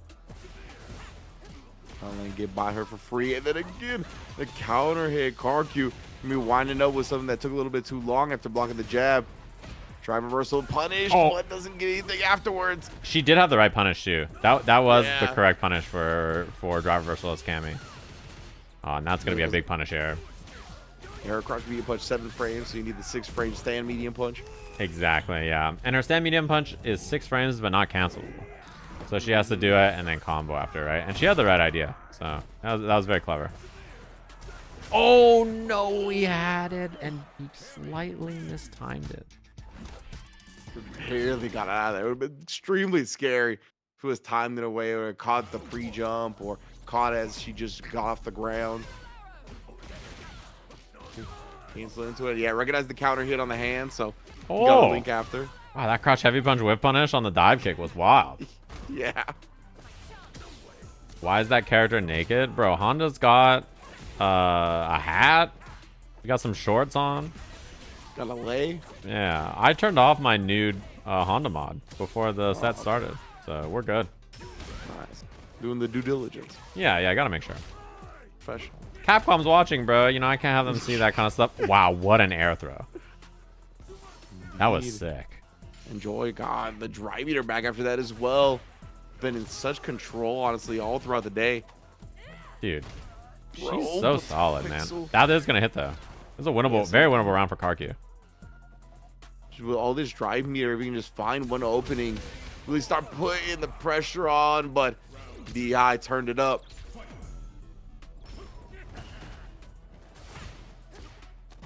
Nice, man. She just like, you know, it's an easy thing to say, but she just does the simple stuff very well. Like She does, yeah. she does all the basic things you should do in this game just really, really well and consistently. Right now, Karku looking to throw all the basic stuff out the window. He's like, I'm just trying to get in the mud, throw the oichos out, make you guess between command grab and strike. Oh. Yeah, and I think that's like a good thing to do. You gotta make that a little bit slippery so that it's not as easy for her to just chill, you know. Yeah, 100%. Nice. Enjoying and reacting so consistently to the butt slams. Good little jab check headbutt too, though. I like that a lot. And Karkyu, he's very good at that kind of stuff. Like, not overexerting. Nice. Not overexerting too much. He's not like headbutt EX headbutt constantly. He does it sometimes, but he's kind of chilling, and he's not going to commit to stuff that's going to get him in some kind of nasty trouble.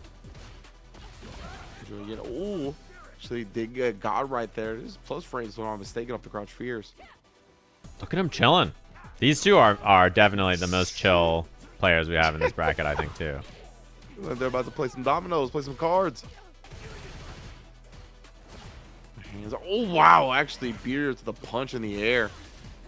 Oh, and she's burnt against Honda. This is very scary. If he gets out, which he does with drive reversal, very smart choice. Oh, but I love the dive kick. This pressure, the headbutt pressure when you're in burnout, is so hard to deal with. Love it. And he actually can kill here, depending on the cash out. Not that cash out, but it's a lot of damage.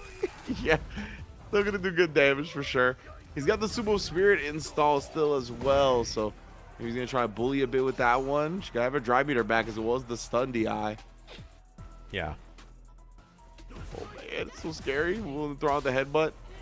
Almost out of burnout here. I didn't reach the headbutt. Oh my. Oh, and 2+ from the burnout. And yes, he was not teabagging. The input for the move he did was down, down.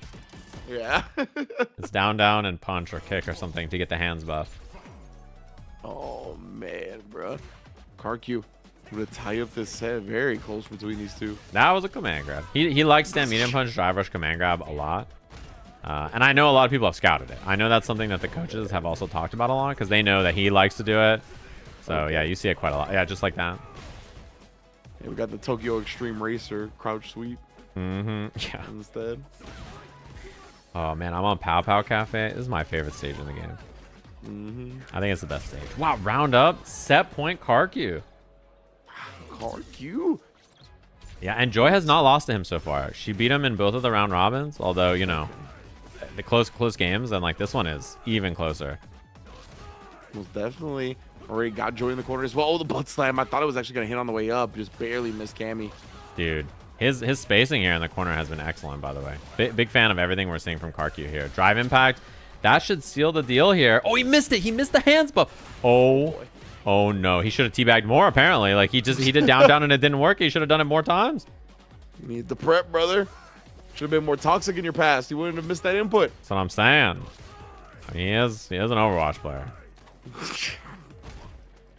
Uh-oh. Oh no, not like this. That's not gonna kill though. The CA will not kill. And it does force her in burnout.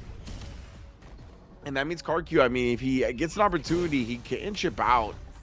That level 3 has a huge chunk. Oh, but he's not gonna need to. Instead, checks the hooligan, wakes up and puts the stop sign up. And that is his first win, by the way, against Joy so far. A very important one because Team Shine versus Team Nephew. You know, SK on Friday did beat Huntress, right?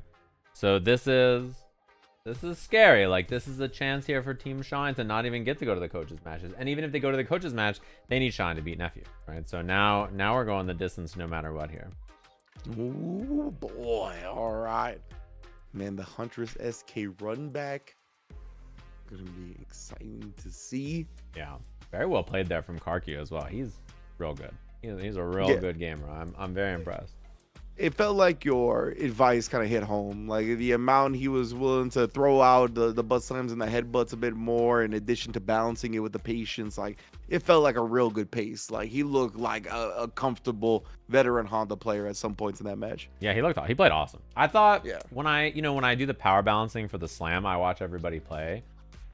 And his rank was kind of like borderline, whether he should be the seed before him or the seed higher. But like the minute I saw him play, I was like, yeah, he's gonna be the second highest seed. Like he's real solid. You can just tell from like his first general instincts in the game are very good, and he had like a lot. He has a very high ceiling, I think, in how much he can improve.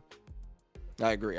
Like there's points in that match where he just looked like just like a fighting game player that I expect has been playing for years, honestly, at some point. So yeah, he keeps going. He'll definitely have some great opportunities. Yeah, he played really awesome right there. So very impressive stuff to him for sure. All right, and we're getting this next one lined up. The Yeah. femme fatales with the Chun-Li and the jury. Should be a good match. This match is usually pretty close. I see the silly champs in the chat. That's the Gumi and SK favorite emo. Gumi started silly champing, and then SK started doing it, and then now everybody does it. It's just a little lizard going bwah. Oh, okay, I got you. I'm familiar. Mm-hmm. My favorite SK-ism is F my Chungus live. Yeah, that one's good. Yeah. I don't even know where I came from, but it's invaded. Yeah. Nice. Oh, and tried to get spicy at the 99 seconds, but Huntress already with the parry. Ooh, okay, and looking clean on the combos now. Let's go, Huntress. Nicely done, man. Yeah, her execution has looked a lot better here than oh, and that's a big whiff. The big thing about these two is SK is really aggressive. She loves to play fast. She is not like a player who's gonna play passive and like kind of let you wiggle away. And so for Huntress, you got to slow her down, right? You got to put the stop signs out there and like stop her from just running at you and smoking you. So for that reason, you know, it's very like touch and go. It's very like, can Huntress put the brakes on and like stop SK from doing all the stuff that she wants to do? Nice uppercut. And there it is. She tried to super. You saw that Huntress was buffering, just missed the super, and that's a big factor. So I'm hearing Team Unk is moving on. Actually, Team Unk has beaten Team JB. So thanks to Team JB. 07's in the chat for Team JB. Thanks to them for playing in the slam. I really appreciate all of them, and I hope they had a good time. Yeah, major love to JB and the team. And now you have nullified the fireball. Well done. Yeah, this is gonna look like a clean match from both of them so far. Yeah, I like what we're seeing. Oh, that jump spacing from SK was almost on target. Just slightly. Oh, this time landing on the Koken button. Clean convert into the level 3. Yeah, this is very scary now too, because she's about to be out of burnout, and when she has infinite drive gauge here to spend, and now Huntress in burnout. Now Huntress is gonna let the CA go. Gonna be a lot of damage done. If SK can maintain the composure, is still a good look for her. Oh, nice forward heavy kick over. Good match of knowledge. And now Huntress, the advantage in drive gauge. That's probably very hard to punish because of the burnout there on the dive kick. But now she's going to be the one, the dive kick. That has been the difference maker in this set, by the way. Every time they played, the big problem is Huntress is good at anti-airing. So because she's good at anti-airing, every time SK jumps, she does stand medium kick, and then it loses to dive kick. So that has been such a big problem for her versus SK, as SK forces the 50-50 on jump basically every time, and she just like, you know, gambles correctly, right? Yeah. It's like, oh, you're good at something, I'll use that against you, no problem. Overhead. That was messed up. That would have hit everybody, I think. And she played that round like she was angry about that dive kick. Yeah, she does not. I mean, losing to the jump 50-50 always feels bad. You know, as an anti-error, these anti-errors are evil. You know, like they know what they're doing. Oh man, it's honestly one of the worst feelings of fighting games is getting your anti-air anti. Yeah, why is my anti-air getting anti-aired? It's like, come on, man. It's not right. It's not right. That's what everybody wants. They want the game to be anti-air, and it works. You know, like. But when I jump, I want my anti-air to win, so, you know. Yeah, exactly. Perfect. Yeah, good response. Even though she got tagged at the end, it was still a good trade for her. Yeah, and usually that would go over the fireball, but the drive rush kind of pushed her back into it. Yeah, it took up a lot of spacing on the screen here. And now SK has to force a little bit because you know, burnout's scary here. Overhead reset CA. This might kill. I think it does. I think so. The CA damage is huge. Yeah, she's getting chunked through this. This is CA damage. One hit critical art. That's like 50-something%. Like, it's a ton.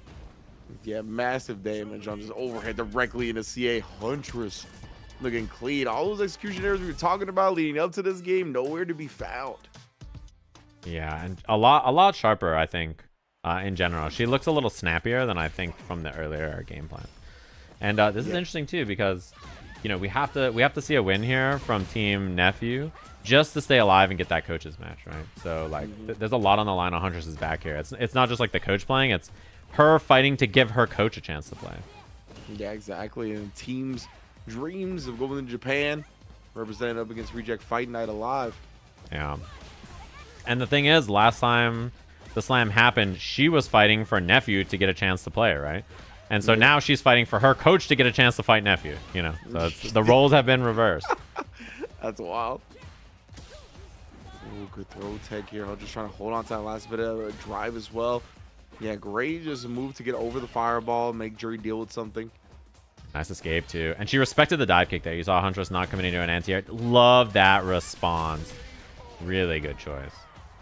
Wake up legs, beating the throw clean. Huntress one round away. And potentially sending us to that coach's match.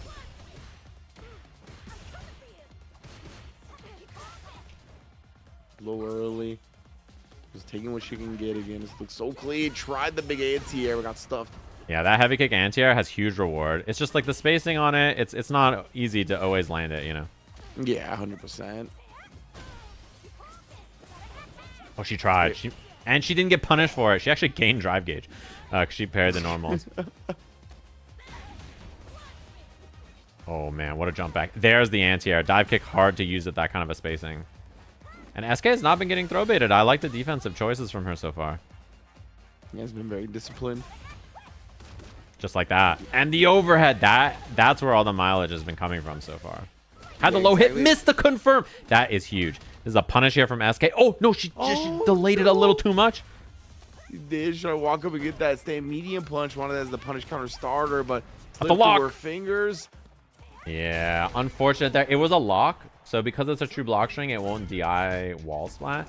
But drive impact is plus in burnout because it's normally -3, right? So it's +1 there. So the standing jab is actually a frame trap after drive impact in the corner, and then she went for the throw. So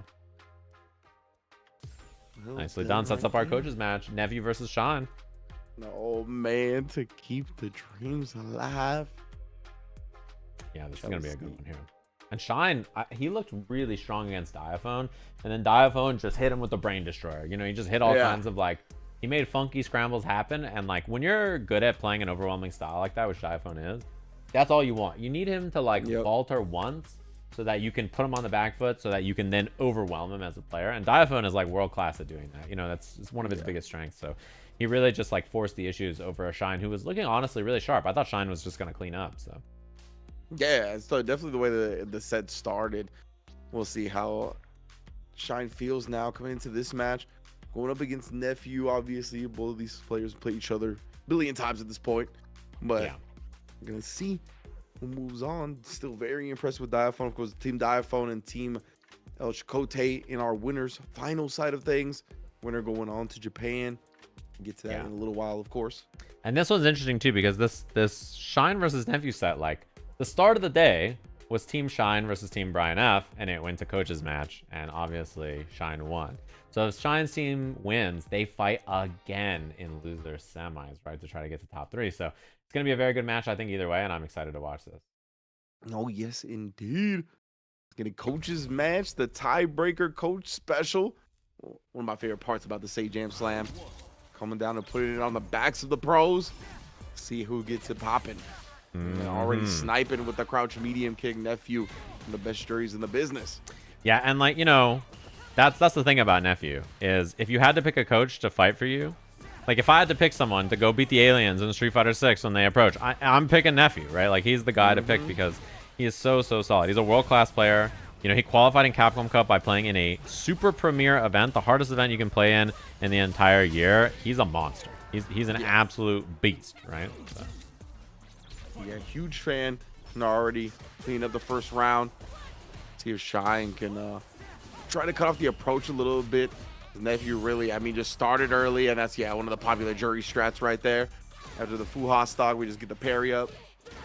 Yeah, knockdown there. Notice no OD blitz into anything like that because level 2 is not available just yet for Shine. So now that he has it, you know, doing that into the dream combo for spacing is a good idea. And this is one of the problems that has. His lights suck. Even though crouching light kick is good, you know, the counter hit nerf removal. Wow, what a that was like world-class spacing and timing. The counter hit removal from crouching light kick combo means that his defensive ability to contest is way weaker. And it just means that you can overwhelm him with spacing situations like that where he just doesn't have a move that he can hit that reaches that feels good to hit. Yeah, exactly. It was like literally back-to-back moments of that. Like first it was that jab in the corner, or he tried to press defensively. It was just nowhere near the jury. Just a beautiful timing from Nephew as well. Like literally setting those moments up to easily get the whiff punishes afterwards. And it's so much so that Shine's switching to the Kim. Yeah, I think Kimberly, a pretty good choice here. Kimberly gives you a little bit more wiggle room in terms of walk speed, and also gives you a little bit more fight on defense that I think is, even though you don't have a reversal, that's probably pretty valuable here for Shine.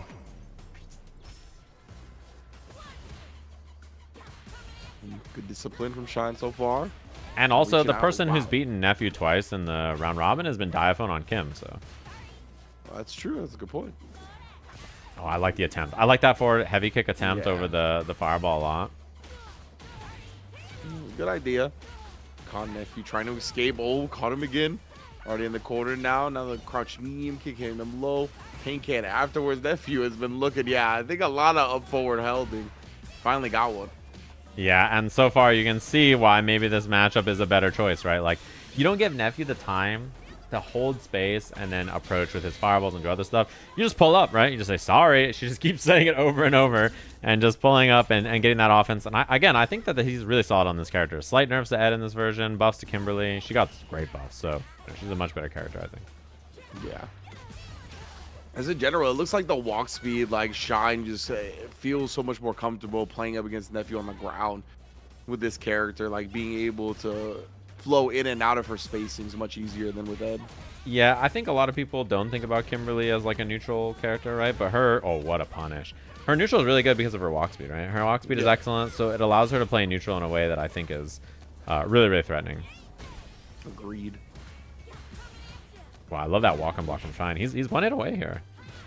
Jump heavy punch, obnoxious to deal with, and that is a huge confirm. It's the game just like that. You can tell that this matchup is giving a lot more of a problem for Nephew than anything else we've seen him fight against.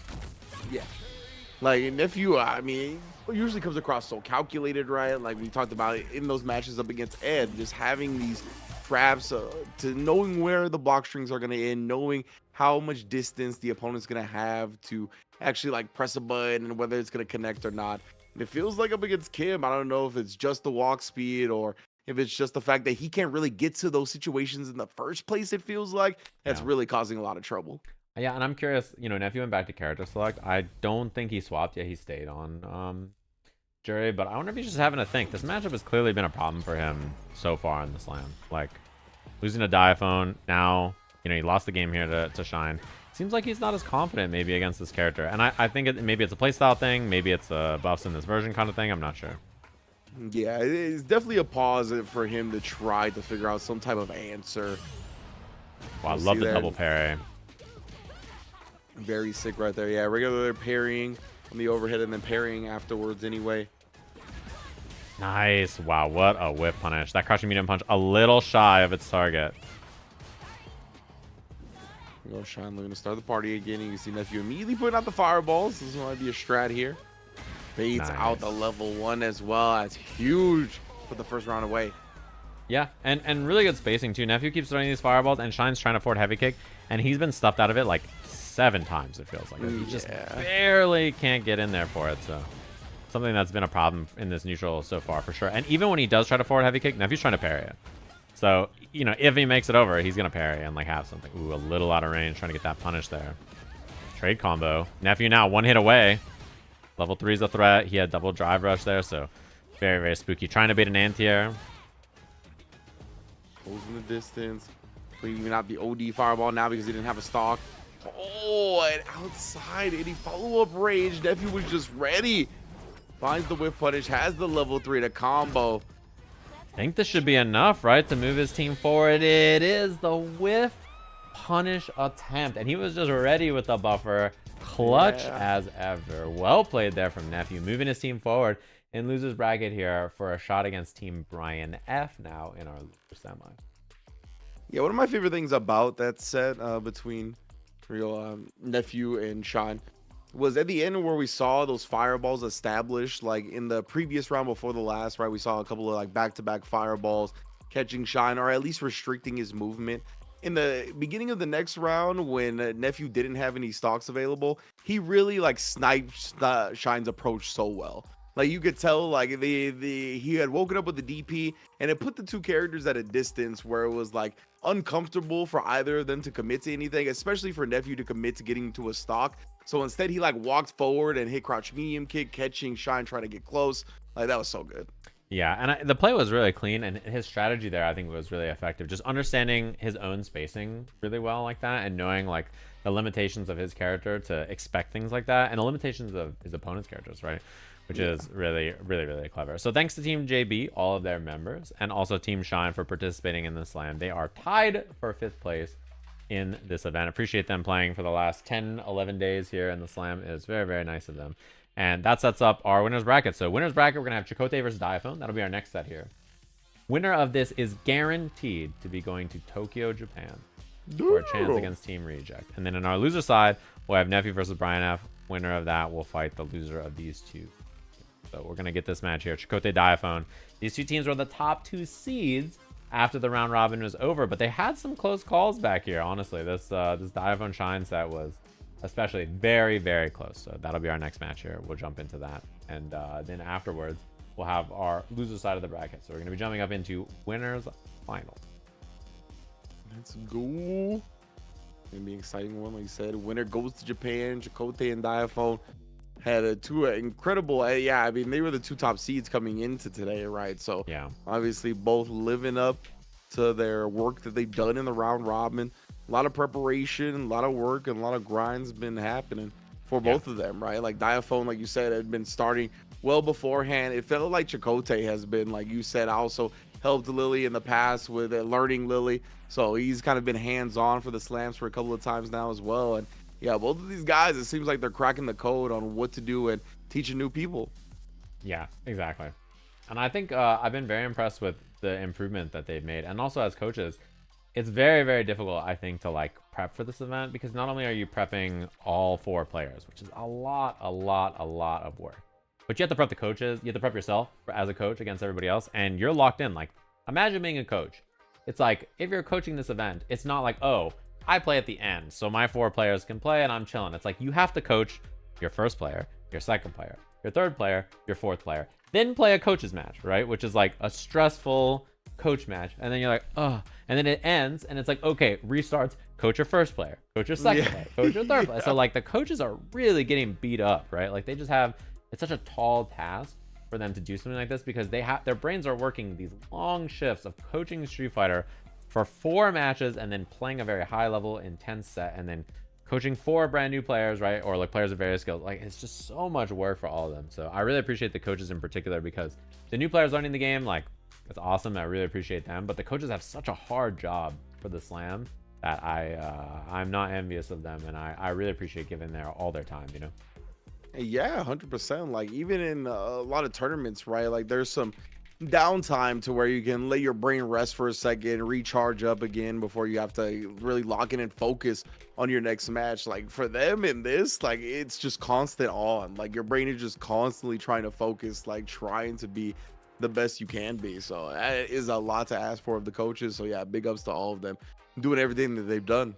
Yeah, and I the coaches really have like a tough job, and like the players, I think, appreciate them a lot for that. So awesome. Yeah, happy to have them, and I'm excited to see the more Street Fighter from all of them. Basically, I think a lot of the people in this were really happy to play, and we always try to have people back from the slam.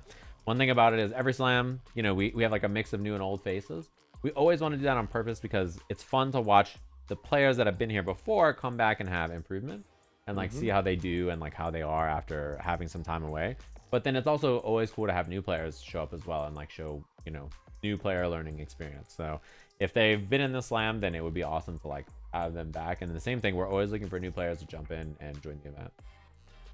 Yeah, it really is such a unique learning experience, and something that's really needed and super cool. And I think one of the aspects of the fact that, you know, like you said, the streamers kind of appreciate the coaches a lot. It's cool because, you know, we've all have our passions and things that we've invested a lot of time into, that we know more than other people or more than our friends, and we try to take the time maybe to get our friend into it and whatnot. So I think everybody can relate to that of being in that position, right? Where you're the person that knows more and you're trying to catch the other person up, and how exhausting that is. So I think everybody really does like understand and appreciate like the effort that everybody goes through to really bring a lot of fun and joy to everybody. Yeah, exactly. And it's cool to see like the effort everybody puts into this, because you know it's just an event that they play for fun, and then they show up and like they put a lot of time and effort and they do an awesome job. So yeah, everything will be on stream now. And I saw some people wondering, we're gonna have our winners finals on stream, losers semis, losers finals, grand final, and all of it will be done today. There's nothing that we're waiting for. So we're gonna be crowning champions today for this slam, and the winning team obviously will be going to Japan, as well as the second place team. Winning team will be our first seed. It'll be our stronger team, like the A team that we're sending out there. So you know, don't want to be the second place team that ends up fighting the reject A team, because I don't know what their teams are going to look like exactly, but they're probably going to be messed up. So I just, you know, you probably don't want to fight their A team first. They're probably going to be demons. So just something to keep in mind as we jump into our match. This is going to be winners finals. Winning team of this is going to be headed to Tokyo to fight that reject team. So excited to see this. Whether it'll be in winners or losers, we'll have to find out. Froden classic Ken versus Fairlight modern Ken. I feel like I'm watching a Capcom Cup match already. One of those 9 Kens fighting one of the other 9 Kens. 9 versus 39, bro. Oh man. How much do we gotta pay Rob TV and Brian F to put all the Kens in one group? That'd be sick. Yeah, we can make that happen. I saw Logan Sama saying something about when the Kens qualified and worst Shoto this and worst Shoto that. You're an idiot. You gotta keep it down, bro. You can't, you know, keep the downplaying to Phenom. Okay, let him have that. You can't be out here. Let him do it. He's a professional. He do be a professional at it. No one is ever gonna beat 9 versus 39. That's the best thing I've ever heard in my entire life. No one's ever gonna be 9 versus 39. That's insane. Yeah, he said you may think 9 Kens in Capcom Cup is a testament to how powerful he is, but you don't realize it's 9 versus 39 other characters. So he's outnumbered. That's one of the... I've never heard anything smarter in my life, to be honest with you. Yeah, man, the way this man twists his narratives, truly unique. Oh, DP a little bit shallow. Nice. And this is something that I think Frodan is very good at, is doing like Jinrai on hit, button into second. Wow. Button into second Jinrai.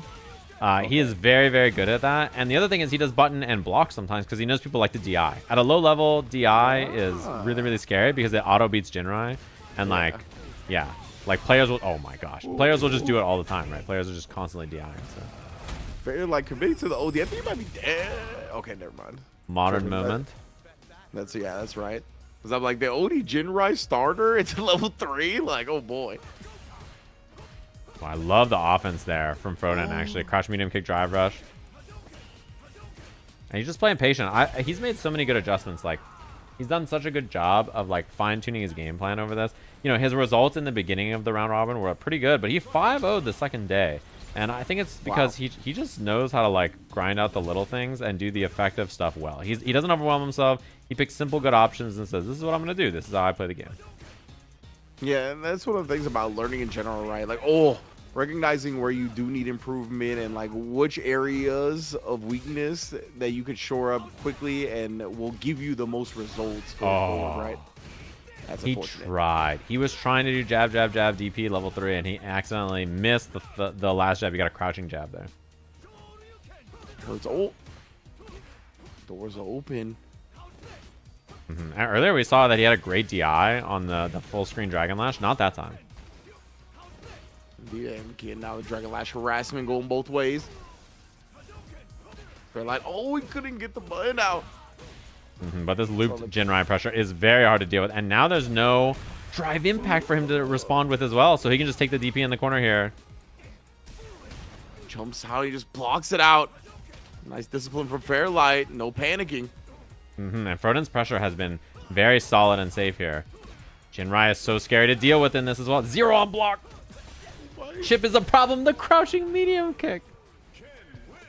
Caught him right there, coming after the driver stay medium punch. So he did have some plus frames on him. Man, that was scary. Yeah, that spot was very spooky. Especially because, like, it's so easy when he runs out of his burnout there and then you're burnt out. It's so easy to lose the round basically instantly, right? Like, the swap in resources is such a huge factor, so. Yeah, that honestly scared the dickens out of me. Like, I was like, as soon as that happened, I was like, you lost. Yeah, I mean, it's basically immediately, like, your win percentage just flips the other direction. Oh, throws him out of the DI. Stop that. He was trying to DI the Dragon Lash, I think, right? So yeah, that's what he was looking for there. Yeah, you got to just loop this, I think, until he responds to it. He tried to DI there, actually, and he got thrown out of it. I like that Froden. He knows to bait that, though. He knows that DI is a threat, and so he doesn't always do, like, Jinrai after. Sometimes he's like, okay, I'm going to chill and, like, wait to see if they're going to DI or something.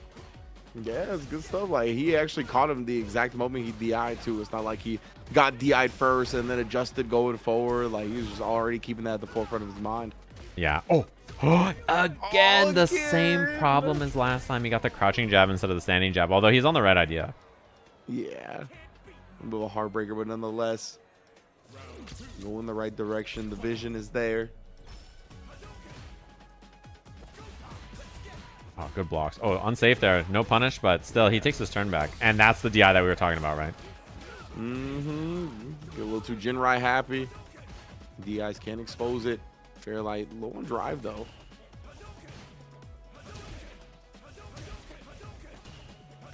He can tend to throw some fireballs a bit. This is actually pretty decent for Fairlight because he's going to be able to get some drive meter back. Also has the life advantage anyway. So at some point, Frodan's going to have to come to him.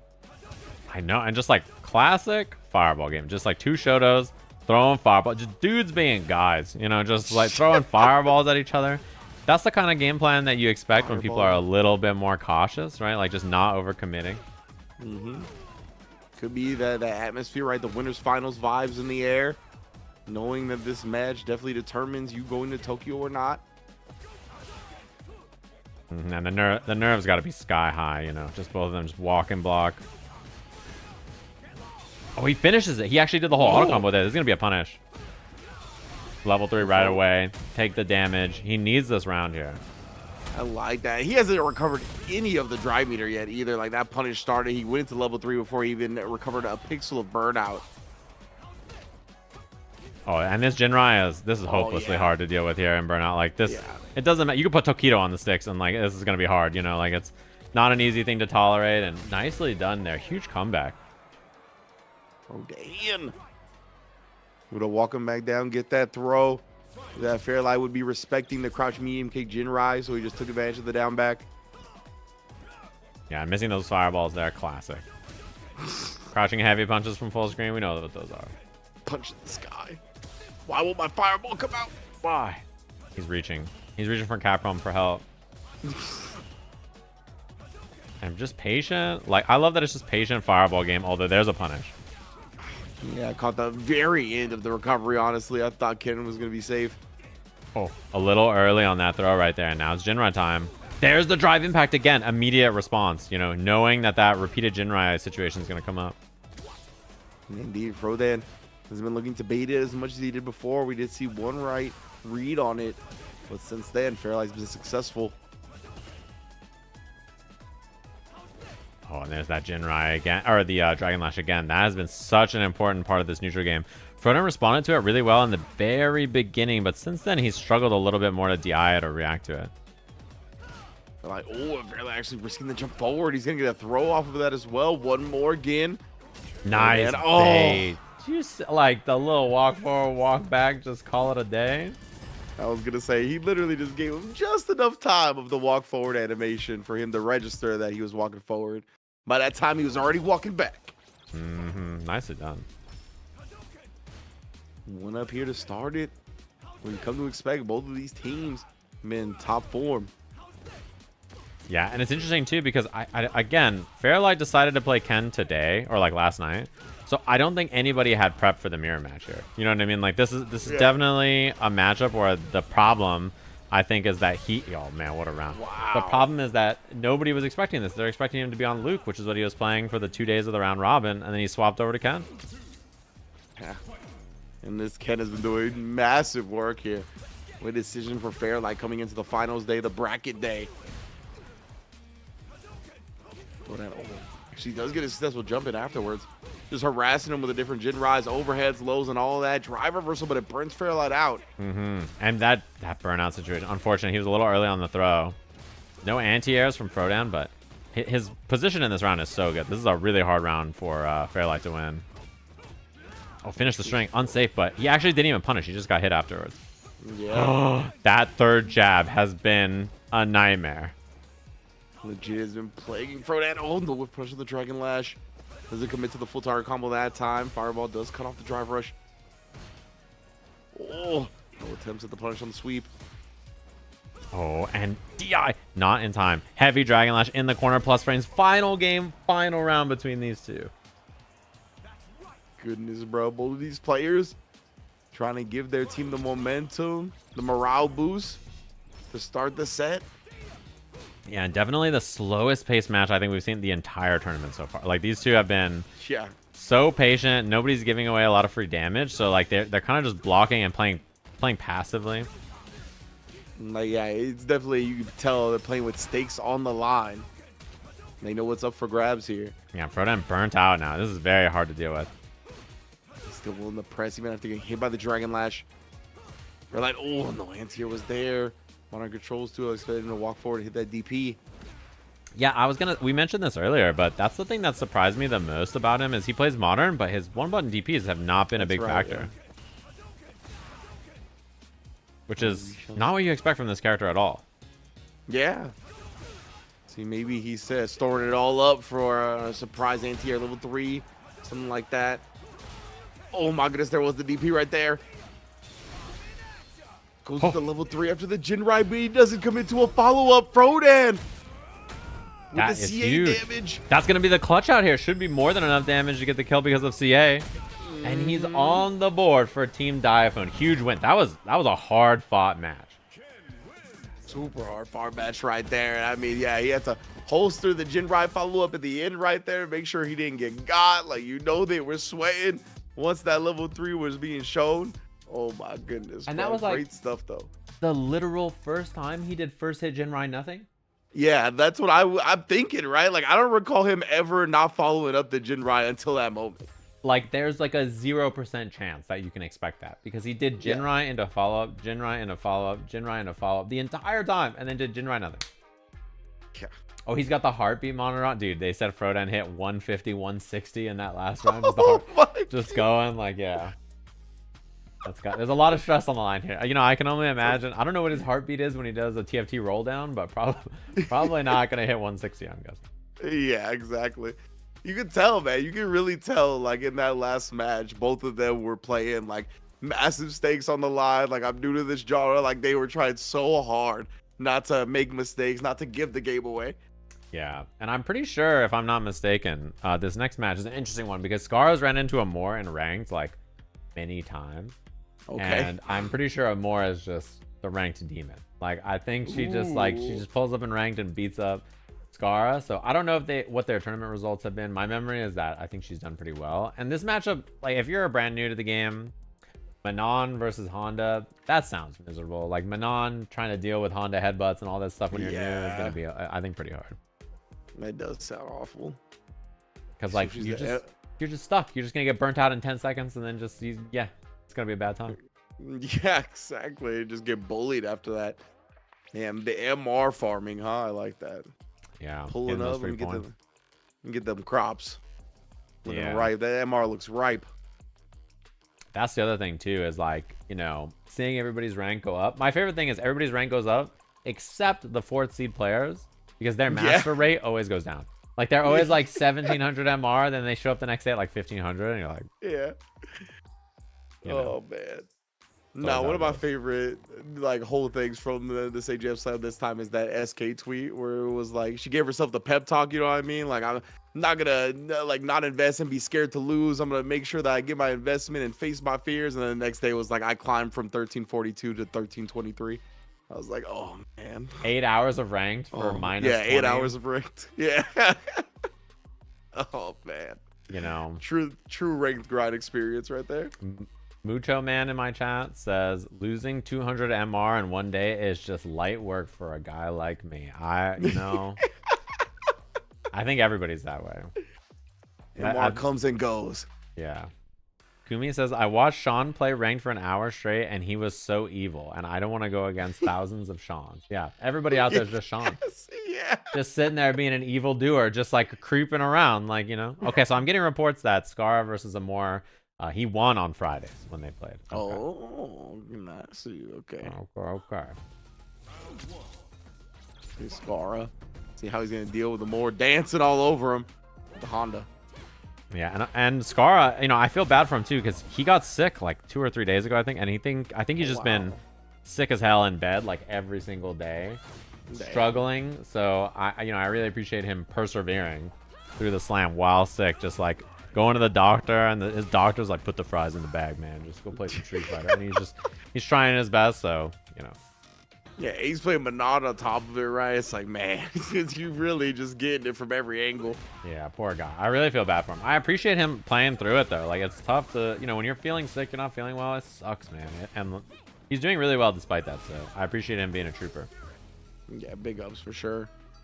No, more keeping that sumo spirit locked and loaded, though. Yeah. Look at that. Always. Didn't even use it. Keep it locked. Wait a minute, though, Scara. Yeah, that's one of the things about Manon, like post headbutt. Like her buttons are pretty long, so Honda, I think a lot of the spacing traps they like to do might not work that great on Manon. Yeah, and the other thing is that she has command grab after headbutt, which is pretty scary. Yeah, just like that. That's something that, like, if your character has a command grab, it's pretty tough for Honda to deal with that situation. Oh no. Scara racking them up right now. Dream Team, 5 medals on the board.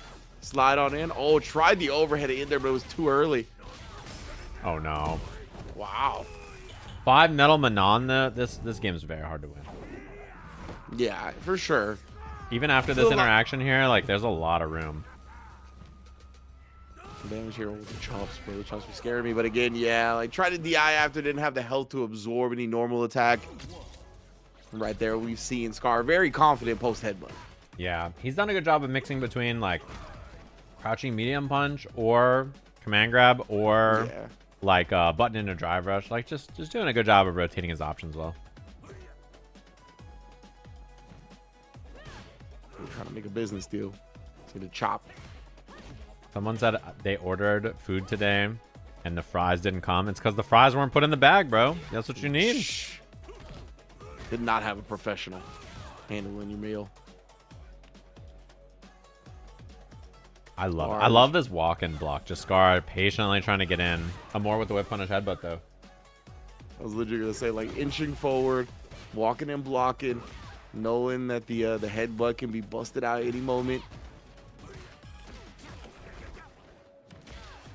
Oh, top sign of game. Another switch up. Whether it be the normal or the command grab. Whoa! Somehow dodged the overhead attempt. 2 ships passing in the night. Oh my god. And the Hicken from, I was gonna say for Scara, he was down so much life that getting medals is a win in this round, you know? Yeah. So, you know, even if you lose a round but you get a medal or 2, it's still worth it. But he won the round after being down like 80% there. Yeah, huge job, honestly, for Scara. I think, yeah, caught him more, looking to escape. Knows that the command grab pressure is lingering in their mind. Nice. I like the jab check that time. Read the command grab correctly.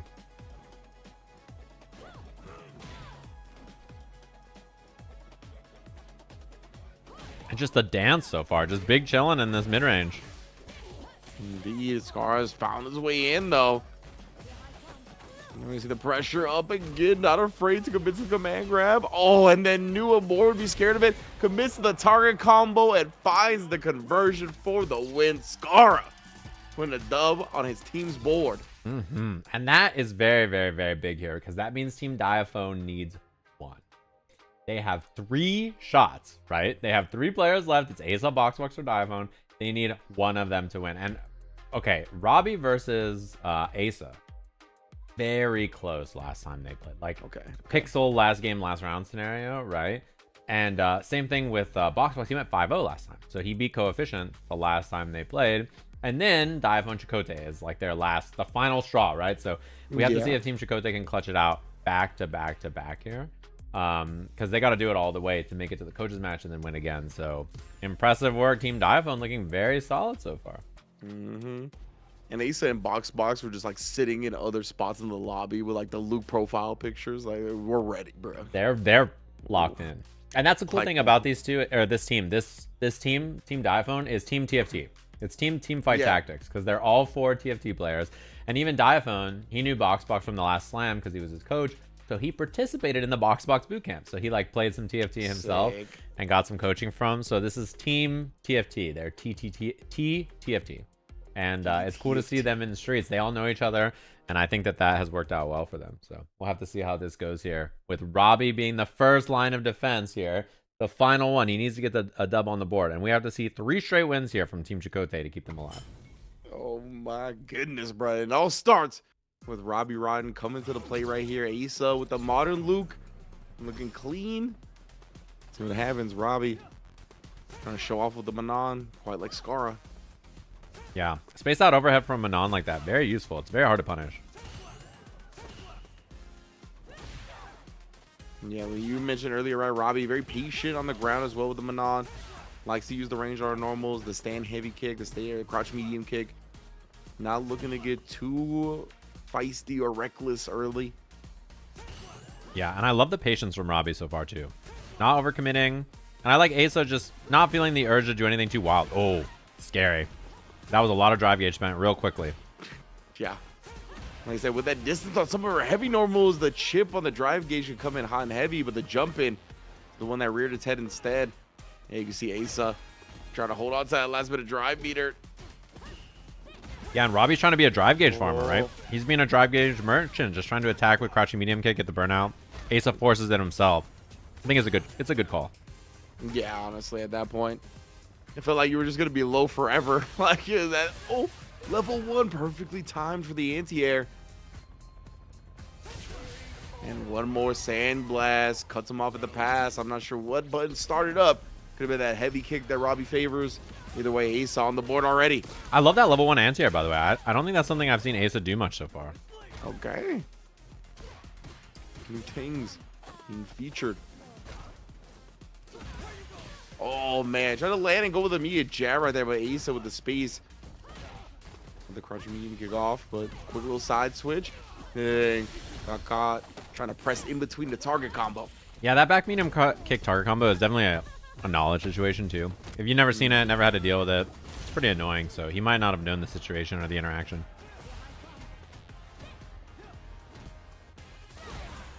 Lots of jumping from Asa, of course.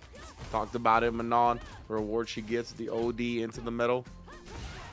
Yeah, Asa, still a very winnable round though. Oh my god, he has level 3. Oh, it missed. Oh, he was too far for the HP flash knuckle. Now he charges it for the plus frames. He's just going.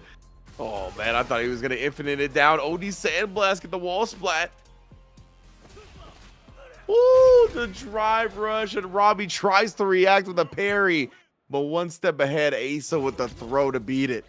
And that's something. Okay, so I talked to Asa about this, and it was like a fundamental thing. He's like, you know, when I throw sandblast, people just sit there and parry. So like, what's the purpose? And I was like, you know, if people see you throwing sandblast and then they just start parrying, they're gonna Twitch respond to everything you do with sandblast, which means stuff like drive rush, you know, throw like that is such a great answer when people are looking for other options. I'm gonna fall back into what they've been conditioned to fall back into, thinking that's what the response is gonna be.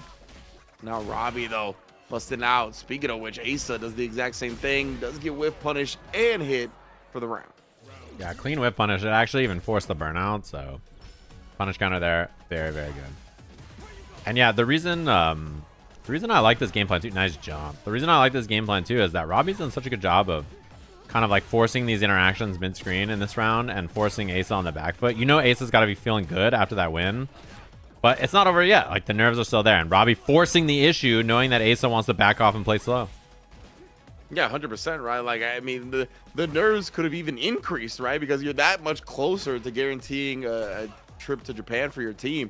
So I love the way Robbie's kind of putting the pressure on, turning the screws up. Right here, Asa's starting to get comfortable again, it feels like, starting to settle down. Yeah, and you know, that's the thing is Asa knows. Oh my god. Man. Knuckle combo. Misses the follow-up. And now in burnout too, which is very scary. Jumps in throw. Wow. So good that he didn't perfect parry an anti-air attempt there. Okay, what a throw tech from Robbie. Very disciplined response. Would have been a tough angle to anti-air as well. He's kind of far on the jump. And this is so scary too. Modern DP, such a threat. Now he's out of drive. Yeah, he's gonna drive rush or do EX fireball or something at some point here that's gonna force Robbie on the defense. Yeah, right now he's holstering it. He's waiting. He knows time is on his side. Oh, that's huge. Oh my god, he could have killed. It could have been a huge punish, and now instead there's a chance for Asa in the round. Nice block. Yeah, block the overhead right there. Not scared. Actually burning himself out with the OD samples. And Tebby reacts to the drive rush, but her drive rush is so short, and Robbie immediately canceled it into the twirls. Wow. Yeah, and like if he had done level 1 there, I think he was good to go, but he just reacted with the easier one to do. I think that's what happens if you hold back and do modern super is you get level 2. Oh, if I'm not mistaken, man. so. Yeah, her drive rush is super short. That level 2 is also no range on it. Yeah. So like, yeah, they just could not connect.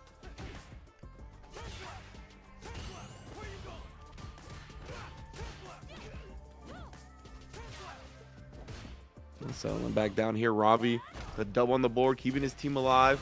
Oh, nice little hesitation right there as well. Blew up the wake up timing. Nice. And you see him respecting the DP. I think a lot of the notes people took about Asa was that he likes to wake up EX. And he knows that. Because he went and watched everybody's perspective against him and was like, oh, they keep saying that I wake up DP? Okay, cool. Then that means I don't have to do it. That's true. Precisely. They're going to be respecting it. You've already established that. So he went and watched like every single person's perspective against him when they played him. That's beast.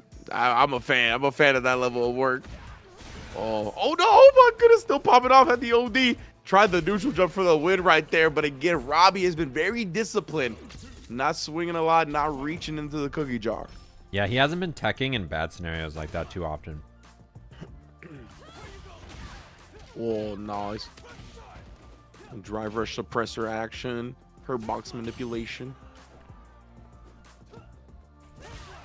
Nice. And we're just seeing slow, patient play here from Asa too. Back to more fireballs, more chill.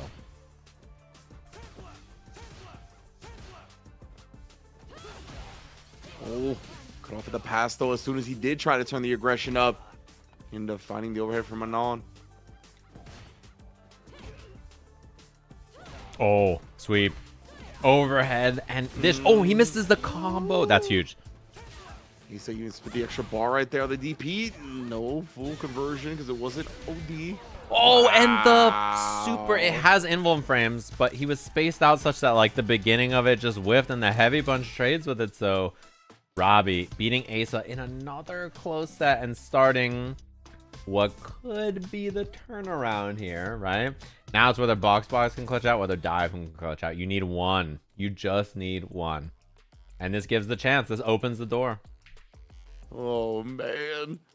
Yeah, I mean, 100% Robbie did his job, right? Like, he kept his team alive. He got the dub. Even in the face of adversity right there, dropping the first game. Very impressive composure. I mean, testament to how he plays the game, right? He plays the game very patient, very calm. And you could tell that he is really ready for the high intensity situations. So big ups, man. Big ups. Yeah, and you see a lot of Deku spams in the chat. That is the English voice actor for Deku. So a lot of people going to be posting that in the chat. And, you know, I'm a big My Hero fan, so yeah, yes. It makes me happy for sure. That's sick. Yeah, Robbie doing the thing. Now next up, Box. Me coming up in an attempt to close out the set for his team. I've got to say, Box, I feel like, here's the thing. I feel like Box, I always expect great things from him, but the problem he has is tournament play, right? Like he always does really well, and on paper, I think he should do very solid. But then what ends up happening is like in tournament, he doesn't play to the level that I think he should, right? Okay. But he did play to that level and went 5-0 on Friday. And I think as long as he plays to his strengths, he can do it again here. Okay, man. Ooh, boy. Box, coefficient. And then, you know, Aki is a character that can easily, like, take you out of your comfort zone as well, right? Yeah. So that's going to be something to watch out for. See if Box can kind of stick to what he's good at, stick to the game plan, and try to not get caught up playing in an Aki's tempo or an Aki game style, because Coefficient definitely can make it tough for him if that starts. Yeah, and like the thing about Aki, and you just mentioned, is like I think Ko's strength as well is that he's very good at running offense. He's really good at like, he has anime player background, right? He's really good at setups. He's really good at running tricky offense and like making you bite in nasty ways and then just getting blown up for it. And I think that's what you'll see here as well. His strength is that. That's what he plays to, and he's good at running the offense. But it's tough to get going, I think, against modern Luke a lot of times. So yeah, that's true. Having the modern control scheme there, you should be able to respond to a lot of things that Aki's might try to get away with, like a cool fade or something with a quick DP. Mm-hmm. And he's had many names during the slam. Hispanic Diaphone. Yeah, that's a good one. Latin Broski. Now he's a little different variation of Broski's name. It took me a while, honestly, because like the B being capitalized, I think threw me off a bit. I was like, is this like a LeBron joke? But nah, I got it now. Oh, I like the drive reversal, but unfortunately he wanted to parry their box, avoiding the burnout. And now this is hard. Oh, what a call out! Up. Nagi's do like to look though. for that button into level 1, so maybe he was expecting him to look for that. Wow, what a cross up and what a block from box. I'm surprised that not only was he ready for that, but yeah, the range on that. Oh, fireball drive rush, very scary here now. All that meter is back. Oh, good throw tech. Box, he just wants to get close, but gets thrown out of his DI. Now burnt out from that. It's going to be a tough situation. Yeah, I mean, next round, bro. Next round. Yeah, that's such a rough spot. Like, she's going to walk you down and look for the jump and then wait for the anti-air, so pretty hard. 100% Coefficient wasn't going to give that one away, make some reckless decisions. Just going to let the poison do the heavy lifting, and anti-air if necessary. And box. Oh, I like that he used that forward heavy punch, a new buff normal from Luke in this version, right? And he used to use it a lot. I think he's kind of gone away from it a little bit, but it's a lot better in this version of the game. Wow, what a punish.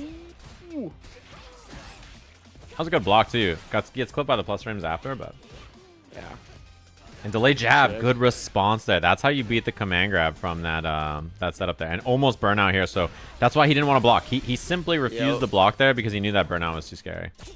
Yeah, and like if they're like box, he put a light on him, but lights do so little drive chip that it was like even with Coefficient on a pixel, it wasn't enough, and then Coefficient recognized it and jumped. Yeah. Oh, overhead whiff. Box though. You know he's got that. Oh my! It didn't get the punish counter, but he's got that modern reaction level 3. So you have to be very careful. He's gonna pop it here. That's exactly what he was trying to bait. A big time answer from box. Throwing out the DI, having the level 3 cancel behind a classic Luke strat. And I mean, Coefficient doesn't have much meter to his name either, so you don't feel as bad as you would otherwise, sacrificing that to get into round 3.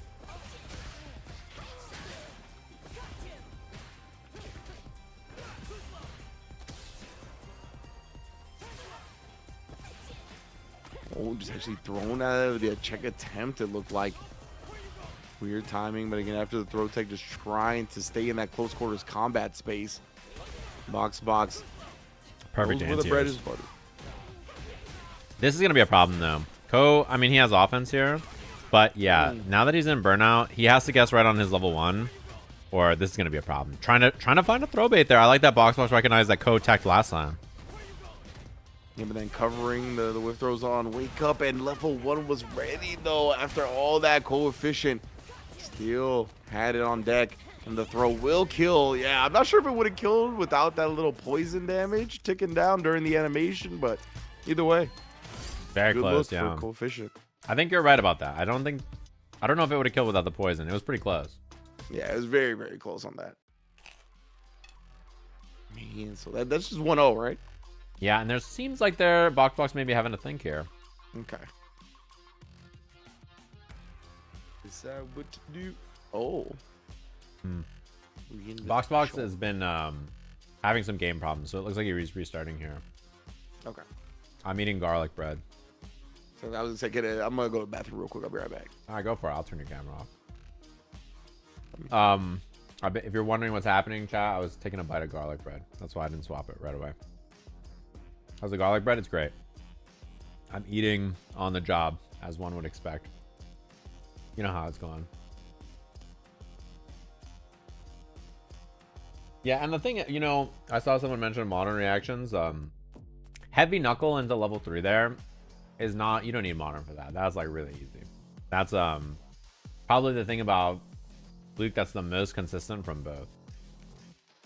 There actually are some things that classic Luke does not have, or modern Luke does not have, that classic Luke does, that is like pretty important. So he doesn't have jumping heavy punch, which I think is a big deal, particularly in a matchup like this, where like her anti-airs are a little suspect.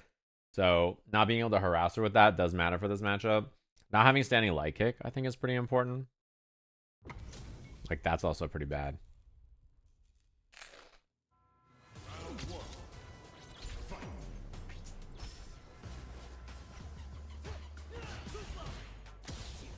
He's also missing back heavy kick, yeah, for combo damage, which is a pretty important part about his max damage route. And his punishes in general.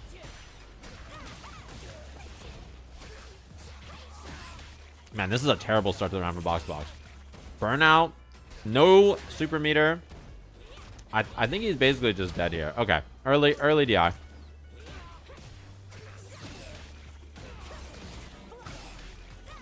This is not enough to kill. Oh, that's actually very expensive. He spent everything.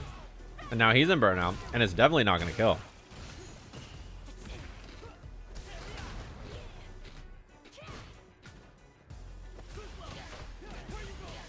Alright, I return. This is huge. This is a very winnable round now for Box. Yeah, he's got a big chance even with this life deficit. Great anti-airs. Consistent with that, but got caught committing to the big heavy button. Yeah, I think he tried right there. He was just maybe a little late on the DP. Meaty tackle. Backdash. He's looking for a throw there. Again, coefficient. Oh, tricky reset. Bro. Yeah, love that. The screen awareness, super high. Those frames, respects it, just takes the cross medium punch after, takes the drive gauge damage. Yeah, and like, honestly, if you DI there and then he level 3s you, it's not that bad for you. You lose the round, but Luke has no meter for the final round, which I would honestly think about just eating that if I was coefficient here. Yeah, like, definitely could be a long-term win, honestly. Especially with this round being so close. Can kind of guarantee a way that you either win this round or at least put your opponent in a bad situation.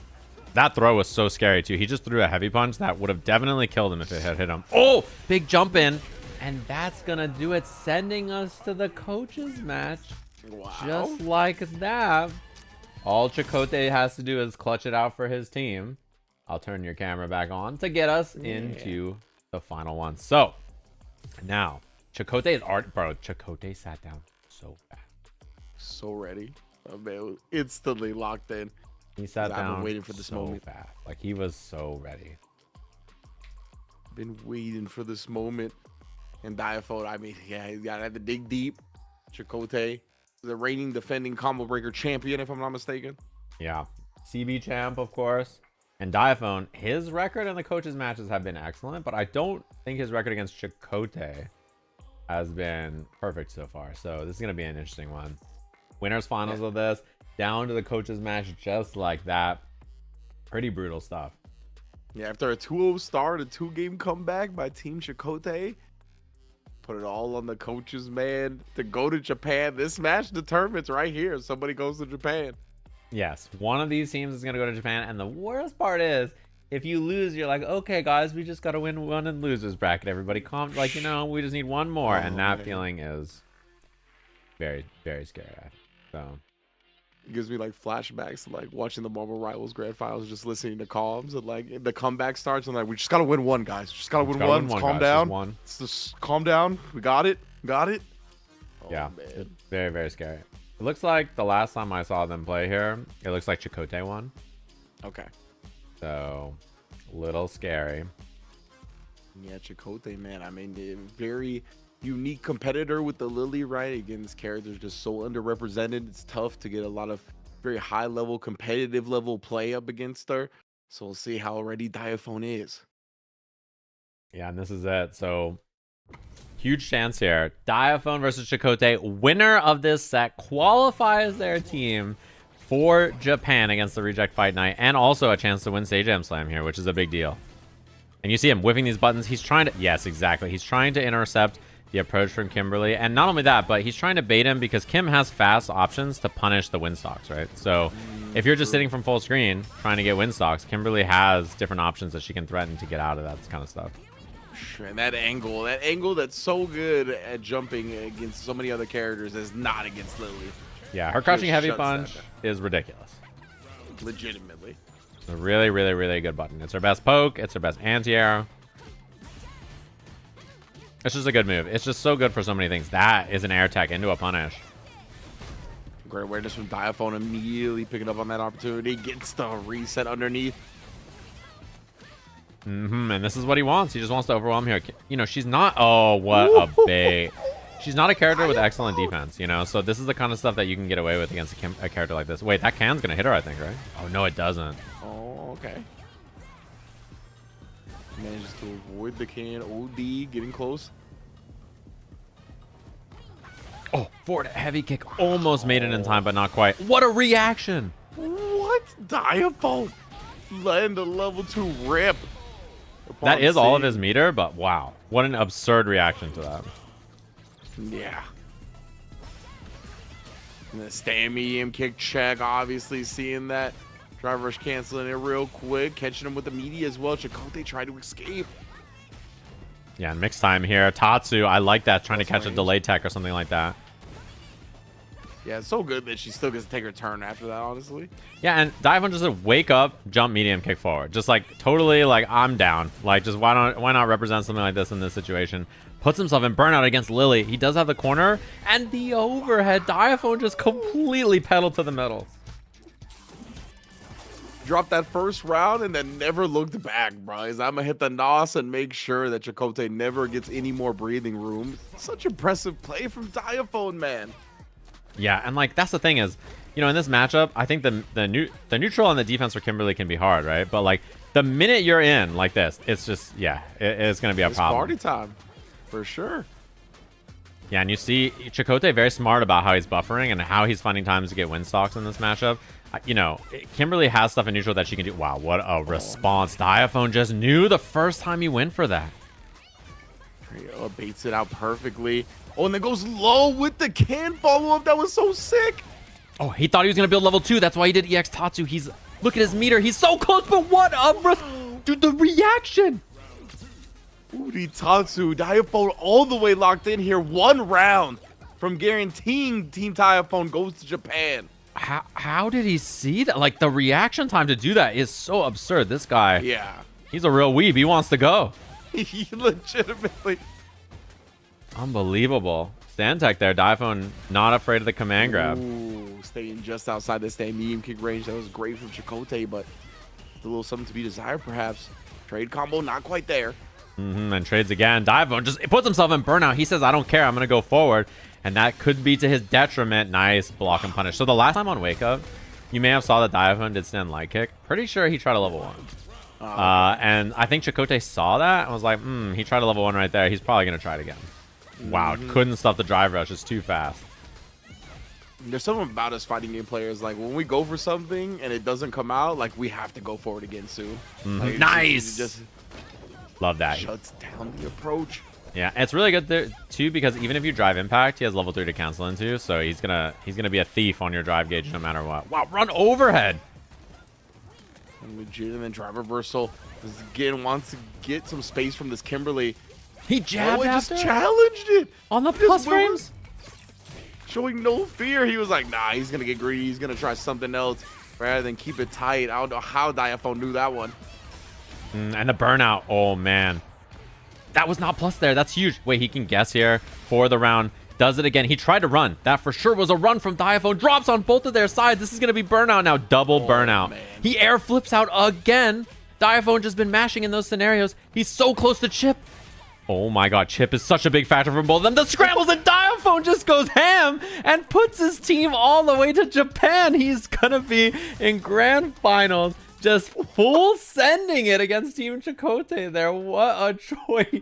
The whiff kick was definitely him trying to do run the first time. And he just said, I'm sending it. I don't care what happens. As he qualifies Team Diaphone after not having the performance I think he wanted in the last slam.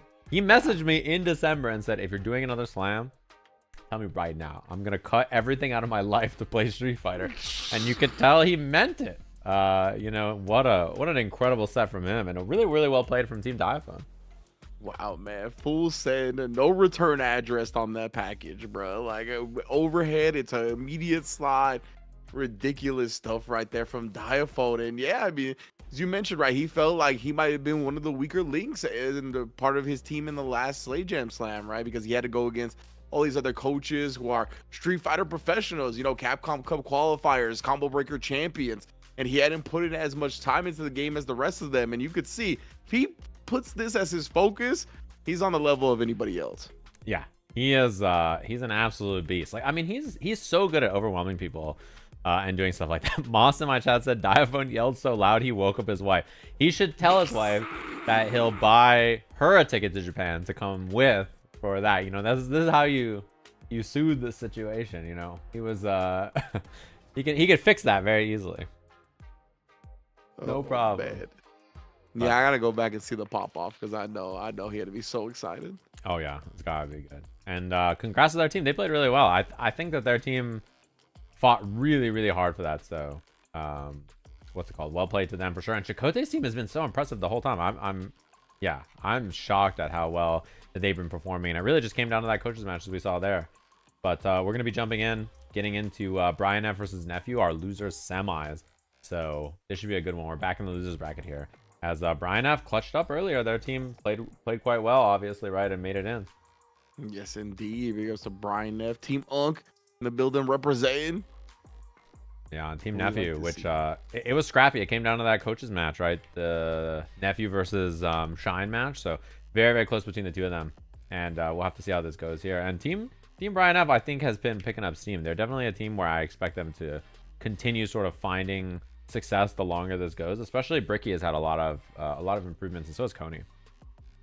Yeah, indeed, some gamers over on that squad. Most definitely. I just see Coney's name in my chat or in the game is like it's just all capitals A. Yeah. Yeah. It's the internal screen. Mm-hmm. Wow, what a performance. And man, all these TFT players coming to Japan, I guess. Yeah, that's right. TTFT, the first qualifier to Japan for the Sajam Slam. Of course, we still have to figure out the second participant and who's going to be crowned champion, of course. Go in as Team A into the Reject Fight Night battle. Oh, let me mute the game real quick and watch this Diaphone pop off. Because he went... Yeah. He went Super Saiyan, I think. Okay, let me mute my game real quick. We'll watch it on stream together. Chat room, I'll pull it up for you. Thank you, Moss, for the clip. Okay. This might be loud. Let's fucking go! Oh, yes!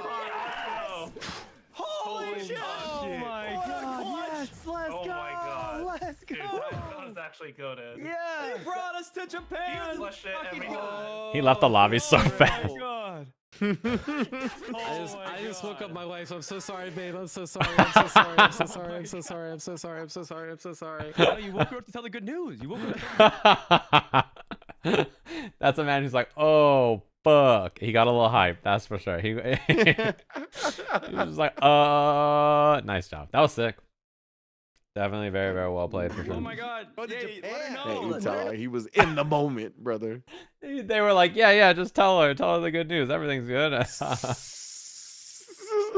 Got work in the morning. She's like, why are you yelling? Like, what's going on over there? But yeah, awesome stuff. Really well played. We're going to Japan. Let's go.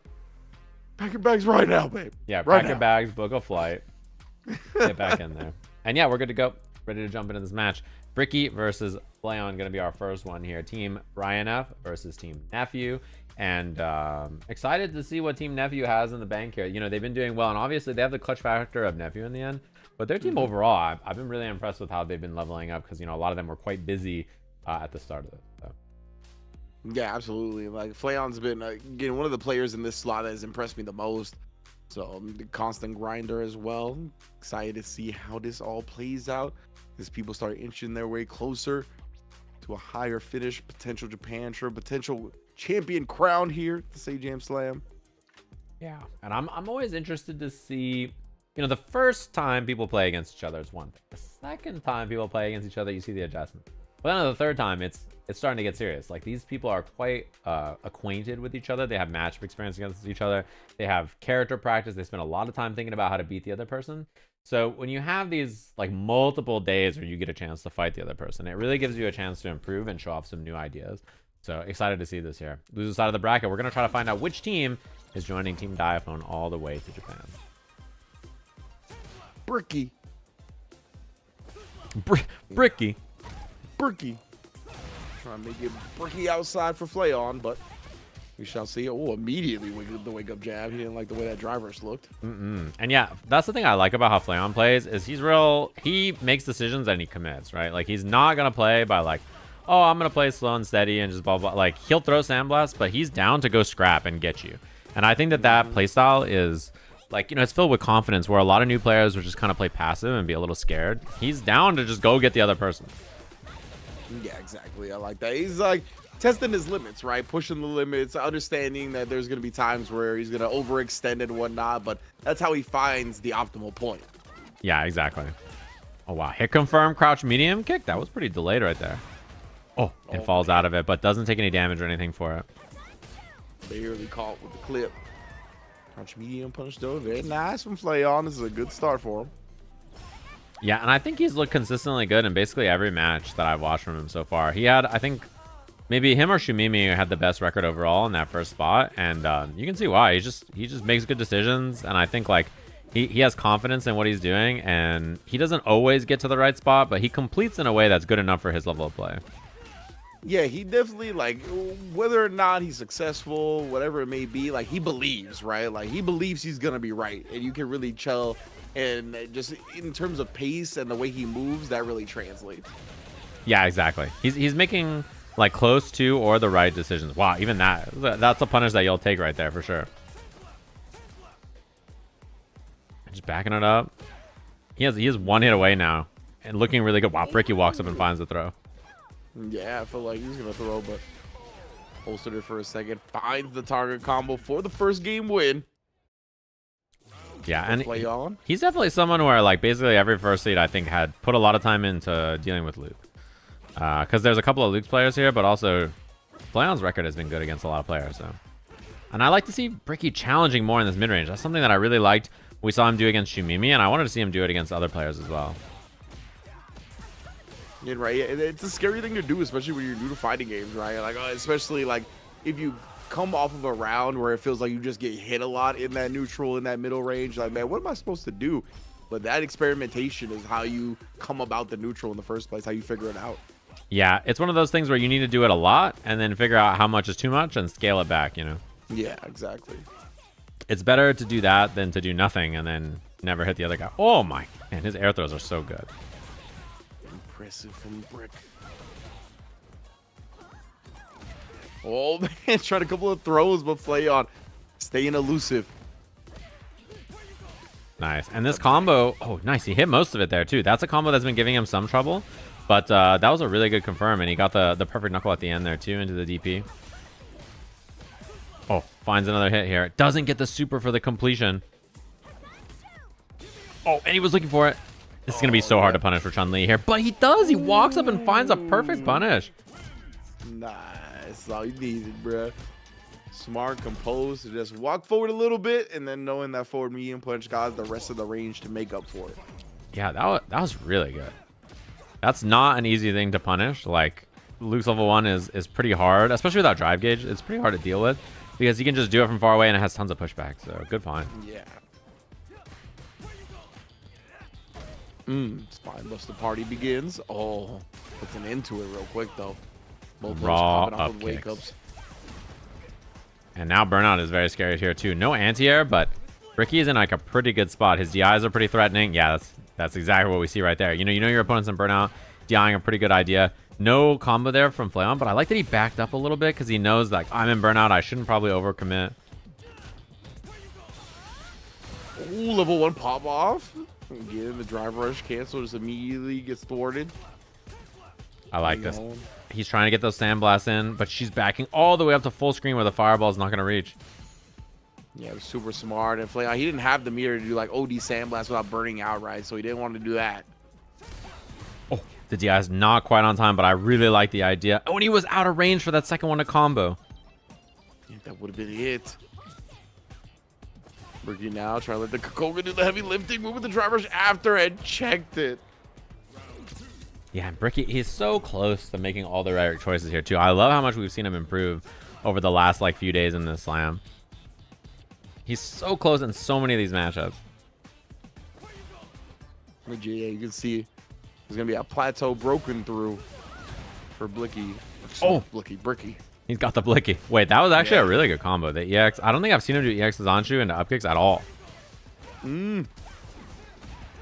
DI out during the scramble, gonna get back thrown back into the corner. Great awareness from Flayon. Nice, and he's one hit away here. Level 3 on deck. Crouch medium kick, and I haven't seen him do the target combo on block actually, so it seems like he's pretty good about hit confirming it. Nice, one hit away now. DI is very scary. He backs up to throw some sandblast and play it safe. Wait a minute though. Oh, he misses the super. I like the idea. And I do really like that Flayon just backed up on his own lead there. He didn't feel the need to like overcommit on his own offense. It was very smart. Like a lot of new players wouldn't have that intuition, I think. Yeah, agreed. Flayon, like, it really does feel like they're quite far along for being in that first slot already, like just learning quite quickly. So I'm impressed by their performances throughout the Sajam Slam, continuing to show out, continuing to put dubs on the board for their team. Yeah, and that sets us up to the next match, which is, I think, been probably one of the most successful players in the second tier, which is Stans. Stans has looked super good so far in this second slot, and basically, I think everybody's trying to figure out ways to deal with him. He's a tough one to deal with, because he just kind of just runs you over, basically, is the way it goes. He does lots of Superman Punch, lots of medium Gladius, and like, yeah, it's been tough. Wait, that's a great suggestion in class, in chat. You can put first place team in first class. Second place team gets an economy flight to the back. I'll ask Capcom. You guys are on to something. We can, you know, middle seat on the way there. That's a great idea. Middle seat on the flight. No, no TV. Just gonna. Oh, you gotta raw dog the flight. Yeah, and you gotta raw dog second it. place. Nah. You don't even get to use your phone. Like you have to read. You have to read physical manga. Like you're not allowed to do it on your phone. Like you have to spend all 11 hours or whatever just reading manga on your lap. No light. We will see. We will see the most intense grand finals we've ever seen if that was the case. Mm-hmm. And Stans, yeah, as you mentioned, right, just off to the races. That's exactly what he's been troubling people with so far. Right there, that quick spin knuckle catches him before he starts up, and then the let it rip.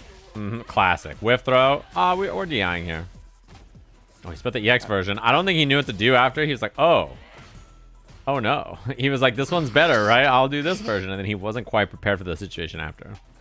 Whoops.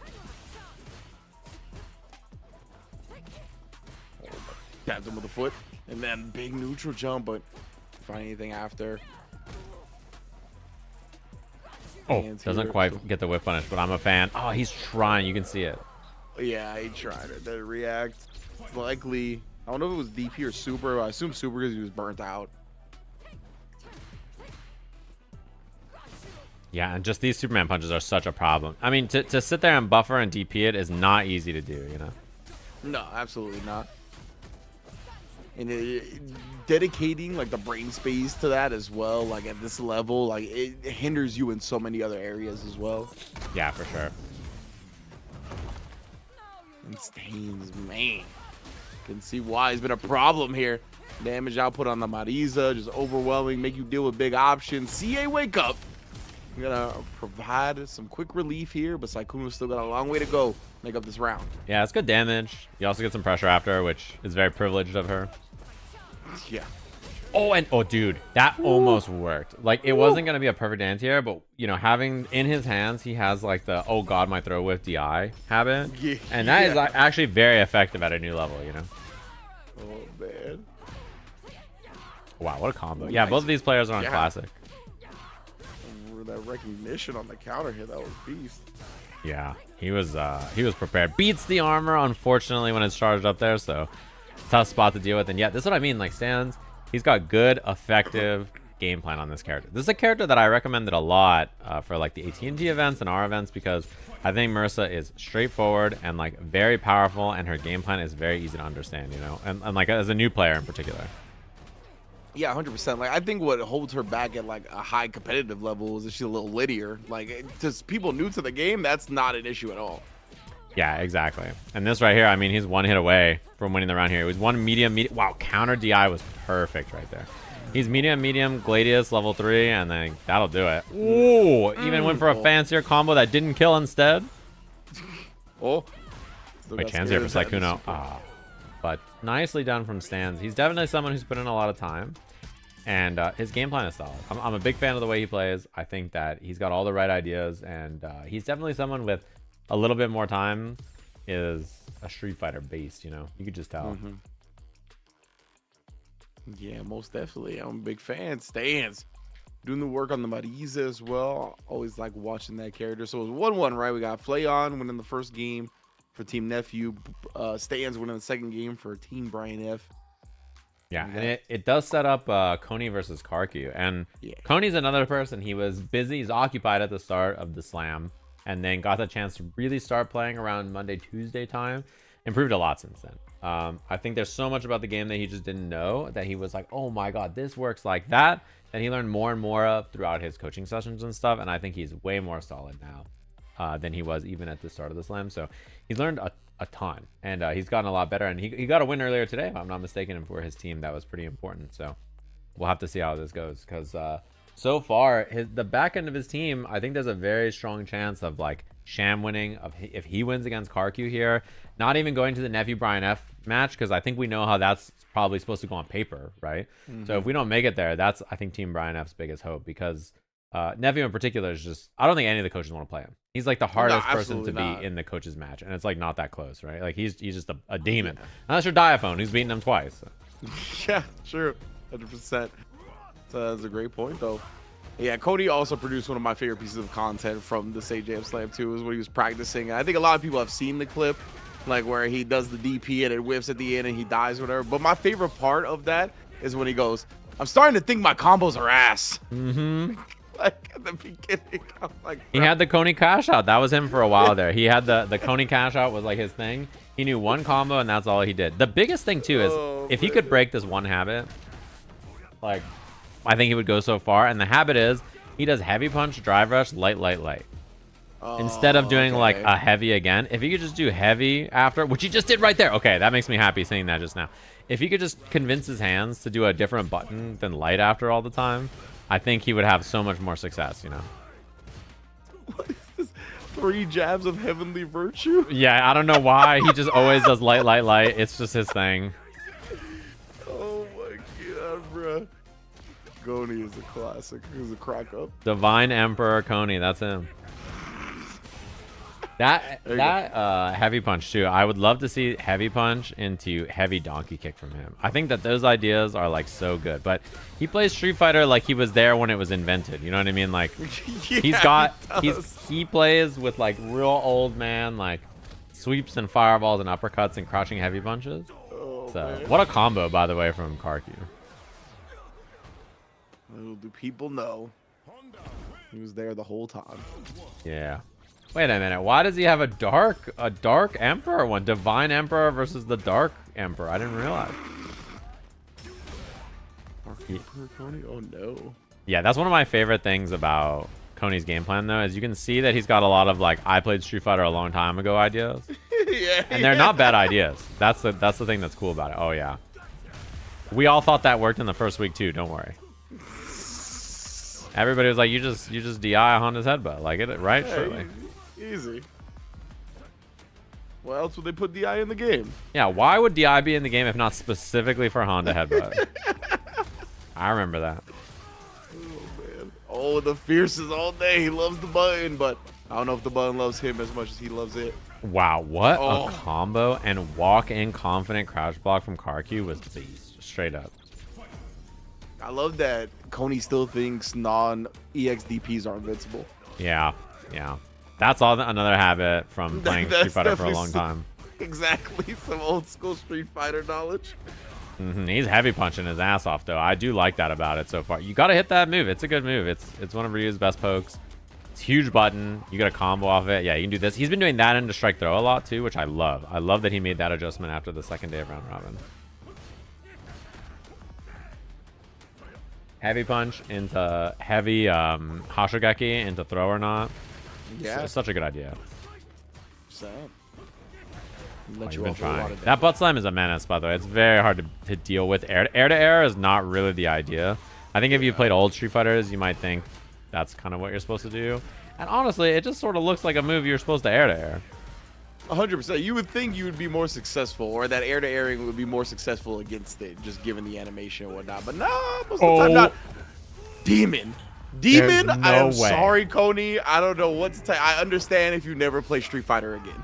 That is brutal. It actually was like he did a Raging Demon. Yeah, Like he it was. empty jumped in and did the super like it was a Raging Demon. Like that's what he just did that like. That was brutal. Oh, and then the Honda win pose after. Honda's I face just nice and happy right there. Oh man, if I was Coney, I would not be saying very nice things into my microphone right now. I would be feeling some kind of way. Nah, when you lose to something like that from the Honda and then the Honda win pose hits, it really feels different after you lose to some stuff like that. And I'm sure Nephew was like, nice job. Good read. Yeah, exactly. Super smart. Oh, nice one. That's all he course you would says. press a Just- button. Yeah, he's just Nephew's like, yeah. Nice one. That was the worst thing, bro. Someone was watching Nephew play. One of his players was like, wow, your reactions are so good, and he's like, they're okay. I'm like, bro, stop. Like what? Like just keep it, pipe down. You know, like that's all I need. Just pipe down, buddy boy. Like come on.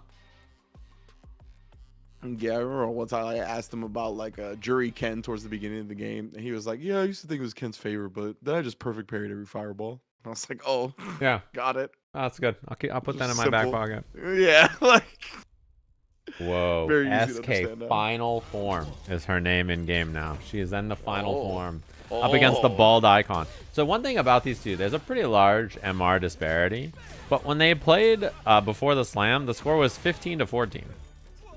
yeah, that's what I heard, that the long set was 15-14. Yeah, this was she's the one that called him old and can't anti-air. That's right. That is correct, yeah. Yeah. Those are the allegations, Your Honor. Yeah, those are the allegations. We shall see. We shall see if you can anti-air now. But yeah, 15-14, very close set. Glad to see that they were grinding outside the set as well, or outside the tournament. Oh, and he called her out? It's like, oh yeah, you think it's that easy, huh? You think you can just react to DI no problem? Let me just show you how hard it is. You see you, youngin. See you do it. And she was a little too early, the burnout causing a small issue there for the throw setup. Yeah, why is she in the clan looking for GF? Very curious. I just noticed that. I didn't even realize until right now. Well, maybe that's just maybe that's just true. You might be right. Looking for the fan base. Caught emoji. I didn't mean to ask a tough question like that. Oh, nice block on the drive reversal too. Good awareness from SK. Sending out the fireball, trying to nullify the approach, but then jumping afterwards. Look at the anti-airs are there. Nice. Oh, had the low hit, didn't believe in it. Forward medium kick. That almost anti-aired. Oh, drop opportunity, and yeah, it works out there for SK. But her combo structure and offensive structure, I think, are very good actually. The big problem she has generally from watching her play is that she needs to go in by land or by air. And there's no ifs, ands, or buts. Like, you know, she really does just want to pull up on you all the time. And I think she doesn't really play like a slow mid-range game ever, right? So I think that it kind of makes her approach a little linear if you wait and can stuff both successfully. Yeah, that's what it seems like. Well, Sham is kind of focusing on right now. Playing patient, playing reactive. Something you can do, especially with the charge characters and having that charge anti-air.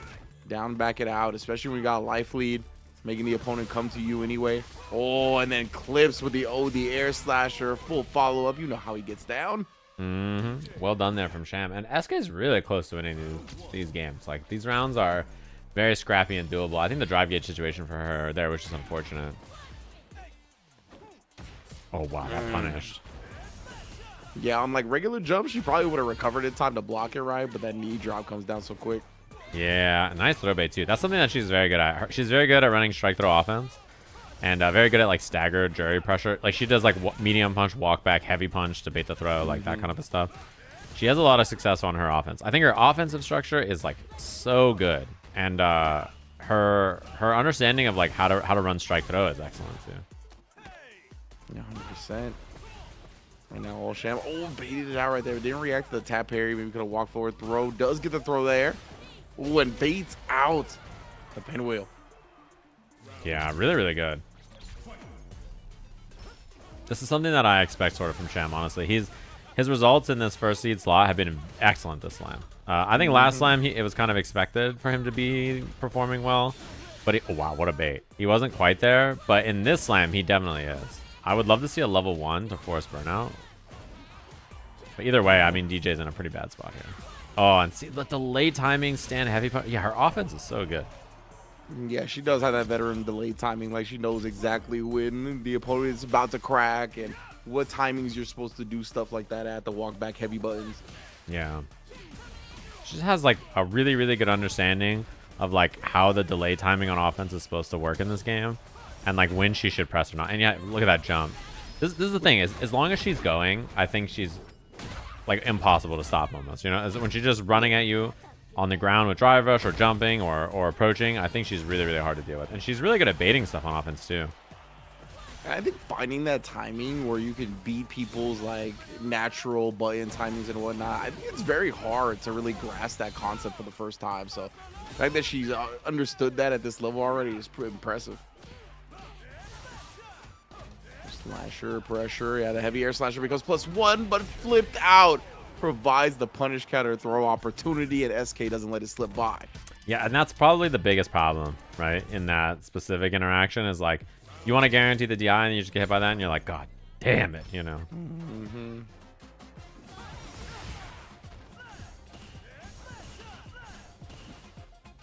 And just playing this mid-range, I like that we're seeing Sham attack a bit more with fireballs. And an anti-air too. He's not much of a back heavy kicker. He doesn't like back heavy kick very much. He's either an up kicks or a nothing kind of guy. Yeah. Kicks and nothing. And yeah, I mean, maybe that's where some of the allegations came from, right? You got to have the charge for the up kicks. So if you can kind of snipe some of the timings on your jump to make it so he doesn't have it, you almost guarantee yourself some success. Ooh, yeah, right angles there, like that, right? He's going to be ready for that kind of stuff. What a bait. Should be double drive rush for the kill here. Oh, he dropped. I'm pretty sure he dropped it and tried to do button into drive rush like with parry, and then he parried and then like baited the move. Wow, what the hell? Heavy jackknife to beat throw. Ready to start. SK does get out of the corner. Immediately applying pressure after. Ooh, still trying to take it out, but yeah, the charge has been very ready for all Sham. And he charged there in a really weird scramble, right? Like he just empty jumped and then had down charge. Yeah, like definitely a random spot to have it. Like very much veteran style charge player character, but my goodness. Confirms the Sobot after into the level 3. Sham dub. Oh, wow. Nicely done from the bald icon. Very solid. And again, you could see very winnable set for SK. Yeah. That's definitely someone that, what's it called? That's definitely somebody that I think she's capable of beating in this particular, like, section of her bracket, you know? So of all the players, she definitely has a good chance there. But well played for sure. And we have our match, Nephew versus Brian F. Can Brian clutch it out for his team? This is the tough one, right? This is the coach I think most people don't want to play. And this is going to be a tough one for him. And Nephew so far has looked clinical in his coaches' matches. So. 100%. Yeah, second place at CPT Super Premier Singapore, if I'm not mistaken. Nephew an incredible job. That's how he qualified via Capcom Cup or into Capcom Cup. So yeah, I mean, one of the most dangerous players on the planet has been since this game's dropped. Honestly, I think he kind of flew under the radar at the beginning of the game, even though like he was super good. This wasn't talked about as much, but I mean, with the performance after performance, a lot of people recognize that he is one of the best in the world, hands down. Yeah, and I mean, for Nephew to qualify from a super premiere instead of, you know, in his house or like any of the World Warriors or even just one of the premieres here is very impressive, right? Like he went to one of the hardest brackets on the planet and qualified in by getting second place there. So very impressive stuff for him. I think that's a tough way to do it, and he did it, I think, playing just excellently. His run in losers bracket in particular was really good. 100%. And yeah, I mean, he's stuck with his jury this whole time as well, right? He's really figured out how to make this character work in matchup after matchup. So love seeing it. Of course, now Brian F, though, the newest flavor that he's had, the Terry, singing Dig Diva, already bringing his team to a spot where I think maybe some people didn't expect. Yeah, very important for them too. I think they had the lowest result in the round robin. They are not the last place team, right? They're here exactly. fighting for a chance at top 3 in the tournament. So, oh, he tried. He tried for some goodness right there, and that's gonna be guaranteed checkmate there. So first round, Brian F here. Yeah, smart stuff from Brian. I mean, the scramble recognition right there. It's tough, man. Random moment like that, you bust out a DI, people are not gonna be ready. +5 on that drive rush heavy punch. It's so plus that he can frame trap into another one on a 9-frame heavy. It's quite a nice buff that he got, making that +1 on block now. Good. Brian burns himself out. He does find the low hit though, and nice and meaty for the connection link after. Yeah, and it's so meaty, that crushing medium punch on that knockdown, that he can link whatever. He's really plus. Oh, that's a punish. Bad combo choice from Brian, but what's it called? Still a pretty good spot for him. This is a very winnable round. Some scrambles, but yeah, he's so locked and loaded when it comes to the meter, the resources. Shoot in there at the end, but Nephew, perfect range on the button's back. Driver reverse offensively, does burn himself out, but man, the timing on that and catches Brian trying to parry in the neutral. That was almost game 1 for Brian though, right there, by the way. Like if he just did button into like chip out there, he could have just done like button into burn knuckle into chip out and like got him. So oh my god, scary whip. Brian gets away with it, but not the second time. Yeah, tempting fate on that one. Nephew not gonna let 2 buttons whiff like that in front of him. Makes him pay dearly the second time. Yeah, drive gauge is really low here, Nephew. Big challenge. Love the delay timing on that. Combos into drive impact there so that he gets the burnout. And I love that he didn't overcommit on offense. Like he took the burnout, and there's no need to do anything here because he has 20 seconds to find this chip, find the kill. Like, look at the patience from Nephew. Yep. Knows time is on his side. Everything is going his way. Doesn't need to overextend. Takes the first game after a dangerous couple of rounds to start it. Still managed to clutch it out. Yeah, he almost lost the first game there very quickly. Like it was almost 2-0 in his favor. We see, wait a minute, is Brian still in the lobby? Or is he swapping characters or something? I'm curious about this actually. Cody. I don't know. It looks like he's not in the lobby anymore. Yeah, sure. Make his way back here. Okay. Against Nephew, man. If you are a 1-0 here, of course, Team Chakotay waiting in the losers bracket, or losers finals, I should say. Yeah, they're gonna be playing the winner of this match here, which they're doing some prep work, I'm sure, right now about which team they're gonna have to fight next. Thinking about that because that's like an important thing, right? It's like, okay, who am I gonna have to deal with after this? Is it gonna be this team or that team? They probably made some guesses, but like prepping for both is a good idea. Indeed. Let me see, Brian. That Terry's looking nice though. I like it. It's coming along nicely. Yeah.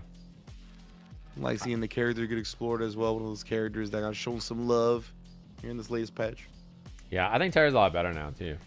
He's not like a top tier character, I think, but like his options are a lot better now than they were before. Particularly, I think like the combo routing that he has, like plus on block heavy punch, really good. combo routing 2 frame faster round wave, meaning that he can do like round wave into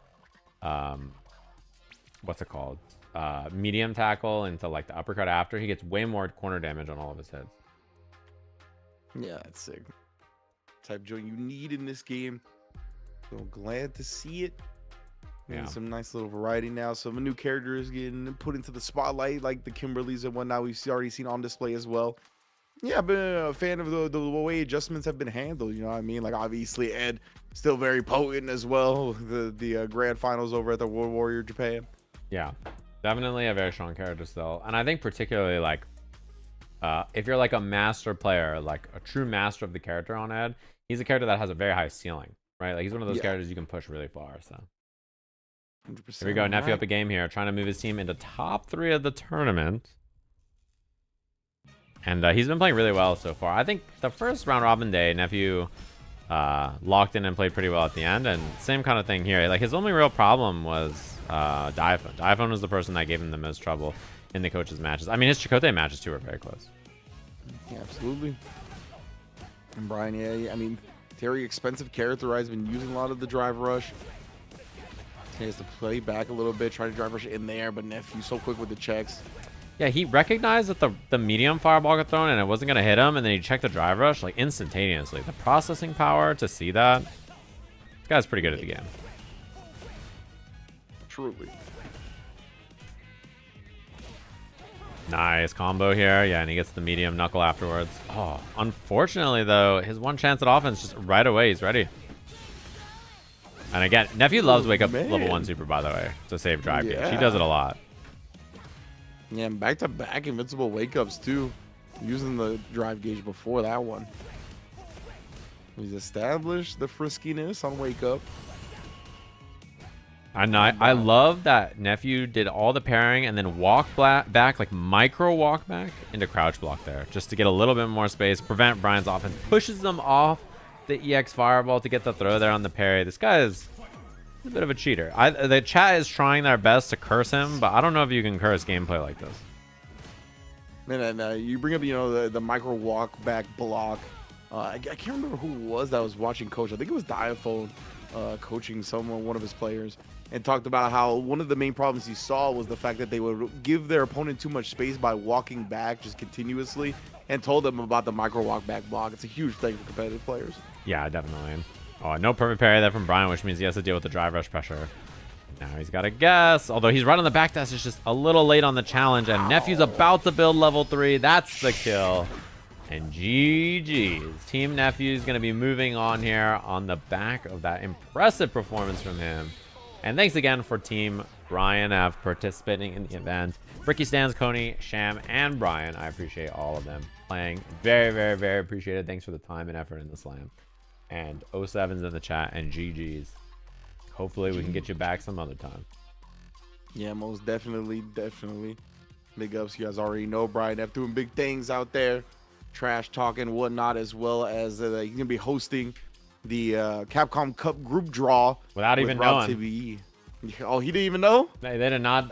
I get the sense that he did not know he was hosting that until he saw it on social media like everybody else. Well, you know, Brian F, he'll probably be there, I'm assuming, you know? Yeah. He is being advertised for it at the very least. But yeah, it's going to be Brian F and Rob TV. February 13th or something, going to be bringing us the groups for Capcom Cup. So tune in then. And yeah, big ups to the rest of the team, man. Huge Coney fan over here. So always glad to see him part of it. Yeah, and that's for Capcom Cup, of course, which you just mentioned. Boom! Tickets are available now if you're interested in checking it out. It is going to be a cool time. The world champs for SFL are going to be there. And not only that, but it's a chance to watch the best players in the world throw hands, do some gamery. It should be a good time. So appreciate them for working with us on this event. You've probably seen a lot of promo for it on the socials for Capcom, which is very, very nice of them to do as well. So I appreciate that a lot. We're going to host up a new room for our next match. It's going to be losers finals of the tournament.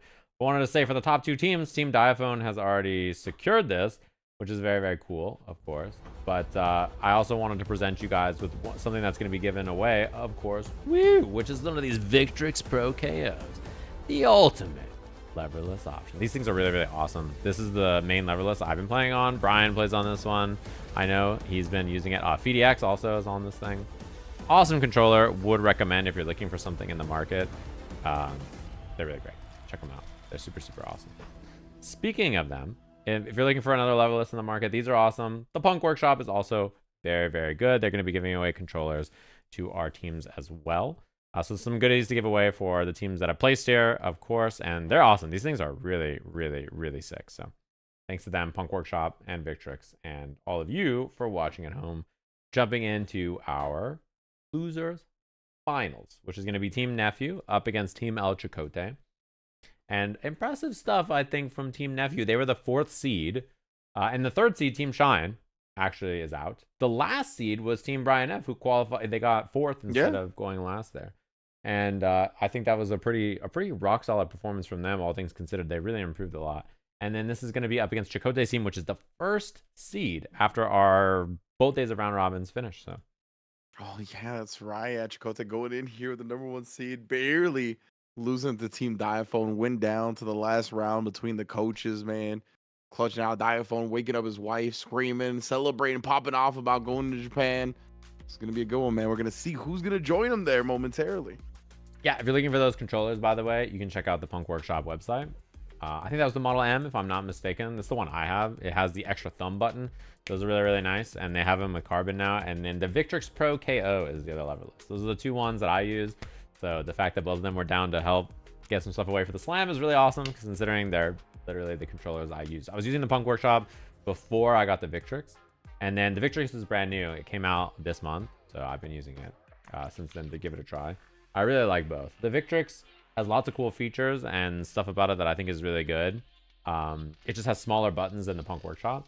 So I like the button size on Punk Workshop better, but I do like the features of the Victrix a little bit more. They're give and take. I think they're both like the 2 models of controller, if you want extra buttons, that I would probably recommend at that price point.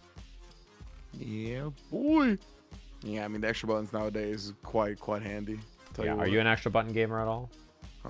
Not at the moment. So like I need one for my parry, because that's the only thing I don't use a macro for, because I don't like you reaching like to the top right of my stick with my pinky. I don't mind the bottom right with my pinky, but I don't like top right. Thumb parry is like pretty juicy. I'm a big fan of thumb parry. Like having my hands just be able to do it with my right hand, this hand being able to hit thumb parry without moving my hand is really, really good. We're jumping into losers finals here of the bracket. And this is a big one, because winning team here is going to Japan. Okay, the winning team here is fighting Team Diaphone in our grand finals and going to Japan. So this is the big one. This is for all the marbles. This is for whether or not your team will be going all the way over to Tokyo with that other team, Team Diaphone here, of course, and to see who's going to be our champions for our A and B teams. So this is a big one. Only one of these teams will make it, and we'll have to find out here. And already Fairlight getting Flayon in the corner. Yeah, and the interesting thing about these two playing too is, again, I don't think anybody was really prepped for like the Fairlight Ken. You know, he wasn't playing it much before this. So like, I'm very curious to see how much prep they've had to do now that they've had a chance to watch him for a while. Wow, what a combo too. He didn't get the knuckle completion, but the rest of that was awesome from Flayon there. And he's so consistent about these crouching medium kicks. Yeah. Ooh, unfortunate commitment to the DP that time though. Flayon could be able to get over that ambiguous cross-up jump right there. Yeah, that was a pretty rough angle to try to deal with, to be honest. Like, actually legit. Oh, no, not recognizing the sweep. Yeah, knowing how to punish it, not always easy, especially when you're new, too. Yeah, it's not. It's honestly one of the more difficult things to do when you're new. Oh, I'm sure that was a miss. Yeah, exactly. I missed on the drive rush there. Punish here. Yep. Nice. He does a pretty good job of getting like the starter on that knuckle combo basically every time. The ending of it is something that takes a little bit more muscle memory time, but he's doing a good job despite that so far. Oh, that's huge actually here. And he goes for the raw level 3. Nice. I like that. Yeah, keep it simple, right? Make sure you just connect it to the level 3. This is going to be massive damage, as we can see. Yeah, and he is on classic Luke, right? So like this is combos like that with the knuckles are very, very easy to drop. I mean, even the best Luke players drop them, right? So yeah. Legit. I was watching Mena versus Lashar the other night, and I saw him drop it against Lashar, and I was like, yep. Yeah, it's just one of those things. It's one of those finicky things that even the best in the world is just inconsistent enough. Yeah, this is CA damage. Not enough to kill, but it saves him some of that drive gauge damage, and it makes this a one interaction thing, like a jump in. Oh, a jump in from Fairlight would have killed. But Flayon, the defensive jump back. Jumping medium kick. I like that a lot. And right back into it. Yeah, Flayon, man, he's really come out and set the tone so well for his team. Pretty much every set. Yeah, the big thing for me is his intuition is really good. Like, he doesn't finish every combo. He doesn't get the most out of every situation.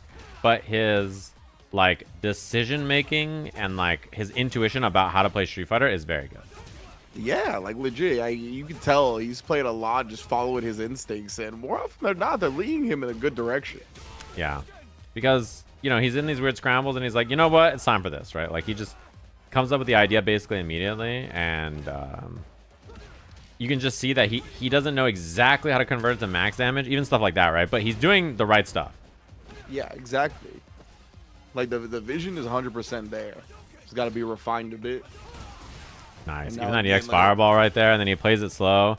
He doesn't feel the urge to go in. I think with a sprinkle of crouching heavy punch anti-air, he might be unstoppable. You know, like, that's like something that in his game plan would really go hard, because his anti-airs have been one thing that people have gotten in on him with. Oh, that's a big whiff. He has level 2. Fairlight gonna speed it, you already know. For the kill, yeah. And those jumps, again, they've been hard for him to deal with. He got the accidental forward medium punch again there. Well, immediately jumped away from the Dragon Lash. I can't believe Ken recovered, honestly. Yeah. Oh, and just didn't get the cross up he was looking for. Oof.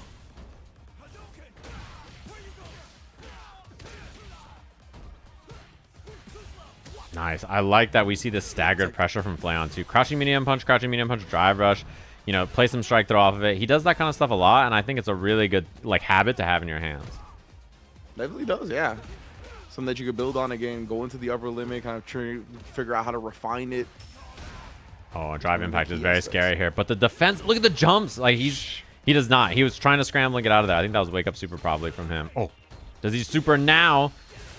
Catches him, and he's out of burnout. Hey, he used level 1, right?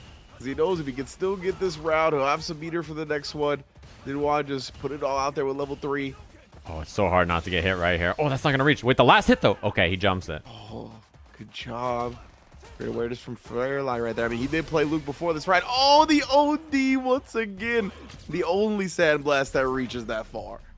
Yeah, EX Sandblast is so good for those round closing scenarios, especially because you have the extra shot that you can do after to like, catch people off guard. Yup. Oh my, what a dash in his face. He gets the counter hit, doesn't confirm, but I do love that we're seeing that pressure more from Flayon. Yeah, dude, and his crouching medium kicks, I haven't seen him do the target combo on block a single time. Like, Yeah, it like, seems his like hit he's hit confirms confirming it every time. Legit. Like, it's a very impressive. Yeah, that's very hard to do. Like, I'm impressed that he's been so consistent about it. Yeah, because even advanced level players like have trouble with that. Yeah. And yeah, he's on Classic for those of you wondering. It's Classic Luke. It's Schluck versus Men. Oh, and what a DI! He could just keep it simple here. Level 3. The one time that Jinrai came out, he's just immediately already. What a response. Well done, Flayon. Yeah, that was clean. It. Already putting a dub on the board for the team again. That's how he's been starting him, giving everybody a lot of momentum, a lot of good vibes going forward. Yeah, and this sets up Amor versus Saikuno here. Curious about how Saikuno approaches this. He's been playing Cammy today instead of the modern Zangief he tried for a little bit. But in this matchup, I kind of think Zangief is not a bad pick into Honda. So I'm curious if he tries it because man. Yeah, Cammy is not that she's a bad pick in a Honda, but I think Zangief's a little bit easier to play generally into it. Yeah, it's just scary, especially with the way Saikuno has been playing a little bit, which is a little bit more passive, reactionary, and whatnot. Like, yeah, that could be effective against Honda when you're locked in, but like as soon as something goes wrong, like it could fall apart really quickly. And like slugging it out, getting into scrambles with Honda is not going to be fun. No, you have to be very, very careful about it because Honda is basically one of those characters where like he makes you grumpy. So then you're like, I'm going to start like slugging with this guy. And then because you start slugging with him, like he just blows you up and like you have a bad time. So it's very easy to like feel the need to like get in the mud with him and start to try to like fight him. Like you just want to man fight him for no reason. And like he has more health and he does more damage and like he's just going to hit you and it's going to be bad. Particularly for new players I'm talking about here, right? So, you know, that's something you have to be very careful about. Yes, indeed, all right. Oh, and patience from Sykkuno. Interesting. Yeah, he just stood staring at him. I don't like the cut of your jib. Played it nice and slow at the start. I kind of think that that's an interesting way to start. Just like lots of patience from Honda. I wonder what he's looking for. Because, he's buffering DP. Oh! What again? Okay, wait a minute. He might be locked in after all. Yeah, that was sick. Oh my. Okay, my bad. My fault. My bad. Who knew? Who knew the consistency was going to be like this? Yeah, I didn't realize he had it like that. And Knuckle closed the distance as well. Oh, man, yeah. Wow. There it is. You show him one. He let one get through. He's been so successful on stuffing the headbutts. Yeah, that is not easy to do. I'm very impressed that he just locked that like 4 or 5 times in one round. That's hard to do. But this is where it can get tilting, right? The fact that like you just did this, like you actually like stuffed 4 out of the 5 headbutts, but you still lost the round. Yeah. I mean, that's what Sykkuno kind of had the same problem in the last slam where he's like, dude, I hit Zangief 7 times and he grabbed me twice and I died. Yeah, like, what? This is broken. Like, he has so much health. And at the time, it was Season 2 Zangief, so we were like, yeah. yeah, you're right. But yeah, that is something that it kind of feels like you're like, dude, like, why am I dead? Like, I did so much right. So, Sykkuno's gonna have to be real careful. Oh man, but yeah, like at this point, right? Amor is just kind of running rough shot. Nice air to air too. Her patience, very impressive there. And yeah, Sykkuno's gonna stick with the Kami as well. When the headbutts are here, man, that's what we're talking about. Like so much brain power and processing speed dedicated to dealing with the headbutts. Man, it's tough. Yeah, see now he's getting a little bit more impatient, trying to jump, trying to make something happen. No, he spin knuckle, but committed to the spiral after. Yeah, and we're seeing a much better job from Amor. This is like the most patient, solid play I've seen from her so far in like the whole slam. Yeah, she knows, right? Life lead. I'm gonna chill out. Oh my goodness. This has been a big problem. I think that this kind of a play is like so good, you know, at all levels really, right? But like in this kind of a matchup in particular where someone has to approach you, it's so hard. Oh yeah, some hit stop from the normals getting absorbed. DI reaction there for Amor. She is cooking right now, bro. Counter hit there. Baited out the level 2. Oh my, a God of War who forgot how to lose. Yeah, impressive stuff there from Amor. She just did everything right, like super patient, solid. She even baited out at the end there, the reversal, like just empty. She did medium punch, light, medium, headbutt, empty jump, block. Yeah, like, you know, just super patient, super solid. Like she's not committing to anything weird there. She's just playing it like how you're supposed to. Impressive stuff. Very, very sick performance from Amor right there. Yeah, and it sets up another Honda. So we have Karku on Team Nephew here, who's up against Robbie. And so far, I think Karku has had some of the most improvement out of anybody we've seen in this tier. I think he has like a real good chance in this. Because, you know, he's done a lot of homework, a lot of improvement that I sort of expect will be a big factor here. And then same thing with SK versus Coefficient. Like, I think that she had some problems dealing with the Aki in the beginning, but she's done a lot of homework to get there sort of in the end. So we'll have to see whether, you know, this match could determine a lot here, right? Because I think Karku versus Robbie, you know, getting the win here for Team Nephew would guarantee the coaches match at worst, which is what they're trying to do, because as long as you can make it to Nephew, I think the idea is if we can make it to Nephew, he's got it, right? So like that's you need to get at least 2 on the board. Man, yeah, it's a great point right there, bro. Oh, so this is big. That's gonna be big for the other team as well, right? Of course, you have confidence in your coach, especially in this scenario like this and whatnot, but Gotta put respect on Nephew's name, and if you can get it done in general, right? Everybody kind of, when you have a coach, you want to get it done before the coach has to play. Like that's the goal of all the players anyway, regardless of if that's the optimal gameplay or not. Yeah, like why even make your coach play? You know, that's what people that's what people were doing. They're like, psh, who knows, like, or who cares, like if our coach is good, like I'll just do all the work myself. Yeah, we're the students here. We're the ones that's supposed to be doing the heavy lifting, you know. Oh, and then Karku already off that scramble, real quick to recognize the Oicho. Yeah, and this kind of like this game plan we're seeing here from Karku, this is kind of what I expected this matchup to be like a lot of, you know, very obnoxious, annoying, and Manon, I mean, what are you gonna do here, right? Yeah, the drive gauge got bullied down. And sometimes they be getting assassinated, just disappears quickly. Nah, that was just like a brutal watching of it getting chipped down over time of the round. Yeah, and post headbutt, I like that. I like that we see the EX headbutt there. Post headbutt, you know, Manon can play command grabber now as a very scary mind game. But obviously, like, you know, you can just use your EX headbutt as a threat. He spent so much drive gauge on that. That was like a 7-bar drive gauge combo. He did. On the up back as well, when you jump in the air and burn out, it does slow down your regen time, so something to keep in mind. Yeah, you have to be careful. It just halts it, basically. And now he's in the corner. Meaty back heavy punch, but he burns himself out here, so chance not to get DI'd. Oh, he's so active right now. Karku, okay, level 1, punished. Good stuff for Robbie, and wow, yeah, it's enough damage. Even on Honda's big Yeah, metal on the board's a big one. Oh, almost got the whip punish, not quite. A crumbling soul if that fierce whiff punishes. Oh, and that scary range right there. That Manon overhead is always dangerous. It's like it's always such a threat, and spaced out, it's hard to deal with. Oh, trying to chase. He's out of there. He does not want to deal with that interaction, and does get the burnout, which is a nice win here. Yeah, I like that a lot. Robbie gonna spin the level 3 to start bringing some of that meter back, right? Karku, he needs to make the most of this remaining burnout time. Oh, what a way to do it. Starts with the headbutts, but a clean anti-air. Too far for the command grab, though, and Karku's going to spin the level 3 now. Yeah, this is big. You know, the burnout timers are going to be quite similar after this is over, with a little bit of a lead for Robbie here, but butt slams and headbutts are very annoying to deal with when you're in burnout, and he hasn't gone for one yet. I think he's just waiting for his drive gauge to come back, but she's going to get it back first, which means now, yeah, you can feel the tension of the matchup. Like, she just got so much more space because of that. And man, what a headbutt. That was such a clutch headbutt for Karku right there. Bought him the time he needed. Get his drive gauge back. Robbie. Not trying to be greedy, right? No.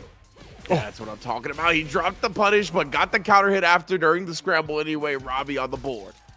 Yeah, and that kind of like post headbutt RPS scenario, you know, command grabbing as Manon is very good, but you have to convince the Honda to not do anything, right? Yeah. Which is hard to do. It takes a lot of what's it called? It takes a lot of like conditioning. Precisely. And we got the command grab after that time though, because Robbie has been so consistent with just putting out normals after that. Oh no, a little bit of a scramble, but it results in a perfect. And Karku, he really likes tap parry in the scramble and like on wake up. So I think because of that, resets like that are particularly brutal because, you know, he's going to be tapping parry and then scared, and then you get that panic scramble throw and you get a punish counter. So. Precisely. I mean, Robbie's reads here in all these situations have been really on point. I think that's the first time he's really lost a post headbutt situation in a long time. Oh, and that's a big punish too. Level 3 available, does not spend it. 5 medals now too. So even if somehow you lose this round, 5 medal Manon, very hard to deal with here. Critical art, gonna be burnout. Yeah, indeed. Build to it via the hands. And that is indeed going to drain the rest of Robbie's drive meter. He does have 3 bars on deck. But now it's level 3, you know, you got to be real close. So, oh, level 1 instead. Or yes, indeed, that's going to be enough. Robbie put another W on the board for the team. Yeah, that's a huge one too. And like, it felt like a very scrappy, close set too up until the very end. Robbie just had the right decision. So that sends us to a clutch moment. Can Coefficient clutch it up for the team to make this happen? Or can SK bring us to the coaches match? Man, it's all on SK right now, bro. SK Overwatch up against Coefficient. And SK has been putting in a lot of time. You know, she was obviously busy at the start of this. There was a big Twitch Rivals event that she was participating in. But she's had more and more time here to commit at the end. And she's been putting in long hours. You know, she's been putting in a lot of time. Man, I've been locked in. I've been locked into the SK streams. Yeah, she's been cooking. So we'll have to see what her adjustments are like here up against Ko. I know, bro. Yeah, Coefficient, I mean, he's looked very strong all day, honestly. Like the Aki, as you mentioned, like from his past, his set play, definitely very strong. So once he gets the knockdown, once he gets his offense going, he knows how to run it till your life is gone. So it's gonna be tough. SK just gotta maintain the composure, get some clutch reads, and try to force that coach match. Yeah, exactly. And if we get to that Nephew versus Chakotay, like, we're talking about Nephew as the clutch factor, but it's not guaranteed that he wins or anything either, right? It's one of those things where, like, he definitely could lose to Chakotay, and it wouldn't surprise me that much. Like, Chakotay is a really, really solid player, so it could definitely happen. Because it looks like I see Mr. Broski fan sitting down on the cabinet here. Excellent name, if I do say so myself. Coefficient trying to close things out here for Team Chakotay up against SK Overwatch. She's looking for GF, and that GF's grand finals. That's facts. Hunting for it in the final form. That day was ridiculous. Oh man! I like that she backed up and is, you know, getting these stores here. I think a good idea to threaten that kind of stuff. What a punish though from Broski. Wow. Yeah, going over the fireball. Oh, dive kick threat. Yeah, that's one thing is you have to try to bait those anti-airs, and SK is, she's going to commit that. She's going to jump and regular jump at you. She's going to jump and go for the dive kick to try to bait these anti-airs. And she's going to force that RPS pretty consistently. And you know, with Aki, her anti-airs are not guaranteed. So you can bait it. You can find those moments. Indeed. And right there, beautiful stuff from Coefficient, just walking him down behind the poison ball, being at space for the anti-air. And the staggered pressure is hard to deal with, you know. Nice. I like Coach is out of there. He doesn't want to deal with the situation. He's been drive reversaling on offense quite a lot, actually. And then breaking the throw as well. Been big momentum. Committed to the back dash. Oh, a little far. It had to be stance into kicks, I'm pretty sure that. This should be, oh, it could have been throw. And, you know, burnout was a pretty looming threat. It still is here for Coefficient. Yeah, most definitely. I imagine that's the back of SK's head, but man, Coefficient has been so good at preventing that last bit of burnout. Obviously put himself into it now, but nonetheless, he set himself up for success beforehand. Almost killed her, but not quite. Oh, that's huge here. She should actually be able to kill. She doesn't even need level 3. She doesn't even need any meter, really, but, oh, level 1 could have done it. She missed the combo at the end and didn't get the chip. Oh, that's a heartbreaking way to start the set for SK. Yeah, that is a rough one. And not only that, but like she doesn't take a second to compose. She immediately rematches. And I'm concerned about like her feeling like, oh my god, I could have won. I just messed up. I'm so bad kind of feeling, you know, like you gotta. Oh, nice bait. Didn't get the throw bait entirely, but I do like driver's light kick there. That's very smart. Yeah, in competition, you have to have a short-term memory, right? Like you gotta shake off what may have went wrong and continue forward. The proper mindset does get the ODDP pop off. She is winning this round, so it's a nice little bounce back so far. Yeah, and she's got to be very careful about her drive gauge here. Nice, perfect parry. And yeah, again, same situation we saw last time where the height was a little high. She does the medium punch too high up, actually. Yeah. Oh, punish time. Doesn't have it in time, but she at least knew like it was her turn to go do something. Exactly. Recognize the whiff, but man, Cole with these anti-airs. And clean with it. Not scared of the dive kick. Yeah, and SK on burnout here. She does that quite a bit. Oh my god, what a response. Is this enough? Not enough. Doesn't have the store for the completion either. Looking for the throw. Dive kick catches the back dash. The dive kick solved all the problems right there. First, on block into the super. And then this time catching it at the very end, the tail end. Yeah, and you can see that Ko didn't want to answer there. Like, the jump in, he was scared to challenge, and it's because SK has been down to go for the dive kicks, which, I mean, literally just won her the last round, right? So, if you're scared of that kind of interaction, you're probably not going to want to commit. Same whiff we just saw in the other round. Yes, indeed, yeah. SK keeps trying to backdash after storing up, and Coefficient running it down with the drive rush. And now, yeah, there's been a lot of anti-air parries from SK as well, so picking up on that factor, empty jump bro to counter it. Yeah, now this full screen fireball game, just trying to wait out. I like that SK is a little bit more patient in this than I typically have seen her play. Taking a throw, knowing what's that line, or yeah, what's on the line, what's at stake. Oh, drop. That's a huge one, and that was punishable, but SK wasn't quite ready. She drive rushes under. Oh my god, she's one hit away here. And the overhead, sneaky doesn't spend the level 3, and that is a safe jump. Man, Coefficient puts his team on Japan point, and also to get a run back against Team Diaphone in Grand Finals. And we'll have to see here what SK's choice is. I love the adaptation in her game plan so far. Like, a little bit more patience, a little bit more chilling, which is not normally what you see from her. Oh, a little too far, but that has happened a couple of times where she like whiffs and then finds the throw anyway. Yeah. Oh, I like that dash in, and she gets the counter hit combo. Yeah, she knew it was going to happen, so she tried to cover it with the dash, but Ko just hits a button. Exactly. Is still a little bit of a wonky situation, even if you choose the dash there. Little fines, but nice Serpent Lash to stuff the approach. Both players here. Oh, trades on both. It's a one-hit round either way. Yeah. Both the Claw and Tooth and Nail as well, just scratching out, getting the damage where they can. Ko put himself in burnout, though, and now it's very scary. Yeah, these lashes are scary too because he can buffer level 3 behind them. Perfect parry and almost got crouching medium punch drive rush, which would have definitely killed. The jump, she's ready for it. DI or not is the guess. Oh, and she finds the hit. That's the kill. One apiece. SK holding on for dear life. Imagine to jail him up in that situation. Tying up the set, keeping her team's hopes alive.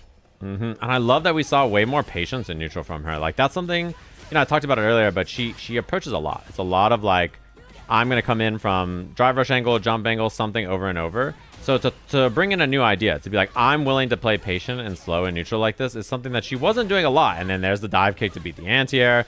There's the overhead. This is all the textbook stuff that she normally does. But having that mixed in extra patience as well has been causing a lot of problems so far for Coefficient. Man, parries up beforehand. And drive rushing in, he just gets hit. Oh, and she could have had the completion into the kill there. That could have killed too. It didn't quite reach, but Esk is one hit away and now set point. You can tell she smells blood in the water right there, staying very active with the normals. Not letting Coefficient get any of his bearings back. Yeah, you can see that Ko is definitely not as comfortable in the approach, right? She's done a much better job of changing the way she's playing. And so now he has to make the counter adjustment for the first time.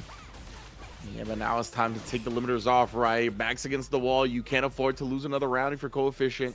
His drive gauge is so low here, by the way. Nice check on that drive rush after the Serpent Lash. This is a very common choice. And barring a drop here, we should be looking at a final round drop from Ko. Gets the completion anyway. Man, and here it is. Final round again. SK trying to keep her dreams alive, her team's dreams alive. Force that coach match. Wow. Dude, she did drive rush, whiff jab, parry on reaction to the fireball. The reaction time on that was, yeah, outrageous. That's very, very hard to do. Big hit for Ko. It's ridiculous for sure. Ko, though, of course, like we said, doesn't work. That does not combo. Level 3. And now he's burned. Oh, this is dire. Yeah, I was gonna say when I saw him do that, I was like, that's not a real combo that this character can do. And DP, she's ready. Overhead scary here. Drive impact is scary here. There's the drive impact for the stun. Not going to be the kill, and it does mean Coefficient has bar to work with here. Indeed. She's going to spin the level 3 regardless right now because she was low on drive meter herself, right? So at the end of this, she's going to have 3 bars. Can drive rush cancel without actually burning herself out, but just raw drive rushes for now. And another DI! One more hit here for SK for the clutch. She baits the throw. SK sends us to the coaches match between Nephew and Coefficient, just like that. Or Nephew and Shine, or not even Shine, Chakotay, excuse me. What a clutch performance from SK Overwatch. That was absurd. Legit, especially after the way that first game went, right? A heartbreaking, gut-wrenching loss for SK. It is so easy to crumble, to lose your mental fortitude after something like that. To bounce back like that, clutch it out for her team, not even just for herself, but having the pressure of other people on the line as well. I mean, that's a testament to the championship mentality. And you know that, like, El Chakotay is sitting there, like, nerves, right? Gotta be firing through his body. Because the same kind of thing happened last time where his team had to come back on all the way and it came down to him on the final round. and they're like, oh, you know, we lost, guys, but we just need one more, right? Like, we just need one more, and we're good to go. Like, we're gonna be okay. And then you just see, like, you know, you're like, oh, Coefficient versus SK, this is us, guys. Like, Coefficient's supposed to win here, right? And then, like, SK clutches out, and now everything comes down to this. There's so much pressure on these coaches here. This is for the shot to go to Japan, and Nephew is such a dangerous final boss to have to deal with if you're El Chakotay here. Yeah, and like I just love the way you pointed out. Like it's got to be opposite ends of the spectrum when it comes to the emotions in the room right now, right? Like you said, like Chakotay and their team have been so close to qualifying for Japan, and Nephew went down to losers early, and he's just been running amok. The momentum is heavily on their side now. Yeah, and Nephew, you know, this is the thing. This is not a common character matchup, but Nephew plays the whole cast, right? And so he's going to be someone who's comfortable in a matchup like this. And the same thing with Chakotay. Jury is a common character. You see her everywhere. He knows the matchup. You know, obviously his region has Just a Kid, who is Capcom Cup qualified Jury as well. Very, very solid. He's not going to be uncomfortable dealing with what Jury wants to do. Yeah, this is all going to be player v player right now. Both of these guys know what they're going to have to do. What up? Know what the other character is capable of, and know that when you're burnt out, people like to drive reversal because it's safe. Yeah, exactly. And look at the way Nephew fights in Burnout. He's not passive until now because he knows he can wait. You know, he knew he needed to attack earlier because, well, if I don't attack, what's going to end up happening is that I'm going to be stuck in the corner with Burnt Out. So he attacked early on. The minute his drive gauge was capable of coming back, he got out of there. And Chakotay survives in a very scary round. Man, Chakotay, oh, reaching, wanted the command grab starter instead. Nephew gonna pull her out to level 1. I love the combo choice, by the way. He spent an EX move into a level 1, so his drive gauge would come back. And it got the corner. What a read!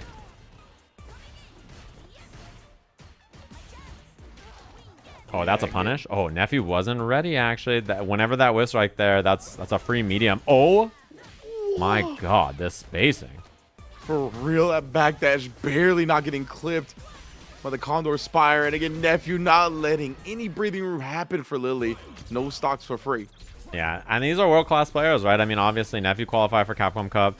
Chakotay's combo breaker champion, one of the best players in the country. These two are both very, very, very good. So this is one of those matches where you know it's going to be sweaty. I'm just saying, if you're striking early, well, he's showing a lot of respect to Chakotay on the ground, though. He's been respecting Super a decent amount as well because, you know, Lily doesn't have like a regular reversal, so she's going to do it pretty often. Indeed. And level 3 is here. Chakotay choosing to spend all that meter on this big damage. Taking a life lead here. Gonna make Nephew come to him. And no drive reversal there. He hasn't drive reversal the regular Spire yet.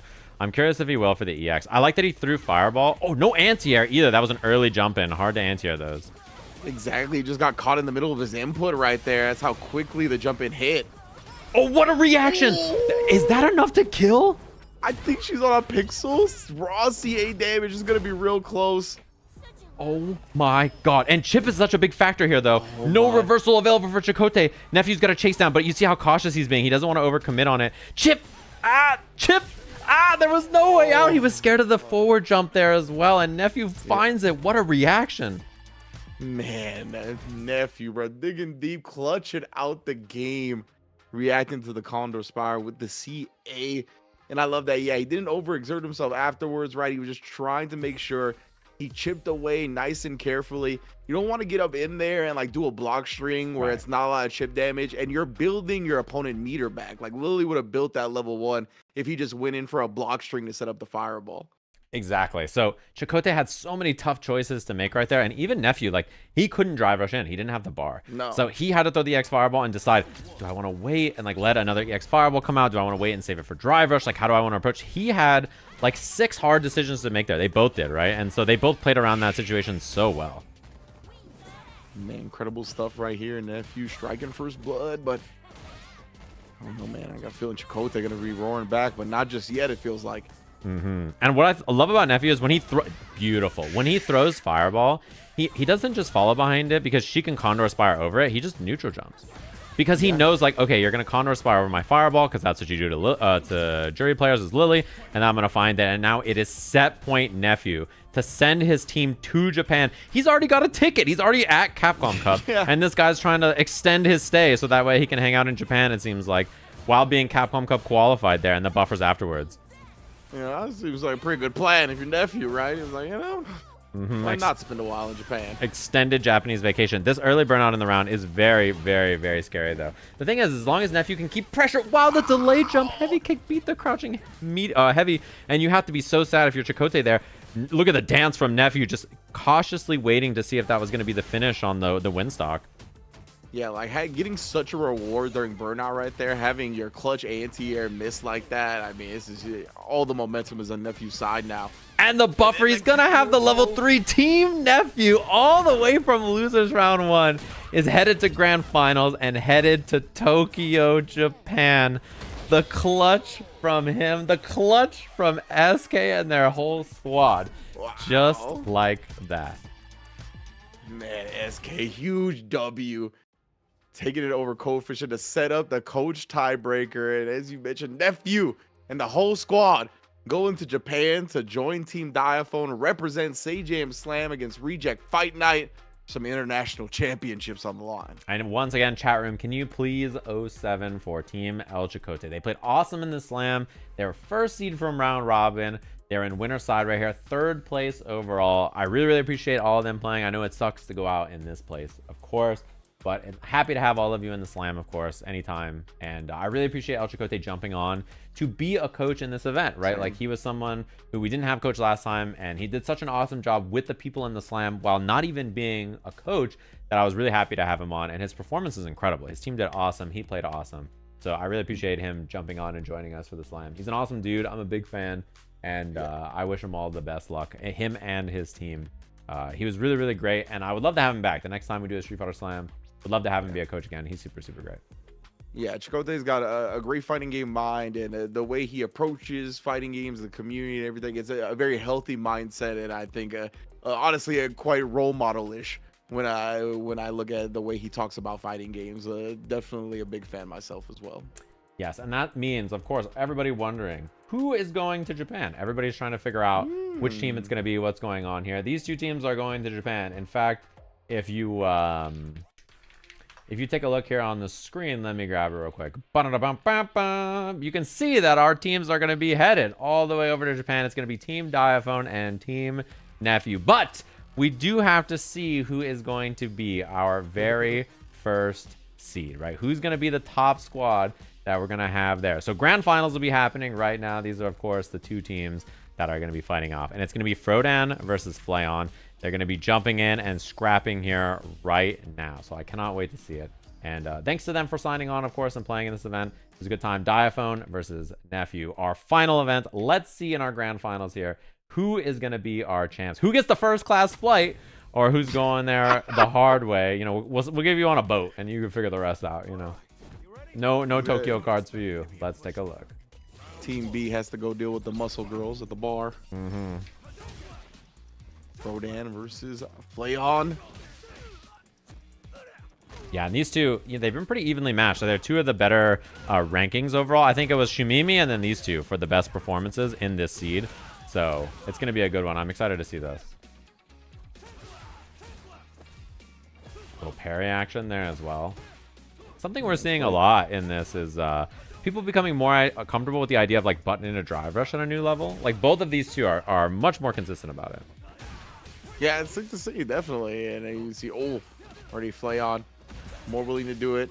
You can see some conscious level of like holding back a bit as well when you're low on drive meter, knowing that you can't do it without burning yourself out. Oh, I thought he was going to get the cancel on the second one. But Frodan burns himself out as well, tries to apply pressure, and the level 1 bails him out. Exactly, yeah. And unfortunate there because you had like a rough guess no matter how you slice it, right? So that was a rough one. Yes, and this is winner side for Team Diaphone. They're in winner side grand finals.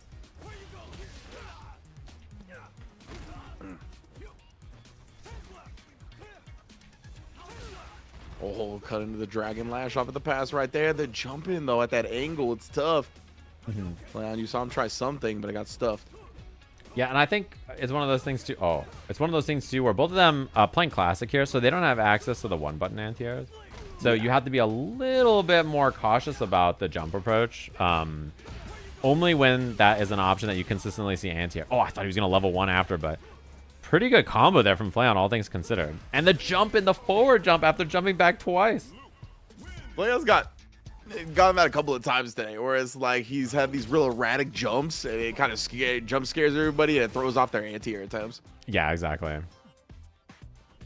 And fireball, just throwing that spaced out fireball, something I like to see here. Front throw again, and Flayon's offense has been really awesome so far. Man, he's one of those players where, like, I feel with a little bit more refinement, this dude is going to the moon. Like, I've been really, really impressed with everything I've seen from him so far. Yeah, I was gonna say, if he comes back for the next slam, like, I can't see him being like bottom seed, you know? Like, he's no just way. so good already. Like, but if he keeps playing, he'll definitely be up, if not 1 slot, 2 slots. Yeah, these two, I mean, already climbing their way towards Diamond as brand new players very easily. And look at that, he's just ready for reversal level 1 during his combo. Wow. Yeah, this dude Flayon, yeah, definitely very, very impressive on this Luke, bro. Oh man, not even mad at that, honestly. Yeah, I think it's also been impressive how much Frodan. Oh my god, dude, he is feral on defense right now. He is. Bro. I think it's impressive how much so far Frodan has, you know, like changed the way he's been pressing on offense. I think he recognizes that there's some feral behavior going on here, so he's trying to put the brakes on a little bit more, you know. Yeah, exactly. Flayon, like the way they play is so confident that the tempo and pace, if you're just trying to sit there and like you're getting beat to the button a lot of the time, he's going to continue with that timing, right? It's going to be up to you to adjust and play a little bit more passively. Yeah, a little cross-cut scenario, and there's the DI. We talked about how, you know, Jinrai is one of the best moves in the game, like one of the best special moves in the game, I think. But it's not that good against DI, which at newer levels happens all the time.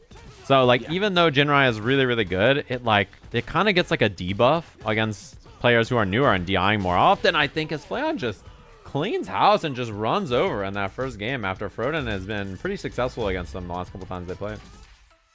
Yeah, I mean, Frodan has also looked like one of the best, like, seeds or players in this seed. So the fact that, again, Flayon was able to get another convincing victory, another great start to his team. Yeah, I mean, this is the most you could ask for out of somebody in that point position. Yeah, exactly. And I think, like, the pace, right? You got to be feeling like Team Nephew is feeling good. They're like, dude. Oh, yeah. We're qualified. Like, everything's looking good here. Like, they got to be feeling some kind of way. So, like, the energy, you know, to, like, keep it going has got to be feeling strong. I'm sure that they're feeling better and better and better. And, yes, there will be a reset if Team Nephew does win. We are doing a whole thing because Grand Finals does matter. Indeed, to see which team is our strongest USA team against Team Reject. Because again, who knows what Reject is going to be sending our way, you know? Like, I don't know. If their first seed team, they're like, yeah, we got, like, you know, this guy, you never heard of him, Mr. Umahara or something. Like, some kind of dangerous creature. You don't want to fight him first. What if they're like, yeah, we got, like, you know, this guy here, and then our second seed, he's, like, 500 MR lower. Like, you don't want to fight that guy. Yeah, facts. 100%.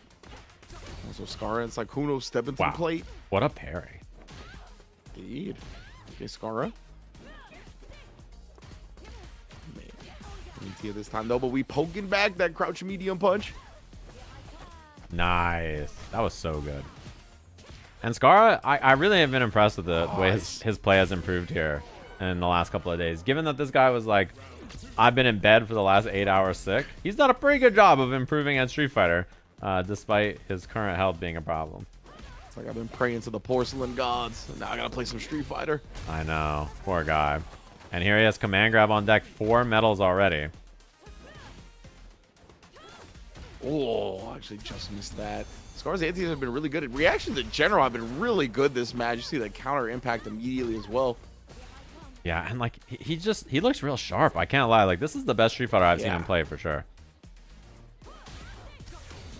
Oh, that time, though, not ready for it. And Saikuno with the big opportunity. Drive rush confirmed. Double drive rush confirmed. Oh, missed the ender, but he had so much of it.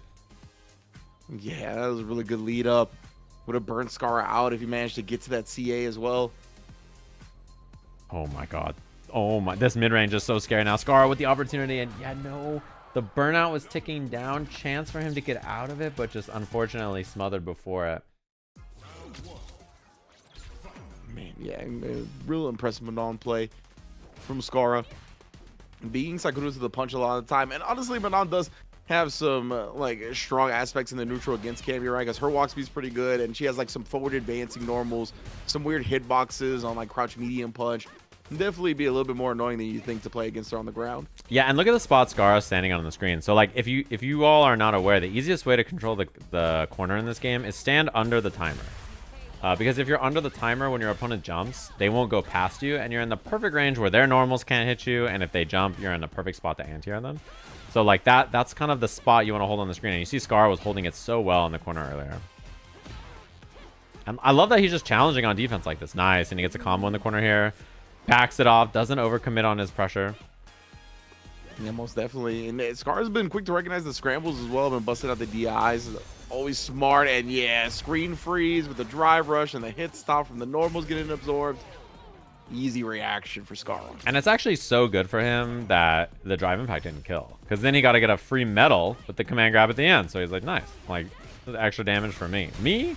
For my money, I'll take that. Yeah, that's big dubs all around. Sykkuno now is going to spin the level 3 here. He's going to severely hamper Scarra's drive game. See if he can make something happen to build back in the meantime. Find a level 3 of his own, perhaps. Yeah, and playing this little mid-range here. He does have tons of meter, and also he's looked pretty confident in the mid-range so far. Although I like Sykkuno just hitting more buttons. Yeah, Sykkuno's definitely upped his buttons. Yeah. Done a great job, especially playing with the lead now. Kind of cutting off the approach of Scarra. The dive kick, though, put it on a Melkar. Yeah, this what I'm seeing from Sykkuno so far is already way better than what I saw from him earlier. I think his play right now looks better than everything I've seen from him in the slam until now. Yeah, this play looks so good. Just chilling in mid-range, hitting some buttons, like challenging, hitting standing medium kicks, standing heavy kicks. DP! Ooh, very nice. And that was another one of those instances where I don't think Sykkuno should have been scared to go in, because even if you get reversal level 3, like, you still have a big lead, and that means that Scar doesn't have the meter for the next round. Yeah, I mean, I am just super impressed with his play that round. That was sick. Yeah, it was super clean. And this is big here too. It looks like Sykkuno's already almost on another level 3, by the way. Yeah, he has so much meter here. Yeah. Spinning level 1 here just for some quarter carry damage. Start building that drive meter back up as well. Scar, though, and pressing that heavy kick a little bit more. Dude, this mid-range from Sykkuno, is this the punk influence? Like, look at this mid. Oh, the reaction. Ooh, Sykkuno shutting down every approach. Medium kick, heavy kick, level 1 in reaction to the drive rush. Stepping up right now. Bro, why did he just react to drive rush with level 1? Manon's drive rush isn't even good. Like, people don't even do it. Yeah. That's absurd. Like, that, the fact that he was ready is wild. No, bro. This guy, bro, why is he randomly a god? At the 19th hour of the slam, he just pulls up and he's gaming like this. This guy's too good at every game. It makes me mad. Here we go, though. Scarra finally already got 3 medals on the board. Has been finding his mix. There you go. Those stay medium kicks, bro. They've been super on point.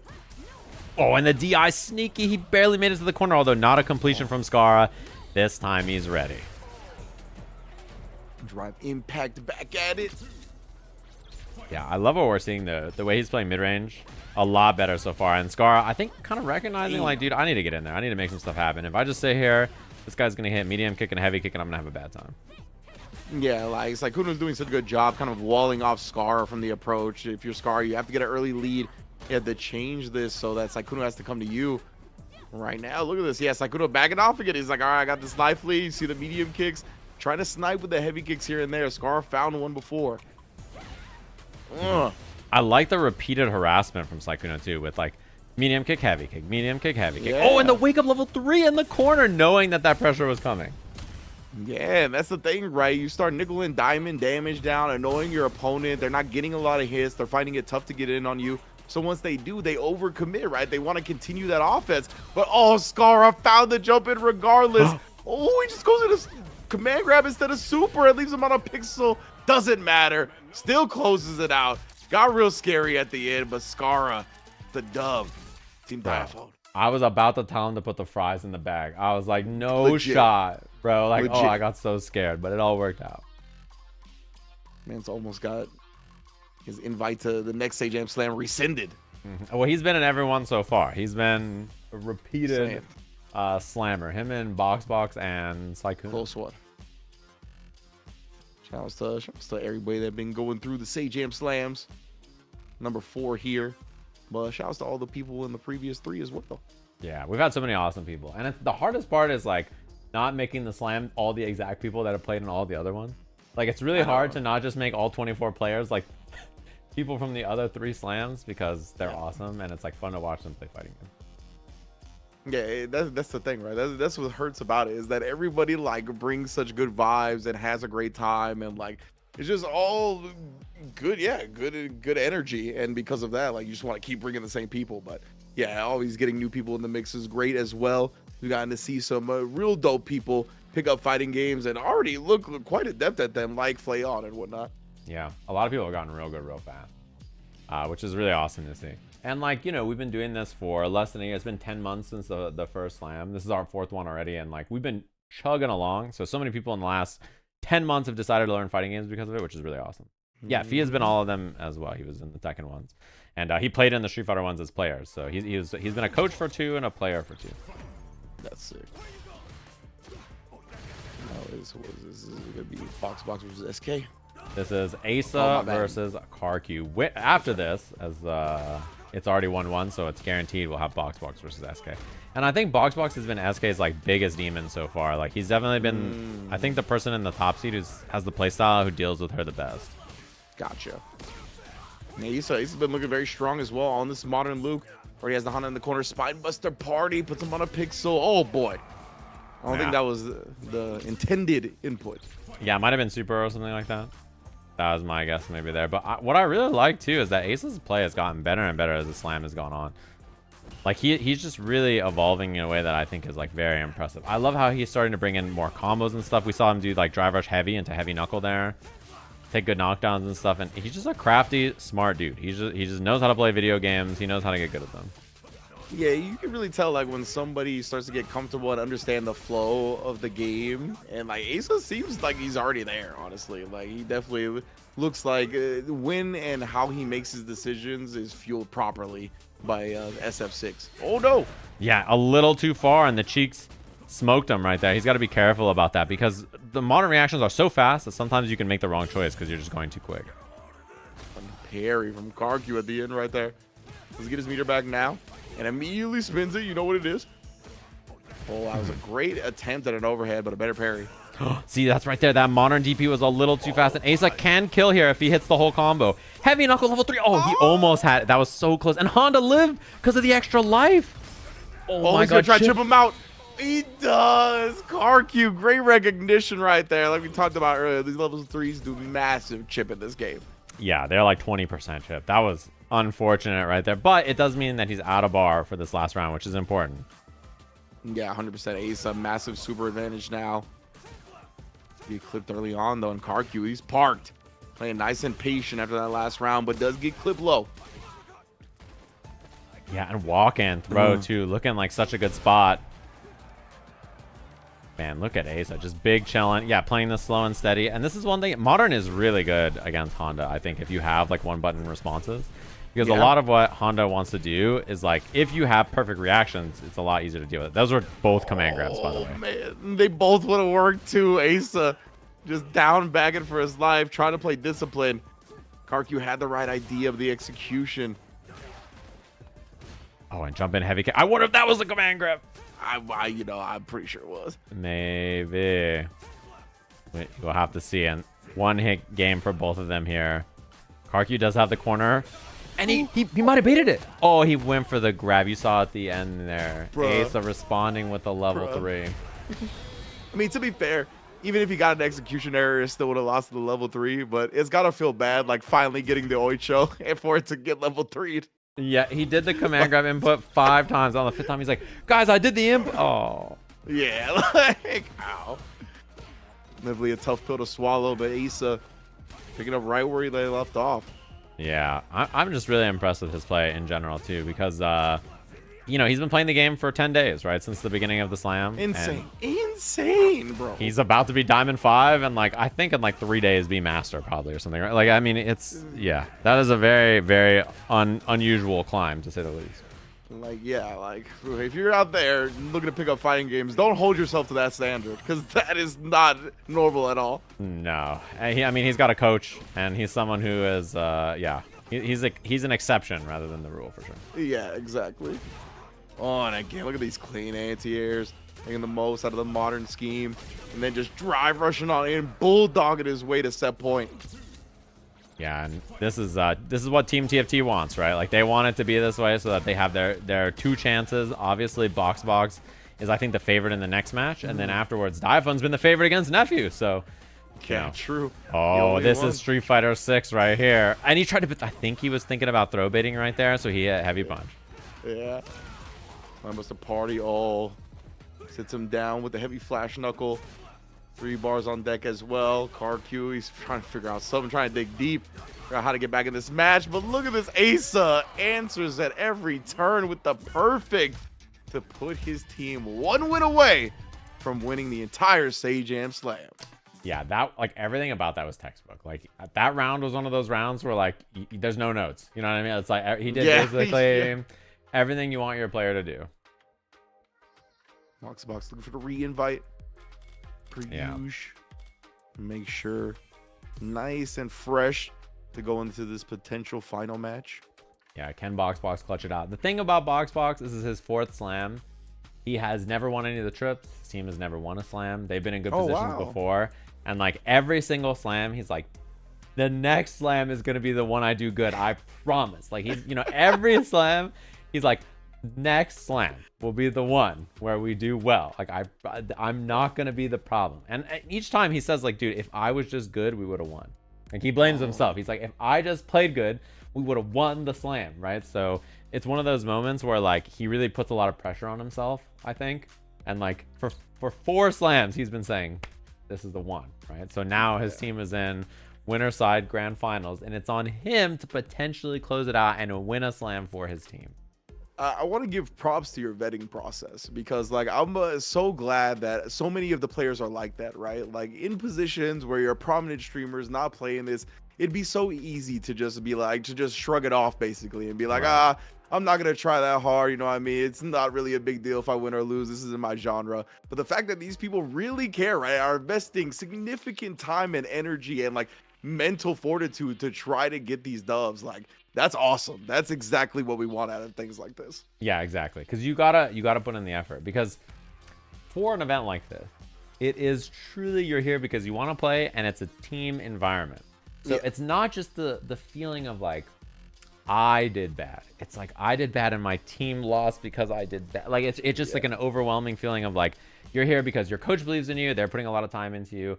You know, the slam, like we're putting all our resources and time into making a fun event for these streamers.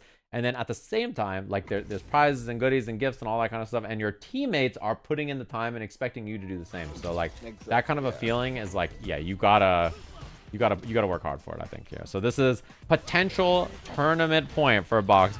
Can he prevent this to going to the coaches matches and potentially another set here? Can he clean things up against SK Overwatch? Yeah, looking good so far. SK try to find a parry and grant some defense. Oh, actually a great drive impact reaction at the last moment. And level 1 here to try to strip the drive gauge to force burnout from both of them, although this is not going to quite be enough. Exactly. She's going to try to get another way. Actually, Box looking at DI, thinking that she would swing into it, right, to try to get that last bit of chip. And Box here is going to be out of burnout second, but he does have modern reactions, which help with these burnout scenarios. Yeah, precisely. You definitely feel you got a bit more of an advantage when you have the modern control scheme and burnout, but right now SK found the hit. Level 1's going to put him on a pixel. This is a jump heavy punch moment, I think. Oh no, she goes low. And Box gets the drive gauge back for an EXDP. So you're talking about, right? Like that's one of the things you got to be careful of, because when you do make the opponent block something, it does give them a little bit more to their burnout meter. So he got the drive gauge back a little bit quicker than maybe she was expecting, and he let it rip. Baits a couple of throws, finds the hit, and that's big into the corner here. Does the right combo too, given the corner position. And I like the EXDP on the media tackle as well. Nice Oh, walk just back. walking back out of the range. Level 3 afterwards. Box. What a first game. Very impressive stuff in that first game. Looking so locked in. And he's one of those players where, like, I feel like really the way the losses come is his own self, right? So as long as he's playing to his strengths, he can always get the job done. So we saw it earlier with the coefficient set as well. Can SK lock back in here and try to re-clutch things out? That's true. I feel like that's been a bit of a theme for SK too, throughout not just today, but the round robin in general. Like, she'll drop game 1, but she'll bring it back. It's another opportunity to do so. Yeah, swinging with that heavy punch. Not quite in range right there for the second time, but I do like that she's checking with it.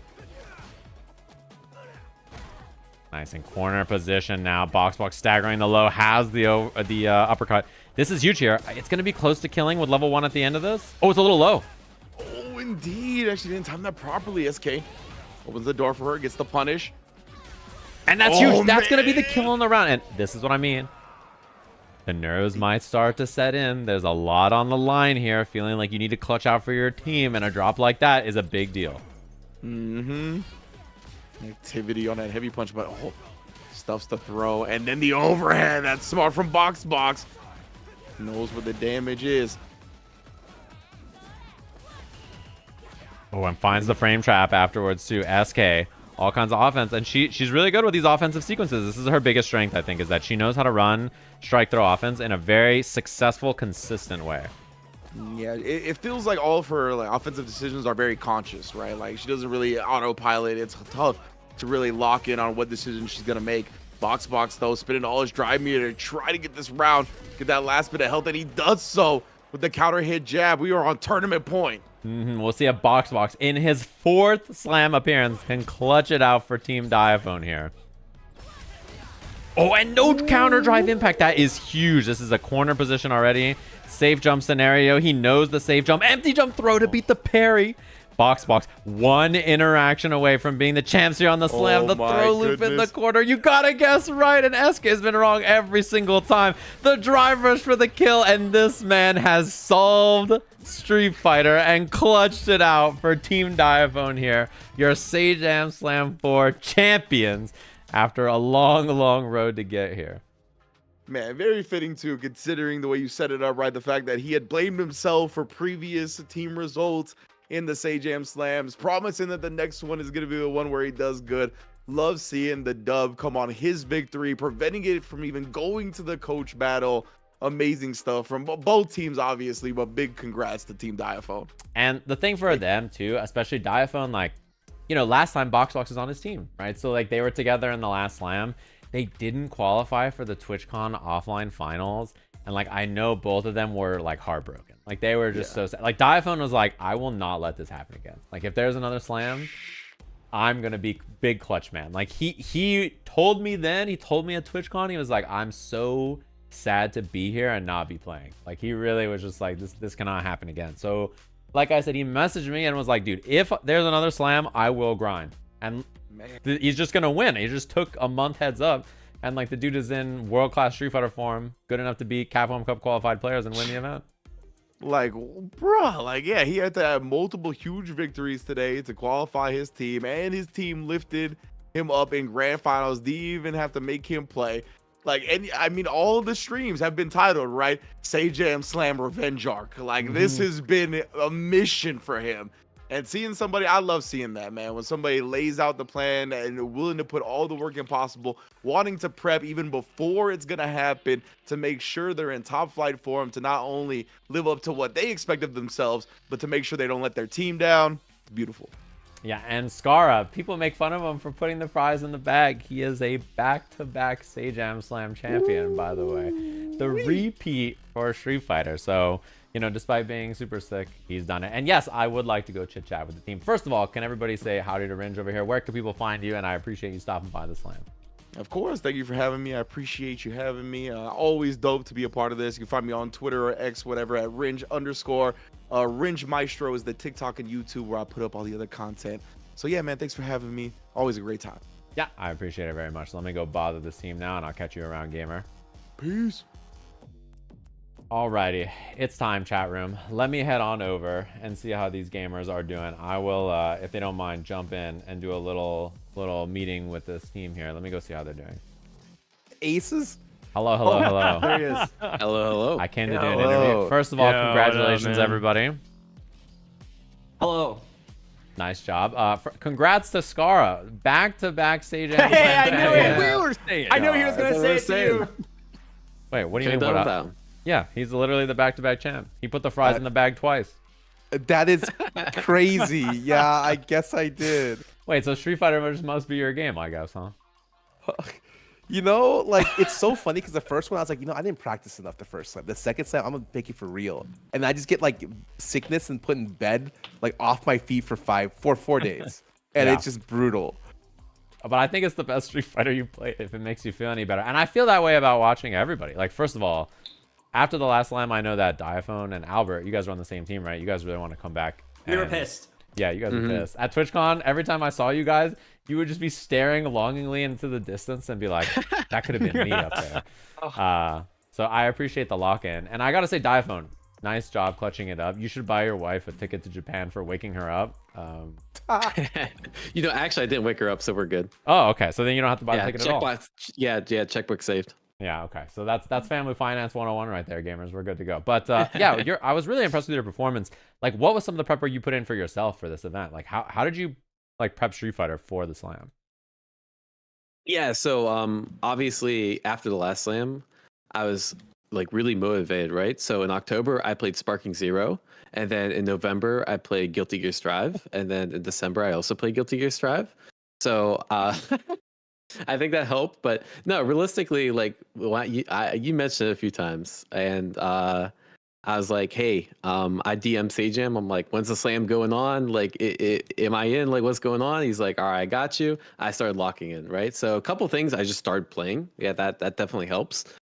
Kimberly got buffed, and I really enjoy Kim. I think she's a lot more fun than Aki. Maybe not better, but more fun. And when I have fun with the game, I'm more motivated to practice it. So I was like actually playing a lot off stream, which is something I don't normally do for Street Fighter. And I really liked her, right? So I was more motivated to stick with it. I got coaching from Psycho. That's I don't think I would have won those matches without Psycho. I'm not gonna lie. So definitely helps to be coached as well. I also figured like being coached would kind of help me be a better coach too. So definitely A++ would recommend just in general.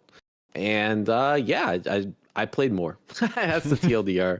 Also, like I've been training for a half marathon, and I think that kind of training has actually helped me with like fighting games, because it like you might be getting lamed out by Guile, but then you're like, damn, I just ran 8 miles yesterday. Like what is this, bro? I can wait 30 more seconds.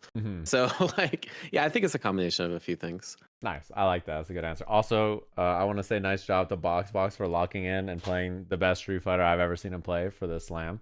Hell yeah. Yeah, it's got to feel pretty good. First of all, I'm very impressed with a lot of the improvements.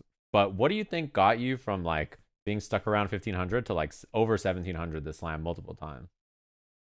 Oh, actually, it's great that I finally get to tell the story on stream, especially your stream. I was very hard stuck for a long time, and I would say the way I like to play fighting games, as a guy who doesn't play fighting games, is to find like fun tricks. When I played in the previous slams, I just like found like cool gimmicks and traps. And then randomly, right around when the slam was announced, I played against Sajam in a 1st to 10, and I lost 8 to 10. But I was proud of taking 8 sets.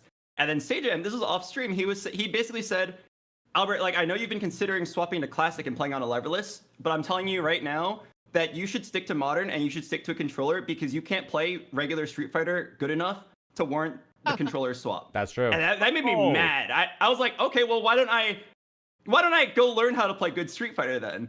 And he proved it in the next set by like just spamming like moves, and I couldn't punish it in neutral. And he's like, yeah, you don't know how to play like the regular game. You should stick to your bag of tricks.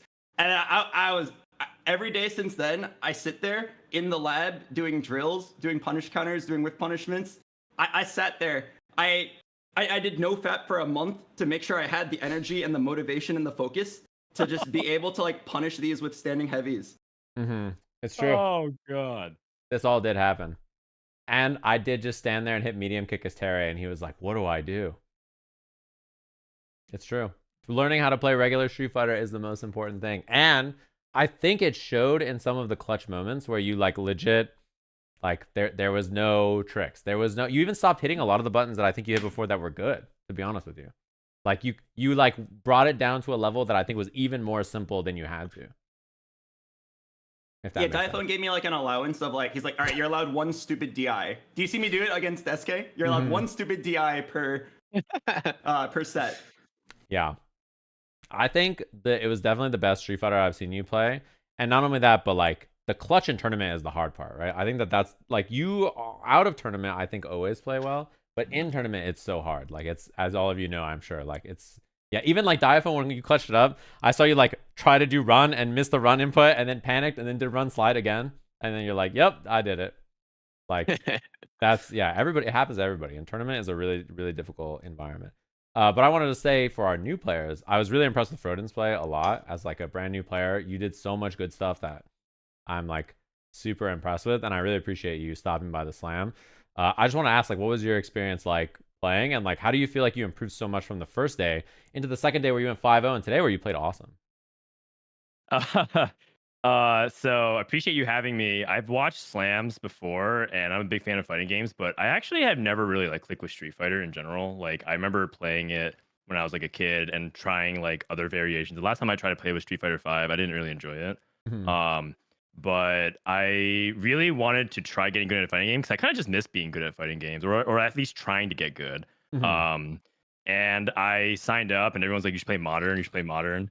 You're gonna crush if you play modern. You'll learn fast." But I just chose to play classic. I think I actually filled out the forum. I was telling you, I was like, I don't know why I chose to play classic. This is so much harder because Street Fighter is just such a hard game, man. I think the reason why is just because Street Fighter is just so, at least in my opinion, is so fundamentals driven. There's so much less nonsense going on compared to like the fighters that I play, where you just zip around and just do a bunch of BS. And you have to just like, at least in my opinion, to get better, you have to just play straight up. I mean, obviously you can play gimmicky, but I didn't want to play that way. Right. And so after the first day where I got like, I did okay, like I did passable, but my wife told me that if I was going to sign up for this event, because like my schedule's so packed, that I like better win. So I just really like suited up and just like basically didn't sleep very much. I slept like 3 hours a night. I like labbed as much as I could. And I tried to like grind as hard as I could from day 1 and day 2 because I was just really unhappy with my performance. Yeah, you played awesome in the second day, especially. I think you went 3-2 in the first day, no? I went 2 and 3, but like all of them felt like super winnable, and I knew that I could win. So I just like sat down and grinded, and I'm a big believer that just like, you know, practice never lies. So if you just put in the time and the hard work, you'll be able to outwork people to a certain point. And so I did that. I hit up Automatic. He helped me like a ton to help like nail down certain things, the missing links that I didn't really understand about Street Fighter. I'm not gonna lie, I did want it to end like undefeated. I'm kind of like upset that I finished it this way, but it was good because that way Box could slam it down home. It was a good alley-oop. So yeah, I mean, especially SK was on fire. Like she clutched up against Ko. That was a pretty wild match. Like, yeah. So I'm at least happy that the team did really well. So overall, like it's really fun because I think people really underestimate TFT. They think it's like, you know, RNG game, and like it's just like a game that anybody could just get to masters with your eyes closed, and they kind of downplay the skills of a gamer required for it. I just wanted to, I'm just really proud of everyone here. Like every win mattered. Everyone mattered. Like the group stage today, like everything was clutch. Everyone chipped in. It's just, that's like the best type of win, like where everyone chipped in. It came down to the wire. Yeah, people say that about Street Fighter also. They're like, anybody can hit master if they just play. Like you just like do this and lock in and do that. So don't worry. I don't think that's like a TFT exclusive thing. I think people say that about every game. But it is cool that we have Team TTFT as our champs here. And like last, I want to talk to Asa. Like I think of any player in the slam, your improvement from start to finish has like been the most remarkable. Like it's pretty wild to climb as much as you have. And I have no doubt that you're going to hit master in like, I don't know, 2 or 3 days if you keep playing. How did you approach this from start to finish to like get so good so fast? I just like really like the game, so I was motivated to play a lot. I actually started like a week earlier, like before the slam officially started, and I was kind of nervous. I was like, oh, am I like not supposed to do this? Is this like not fair? But That's true. I was like, Albert knows I'm playing, and like Sajam knows I'm playing, so it's probably fine. But it helped me a lot that I had like Albert to help me. So I basically had like 2 coaches because I had Albert and Diaphone. I had no shame in picking modern. Like, I gave classic a try, but like I'm like, dude, it's already so hard to make your character do what you want. Like, why am I gonna make it even harder? Yeah. But yeah, I just really like the game, so I was motivated to spend a lot of time on it. Similar to what Frodan said. I started like a week early, but in the past, like it's been a little over 2 weeks. I have 1,700 ranked matches. So it's kind of a lot, but yeah. And honestly, everyone, not just like my team, has been like really friendly and helping me out. Like I played some uh, scrims. I guess I don't know what you call it in fighting games. Like there's Yeah, friendlies matches games. against Yeah. friendlies against like players from other teams before the first round robin. Yeah. And everyone just like gave me like a lot of good helpful advice. It was really cool. Bro, 1,700 matches is beast. That is very impressive. Yeah.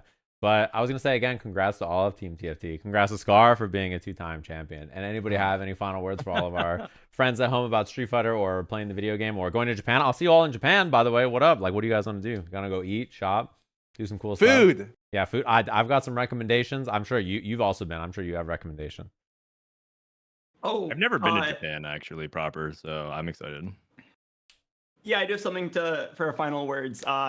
In Asa's match against Karq, he whiffed the super and accidentally did a throw instead, and he was really mad at himself. And Scar was like, even better. And then Asa lost. I just wanted to let everybody know that happened in the comms. Oh no. Yeah. I thought the throw was gonna kill. Yeah. No, I remember what you're talking about. I also saw Asa got the thing where he got level 2 on accident instead of level 1. Was that the Robbie match maybe? Yeah. I meant to do level 1. Yeah, we literally talked about that last night. It's one of the hard things about playing on modern, I think, actually. It's probably the hardest thing about playing on it is, yeah, it's very easy to get accidental things because the button commands, like, you don't have emotions, so it's like literally just a button and a direction. And it's easy to get the opposite thing you want. But Yeah, I'm glad I finally was able to beat Karq, who was playing like a beast, but like I was in the tier 2 bracket. I was 0-7 until this final match, so I was glad I was finally able to get a win for my team on the tier 2 bracket. Oh yeah, I gotta thank Asa for taking my. I went 0-5 in my bracket, and then I got moved to Asa's bracket, and he went like 0-5.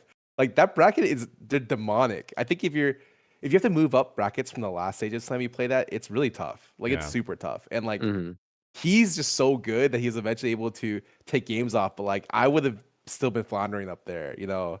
I definitely feel like I didn't play that well this time, so I'm hoping to be good when we get to Japan.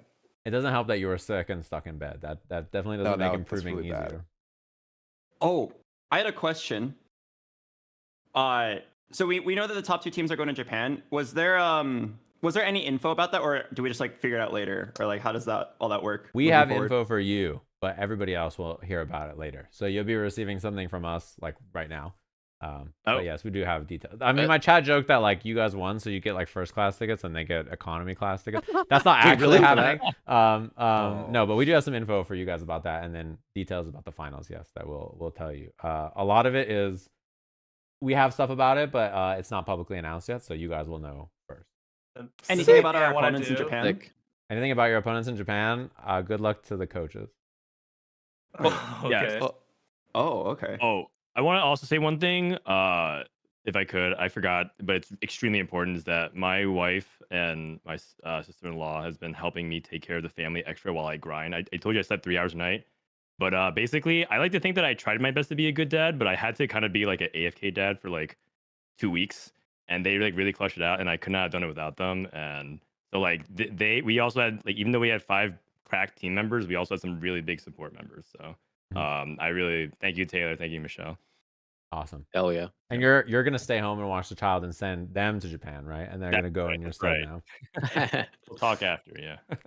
We'll figure that out. Well, congratulations, everybody. Nice job. Any final thoughts from Coach Diaphone before we get out of here? Dude, my team played amazing. So shouts to them. They grinded it for it. They really worked for it. So it's really awesome to see. Yeah. Thanks to all of you for playing. Thanks to Team TFT. You guys played awesome. And I figured this team would have a lot of fun. Like I said, when I saw this team, you guys would have fun whether you got last place or first place, I think. Like obviously losing is not fun, but I figured you guys would be like a good vibes team, and I'm really impressed you guys won. I don't know who the favorite team was on paper, but like once I saw how much effort you guys were putting in, I was like, dude, this team could definitely do it. You guys played awesome. So congrats everybody. Thanks for Thank having you. us. Thank you, man. It's been great. Thank you so much for the invite. Thank you. This event was so fun. All right, gamers, that's about it from me. We've done, as you guys all know, 4 slams in 10 months. And I'm tired, guys. Like, I'm gonna be honest, I'm tired, bro. It's been 4 slams in 10 months. We came up with this idea like a year ago today. We were like talking about it in the streamer awards. We were talking about the idea of this. I'm tired. It's been 4 slams in 10 months. Okay, we're gonna take a little break. We have some slam stuff that like I think is gonna be very exciting. Obviously, we have the finals for this in March, and we have some other smaller slam ideas very soon. But the next slam, I don't think will be in 2 months. Like all of everything else has been. Like we've basically been like now 2 months, now 2 months, now 2 months for a whole big slam. But we already have ideas for Sajam Slam 5, and I think like it's gonna be even bigger than this one by quite a bit.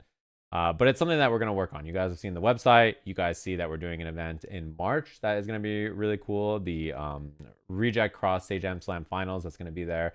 And I have some stuff for you guys to chew on before we get to like, you know, the actual final thing that's going to happen up next. So there will be another slam soon. We're going to be having another slam. Don't worry. It's not like it's going to take us like 10 months to do another slam. There'll be another slam pretty soon. But I don't think we're going to do another slam like in March when there's a finals in March and all kinds of stuff. But it's been a really fun time. I appreciate Emily Nix Rose for all the help that she's put into it, and Filament for the website, Oric and Hex for the graphics, and then all of my TOs. We had new TOs this time. 2 of the TOs were replacements because Bones was at MagFest and Trin was at Frosty. Working, gaming, having a good time there. So we had replacement TOs that did awesome.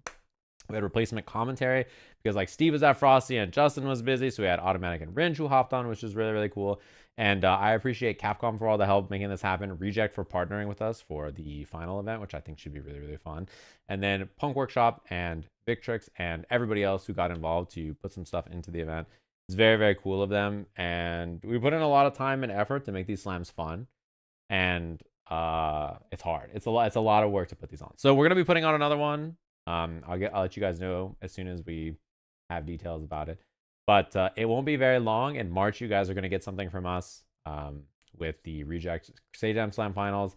And not long after that, you guys are going to be getting a jamboree, a scuffle, something that's not a slam, but like it's something for you to chew on, you know, in the meantime, before the next slam. You guys will have something then. And then we'll probably have the next slam like early in the summer is my guess is when we're going to be doing it. So it should be a good time. Thanks everybody for tuning in, checking out Sajam Slam. I'll send you gamers on your way. And I really appreciate you guys tuning in. Also, it is Will It Kill week. You know, I don't think I'm going to be live tomorrow, to be honest with you, but you can submit your Will It Kill stuff. I'll post up the form and everything. I'm probably going to take tomorrow off, but you know, that will be out there. So enjoy the afternoon and evening, gamers. I'll send you guys on your way. I don't know who's gonna stay live. Is Boo Boxington staying live? I'll send you guys to Box. Can you guys post Sajam Dude? He's going off. No. Well, it's too late. I'm sending you guys over there. Diaphone's already not live. Have a good one, gamers. Thanks for stopping by. I appreciate it. And tell him I said Sajam Dude. And I'll catch you gamers around. Peace. Oh, and Moss. Sorry, Moss. Sorry. Yeah, I was just thinking of people who did all the work for the groundwork of the slam. Everybody post in the chat Majin Henny if you have it for Moss for working on the YouTube. It's the definitive place to watch the edit. I don't know if you guys have watched it, but it has all the POV footage from all of the different matches for each part of the event. He's the fucking best. He's the greatest YouTube editor of all time. He's so good that we don't even talk.